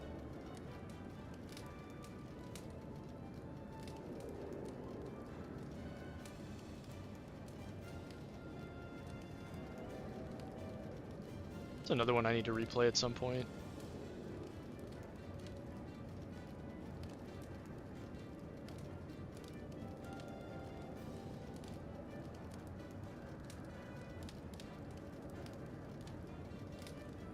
Well, that's good at least.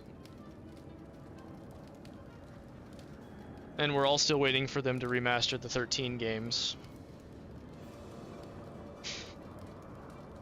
If they ever do.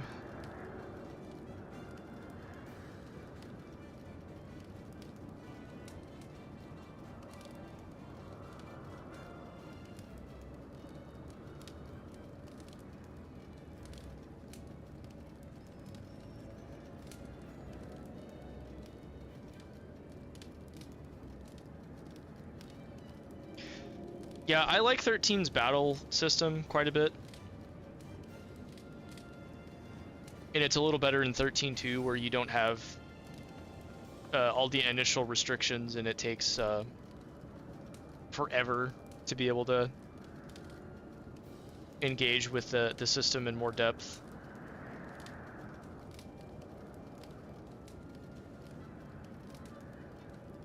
Part of me thinks they're kind of scared to bring that out again, because it wasn't super well received at first. But it's also annoying because it's the only the only set of games in the series that you can't play on a PlayStation 5 right now.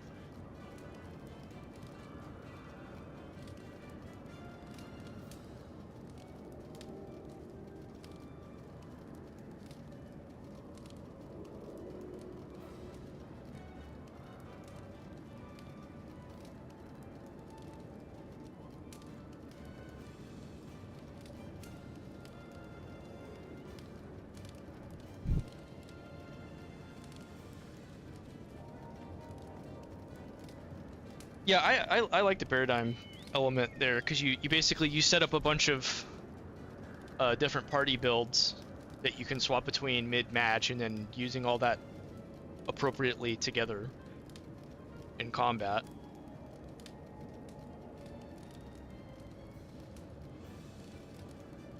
It's honestly one of my favorite renditions of the ATB.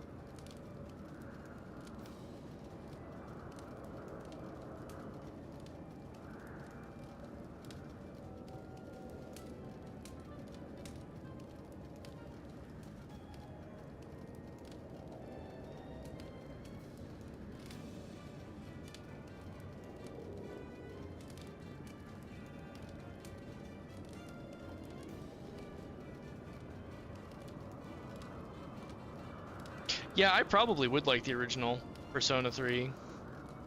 Well, I assume I would play FES at this point, right? Because that has more stuff in it. But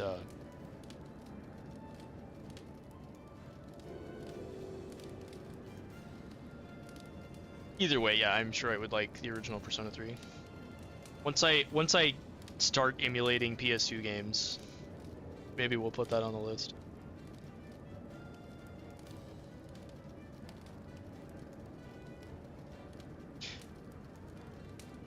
Yeah, that's what I thought. It was basically like the re-release with the extra stuff. It's what Golden should have been for Persona 4, but was like not, because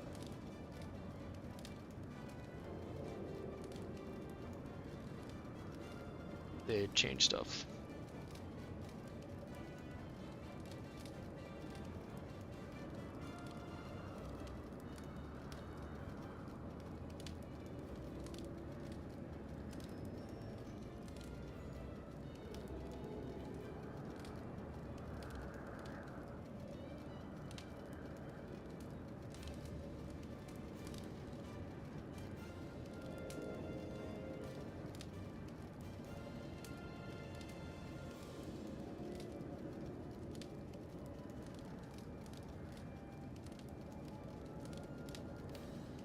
Okay, yeah, that makes sense. That makes sense.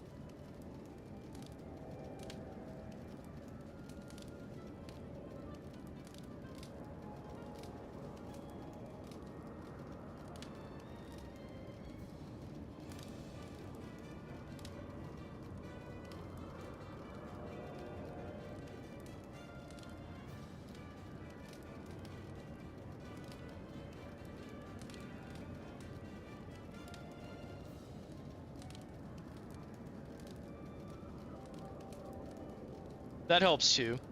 And I mean, it didn't take very long for that to come out, right? After the original release.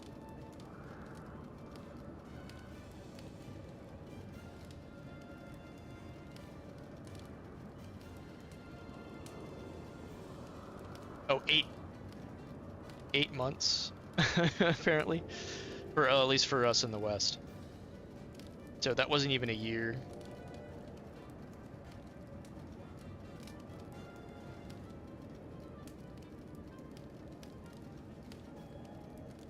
That's actually crazy to think about. They basically just immediately went into that and then, you know, contributed to the Atlas, wait for the enhanced version trope.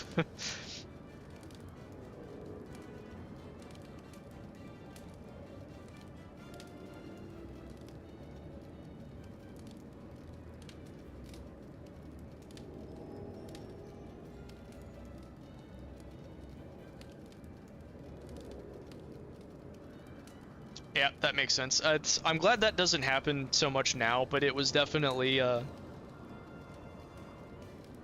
much more common back in the day for there to be an enhanced release of something out in Japan by the time we got the vanilla version over here.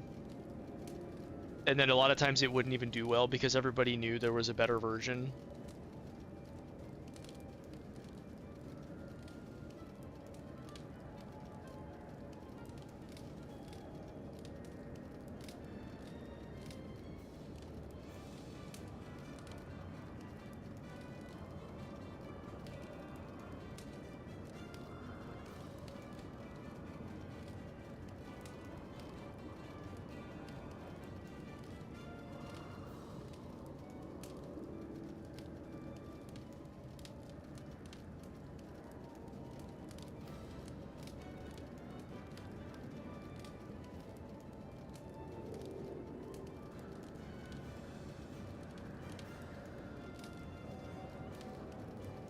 Yeah, I mean, I think I definitely would have been annoyed if I had purchased the original Persona 3 and then, at least over here, not even a year later, they come out with the... I mean, I guess the same thing happened with Marvel vs. Capcom 3. I don't know if you were paying attention to fighting games when that happened, but similarly, they released Ultimate Marvel vs. Capcom 3 less than a year after, or maybe it was a little over a year. Let me see what the gap there was. But either way, it's a pretty short period of time.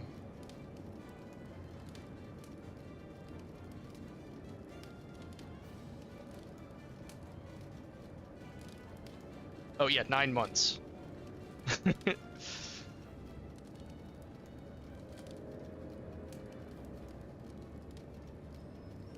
Is it, do you know if it's the same in portable?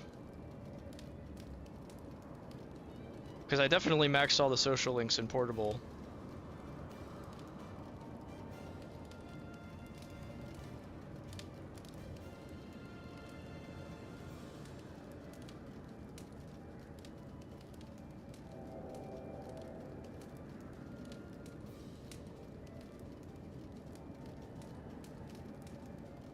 Okay, because I mean, it felt like something that you could have either version of the protagonist and it wouldn't really change much how it was presented.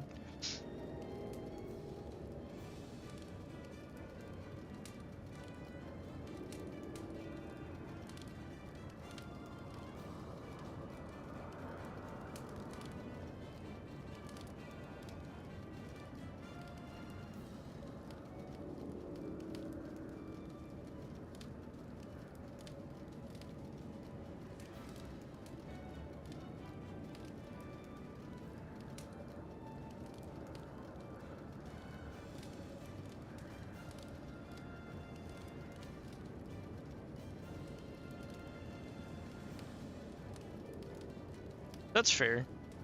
It definitely feels like it integrates with everything else going on a lot better. Especially since she's the one to like be sitting with you at the end of the game when you go into your permacoma.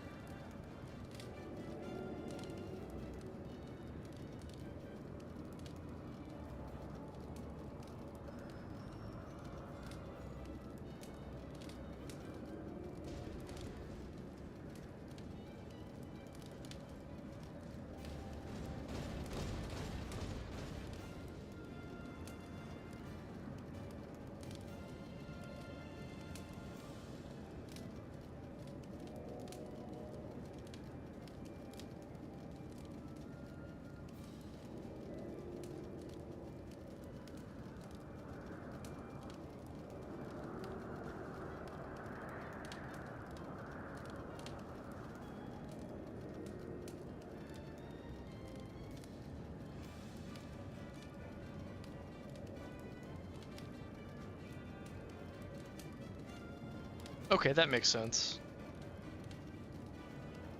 It's a good way to do that. And that is kind of a problem you can run into with a larger cast of characters too, is where some just don't get enough attention by the end of the game.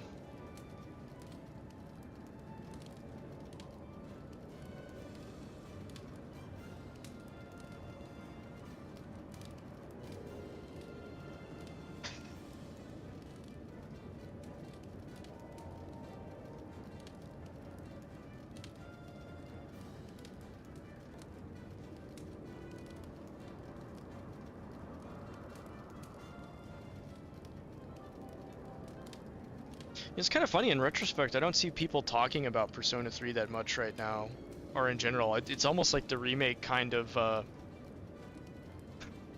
killed discourse.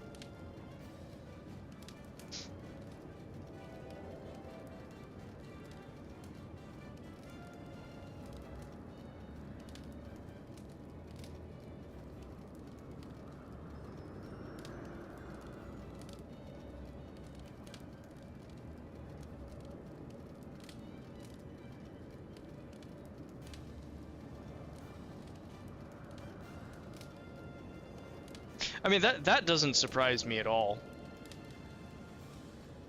And I don't know if it's just a product of the fact that Persona 3 is a much older game now than it was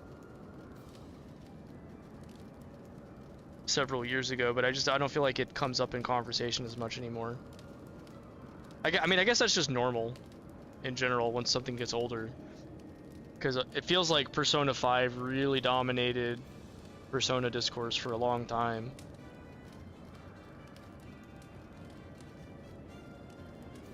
And that's probably because it was the most recent game for as long as it has been. Has it been like 10 years? Good lord.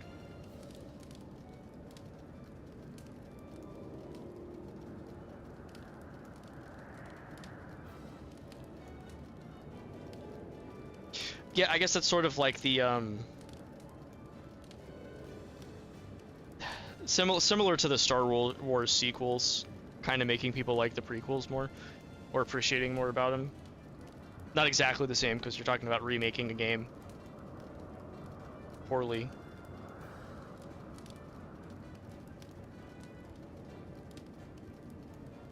Okay, yeah, so if you include the Japanese release date, we are on 10 years, which is crazy to me. It's not the only franchise to be in that position, but it's still annoying how you used to get these games that would get their next series entry out in a year, 2, 3 years maybe, and now you're stuck waiting a decade and you still don't have the next game in the series. Yeah, isn't that kind of thing crazy to think about? I was a teenager when well, let me actually look at the release date before I start bullshitting you.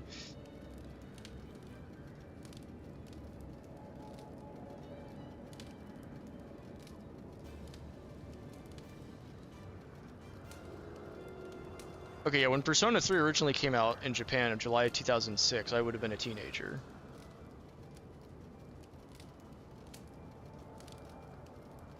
And, you know, I'm 37 now, so...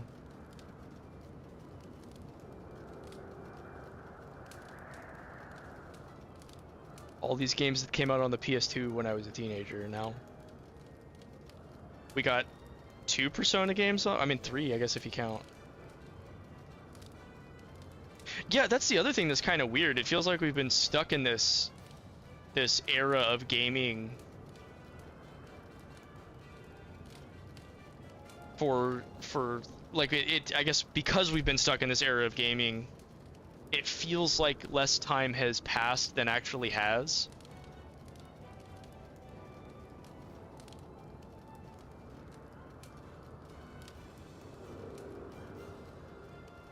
Because you'd get so many sequels and new entries in a game series back to back in the day, and now you're lucky to get, you know, one every 6 years, 7 years.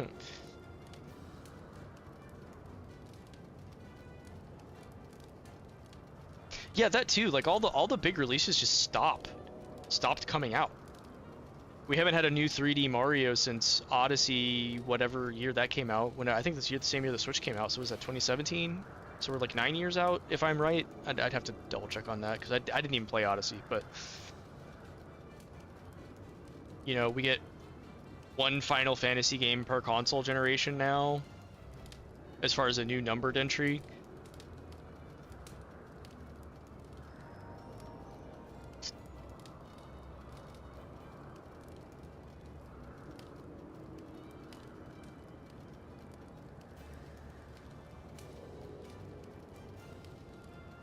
Yeah, that's the other thing that sucks too, is if the next game in the series comes out and it's just not good for whatever reason, you gotta wait another console generation, another half decade, however you want to look at it, before the next one comes out.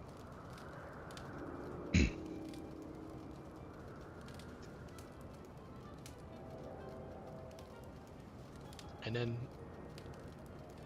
you look back at previous things where the Super Nintendo had Final Fantasy 4, 5, and 6, all in the span of just a few years. You know, PS1, same thing, 7, 8, 9. PS2, 10, 10, 2, and 12. And technically 11 as well, even though that was an MMO.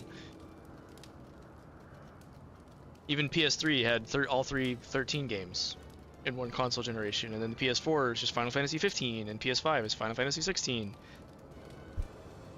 And we're definitely not getting another numbered Final Fantasy game before the PS6 comes out.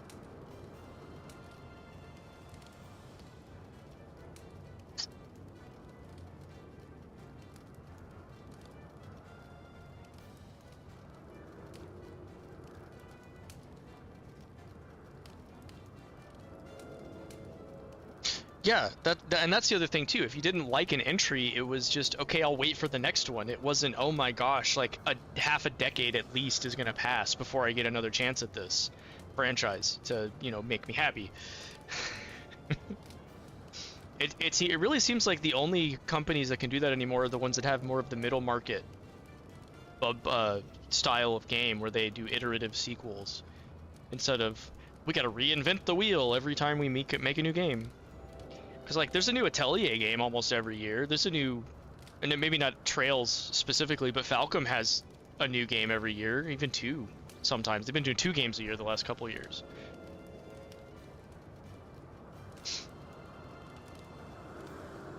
Yeah, and they're gonna have a hard time getting people to come back too, because if you spend 5 years not caring about Persona because Persona 6 ends up being bad, it's not gonna matter what Persona 7 is like, because you're just gonna lose. They're gonna lose you as somebody who's interested in their games. Right? It's sort of like, I mean, Halo is like that for me. I liked playing Halo on the Xbox 360, and then you know, Bungie leaves Microsoft and they outsource it to some other dev team that doesn't know what they're doing. You try a couple of those and they're not even fun. I don't care about any new Halo games at this point.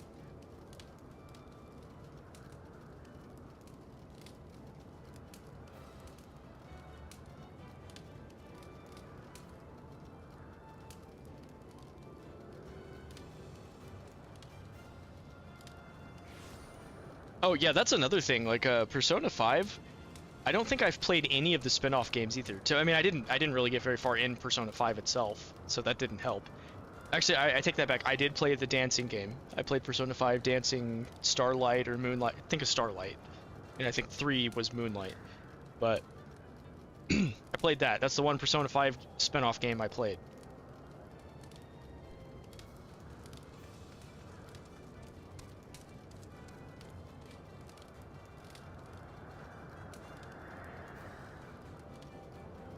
So if you don't like Persona Muso or Persona Tactics, it's too bad. Hope you like the Persona 5 cast, because they're still around.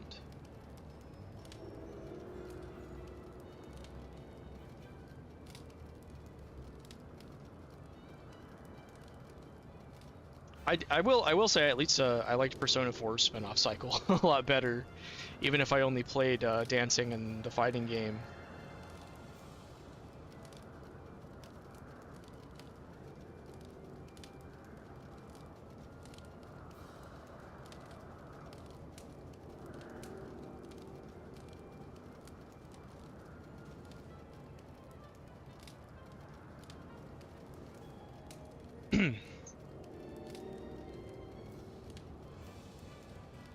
Yeah, and I'm sure the spin-off titles did fine for the most part, because I'm sure they have lower budgets, lower production, and all that, but it still sucks if you don't like the cast, so you're kind of stuck waiting.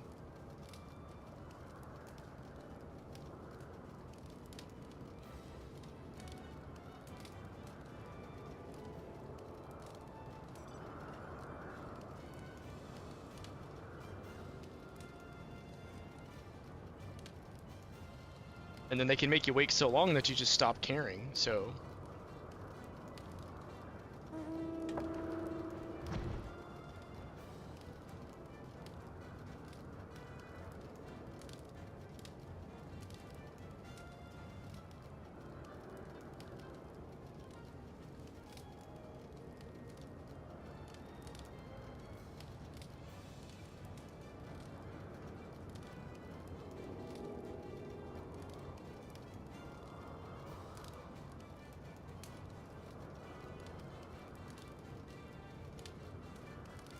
Trying to think if there's any other big franchises that have had a similar cycle where they used to have a bunch of releases and then now they almost never have any. I guess Mega Man's kind of like that. So Capcom was pumping out like 1 or 2 of those a year. Now you barely ever get one.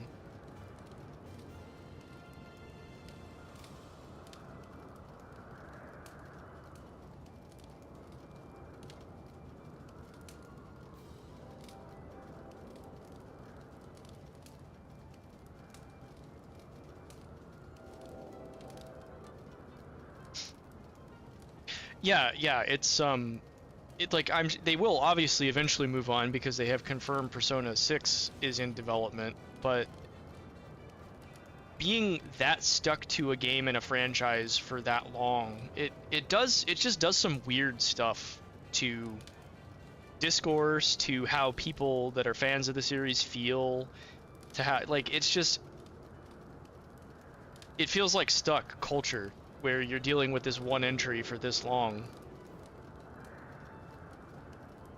And, you know, it feels bloated, it feels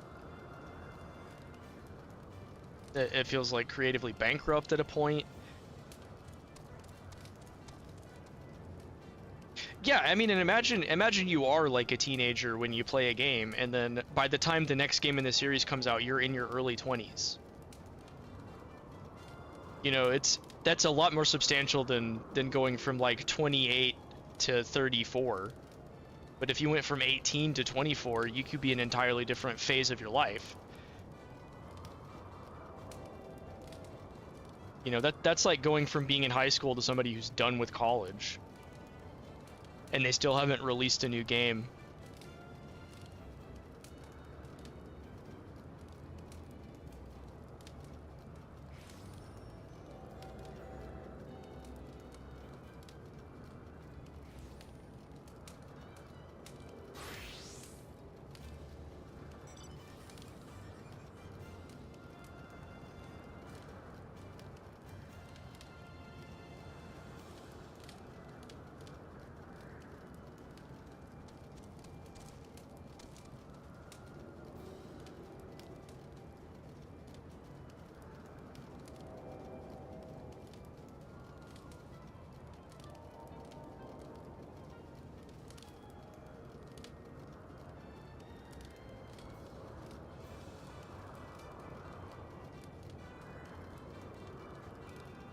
Yeah, so you didn't have to wait that long from 4 to 5, but now 5 to 6, holy cow, right? It's actually insane.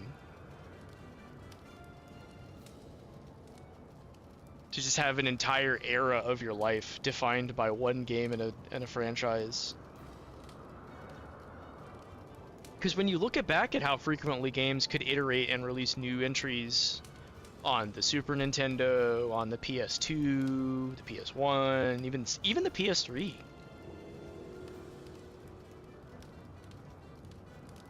And now it's just,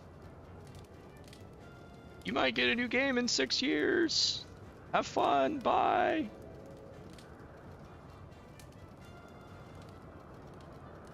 Yeah, I mean the real fun one to always point out is Skyrim in 2011 being the last new Elder Scrolls game. And here we are in 2026 with no real sign of the next game in sight.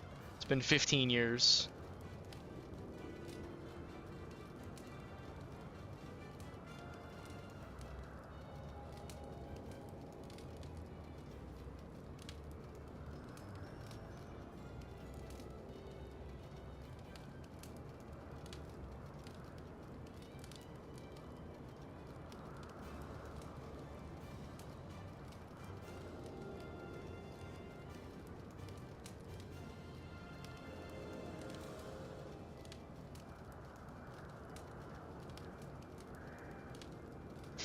Yeah, that's a good way to look at it. I try not to get too caught up about the fact that I'm much older now than I was when I first started being into games. But I don't feel as old as I am either. I don't know what that means, but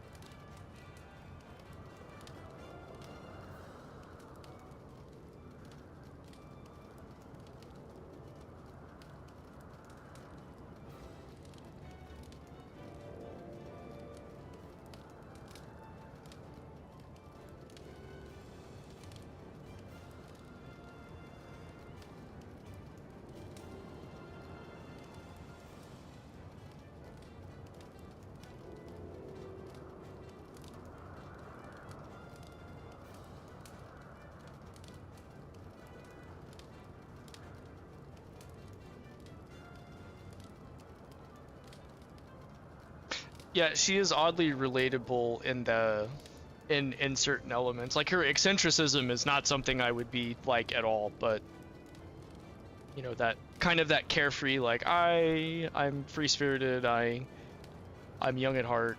I get that stuff. I like that. And I relate to that.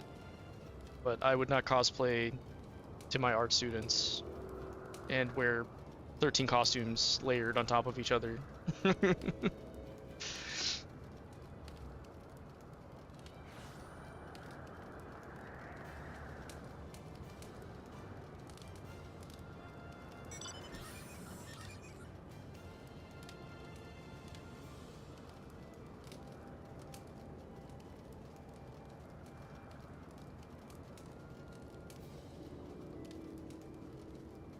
Well, it's actually past 1 o'clock here. I didn't think I was gonna stay up this late, but I do have to work in the morning, so I should probably go to bed. As much as I could keep going for another hour or two.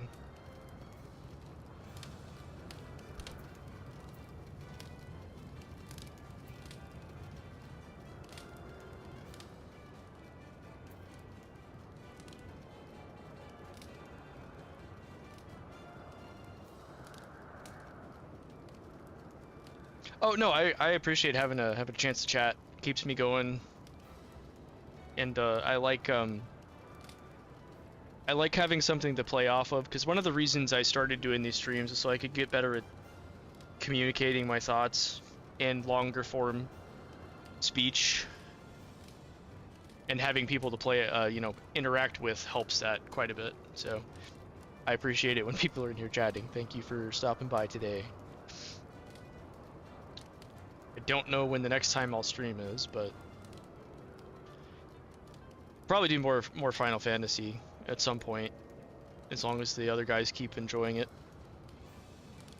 Even if it's a total explosion of colors that doesn't make much sense when you're watching it.